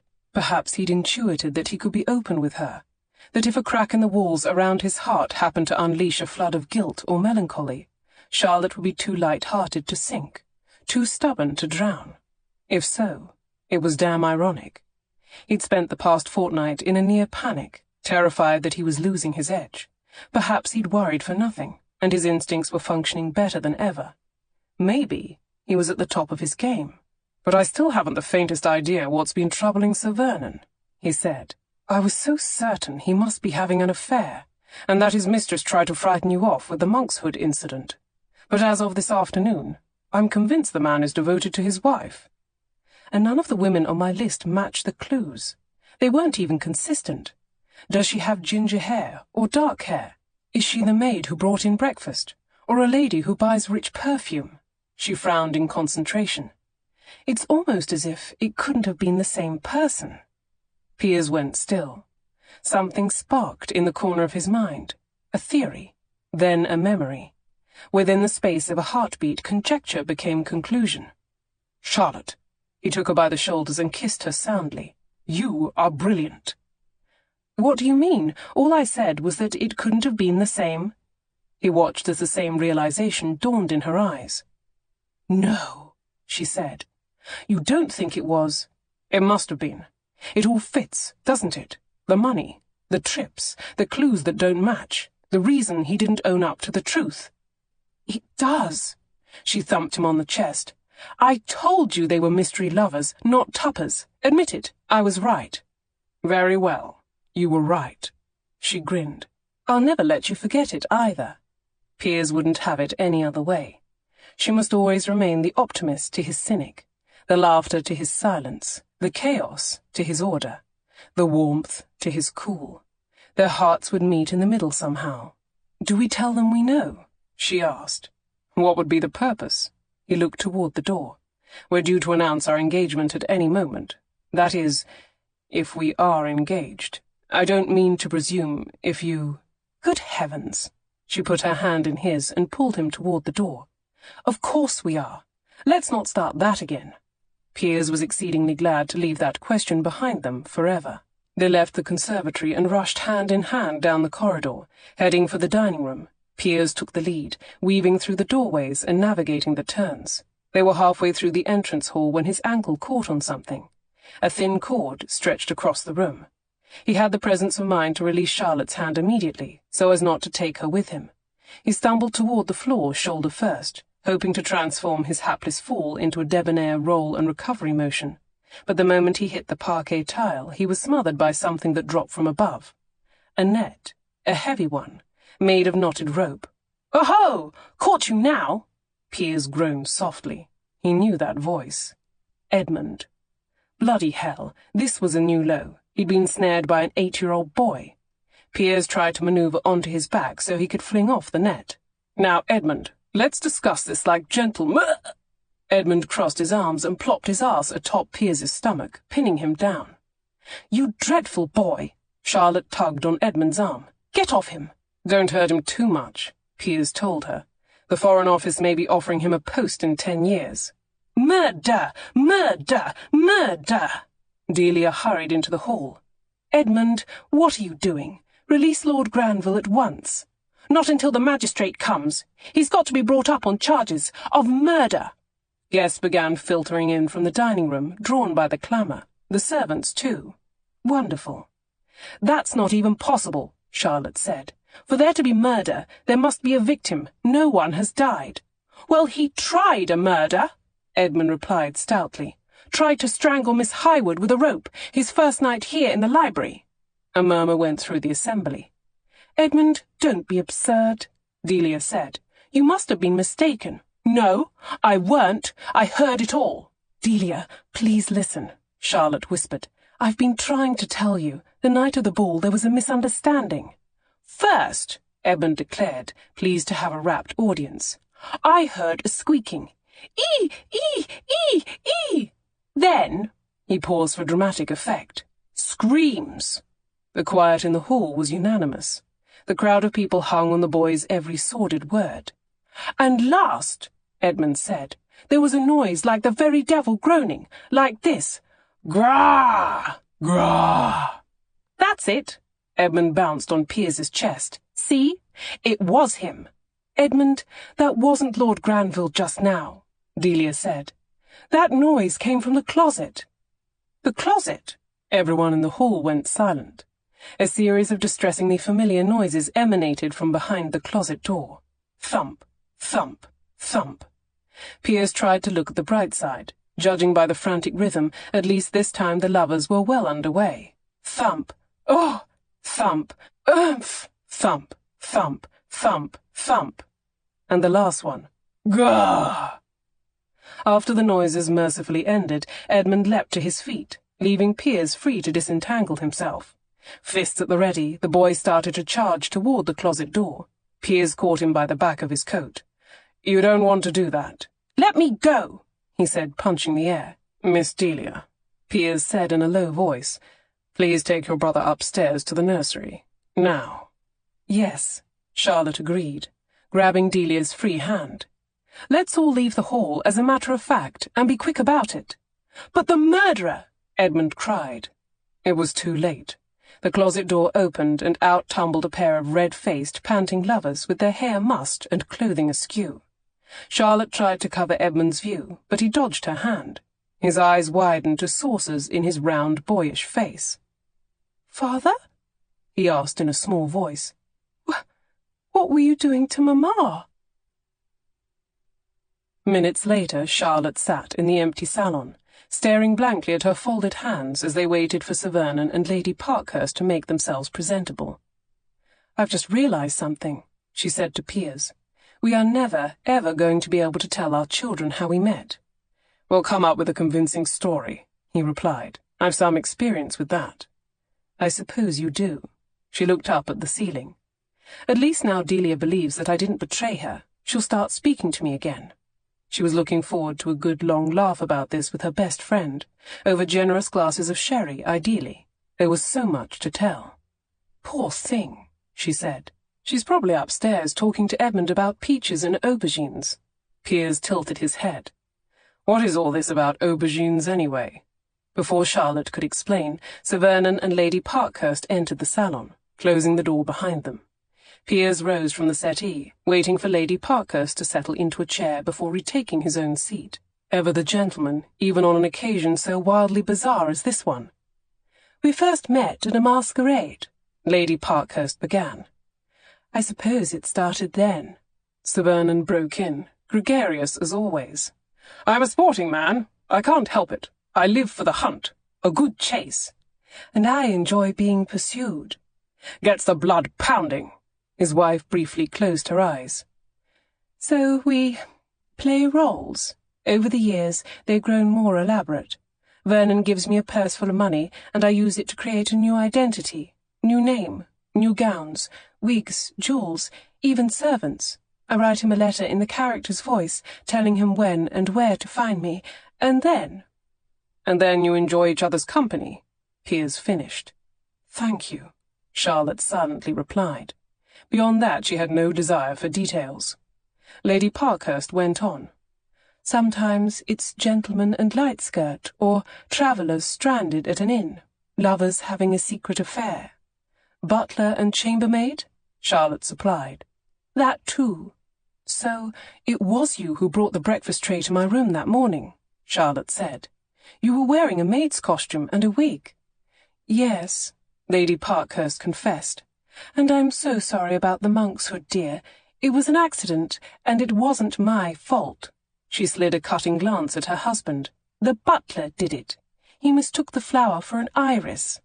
What do I know about flowers? It was purple and pretty. It could have killed her, Vernon. But it didn't, now did it?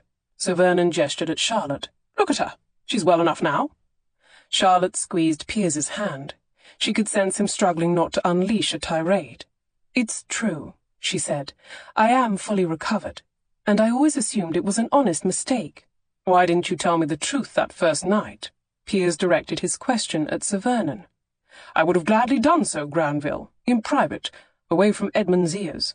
But you leapt so quickly to offer for the girl. I didn't have a chance. I thought perhaps there was something between you. After all, you were hiding behind the drapes together. Charlotte exchanged a look with Piers. That's true. We were. And you weren't mistaken, Sir Vernon. Piers held her gaze. There was something between us from the start. Lady Parkhurst gave a relieved sigh. I'm so glad it all worked out for the best. Can we hope for your forgiveness? Yes, of course. Charlotte rose and went to Lady Parkhurst, kissing her on the cheek. You even have my thanks. And she admitted to herself no small amount of her admiration.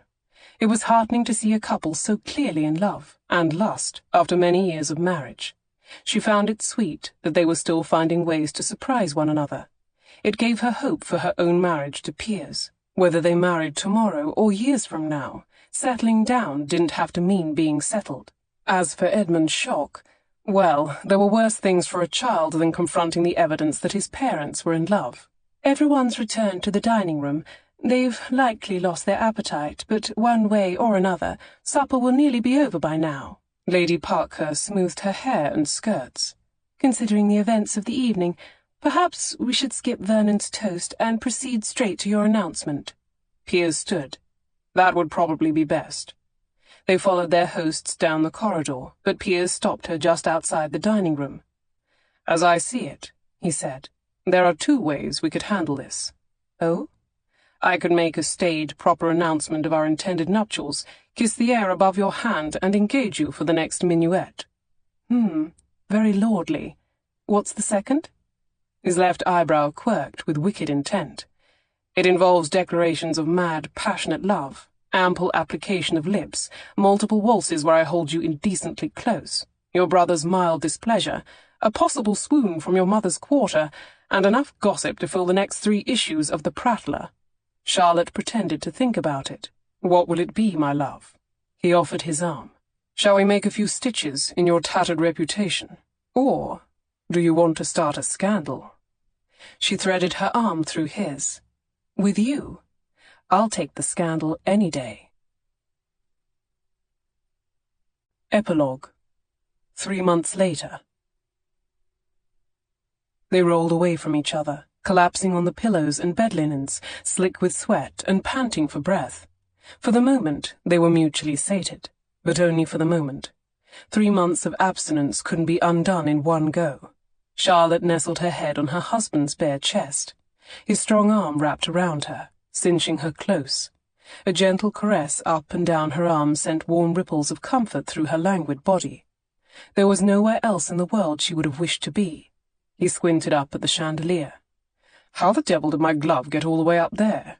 I've no idea. She looked about the bedchamber. Discarded garments were everywhere. His shirt and waistcoat had been flung over the dressing table. Her stockings hung from the bedposts. Pools of petticoats lay on the floor, tangled with a pair of grey trousers. Her silk wedding dress with the delicate lace and seed pearls had been reduced to an exquisite heap on the carpet. "I promise I will make an effort to be tidy," she said, "but only after we spend the honeymoon tearing apart every room in your house.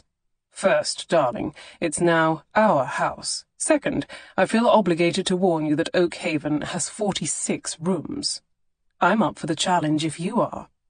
He rolled to face her and swept her naked body with a slow, desirous gaze. "Have no doubt I will rise to the occasion." She laughed. They'd seen each other regularly in the months leading up to their Christmas wedding. There'd been flowers to choose, and menus to sort out, and Mamma's lavish tastes to appease. They'd even managed to attend a few balls and make 2 appearances at the opera. However, they'd never been without a chaperone. Aside from a stolen kiss here and there, they'd been reduced to clasped hands and longing glances.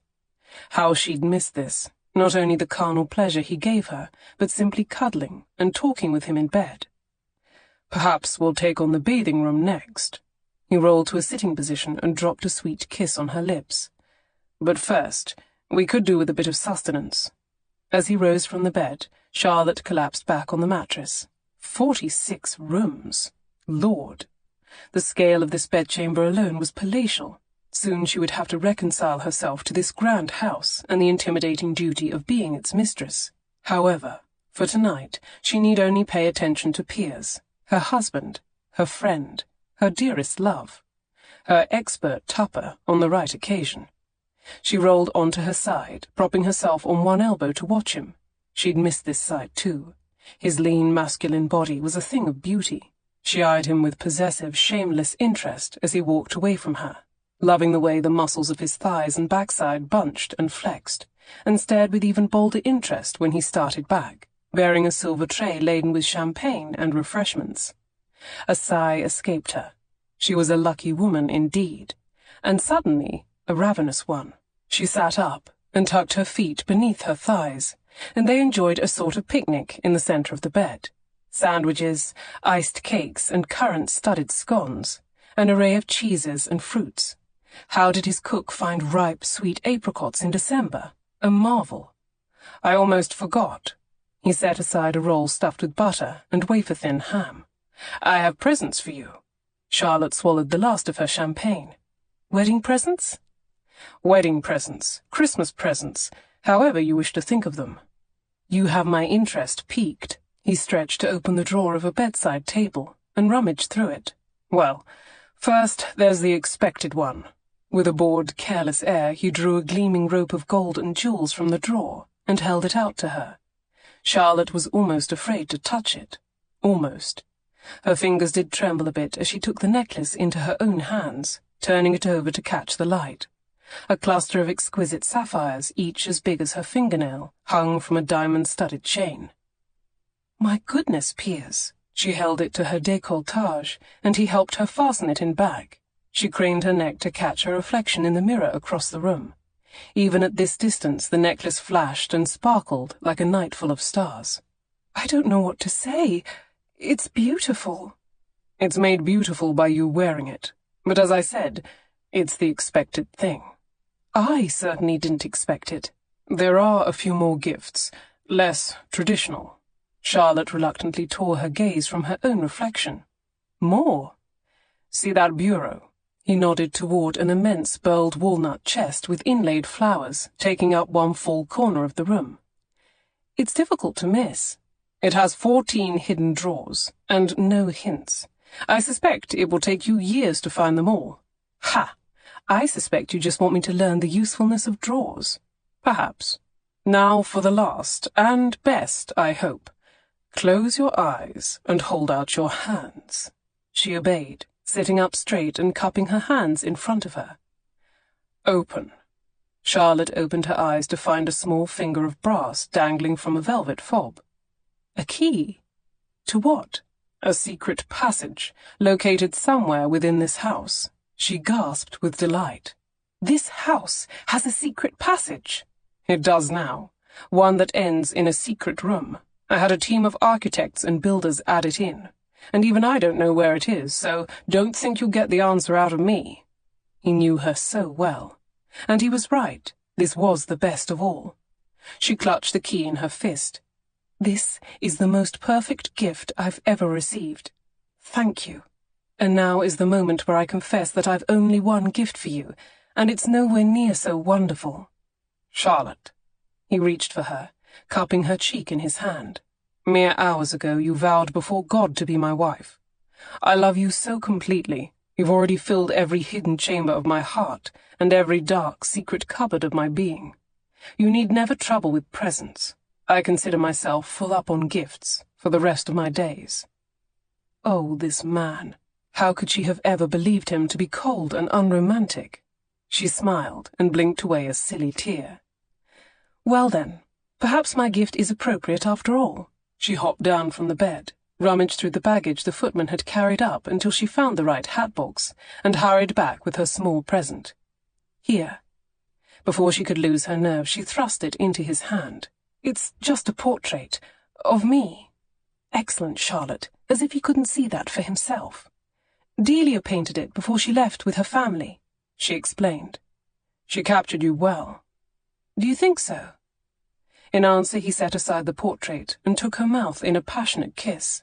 "I adore it," he whispered against her lips. "I adore you." He bent his head to kiss her neck and her ear, cupping her breast in his hand and gently stroking his thumb around her nipple. "Delia wrote that she's painting us a landscape now." Charlotte sucked in her breath when his hand dipped between her thighs. "A view of rolling hills and groves. She says the Italian countryside is almost as inspiring as the frescoes." "Glad to hear it." She tangled her hand in his hair as he rolled her onto her back.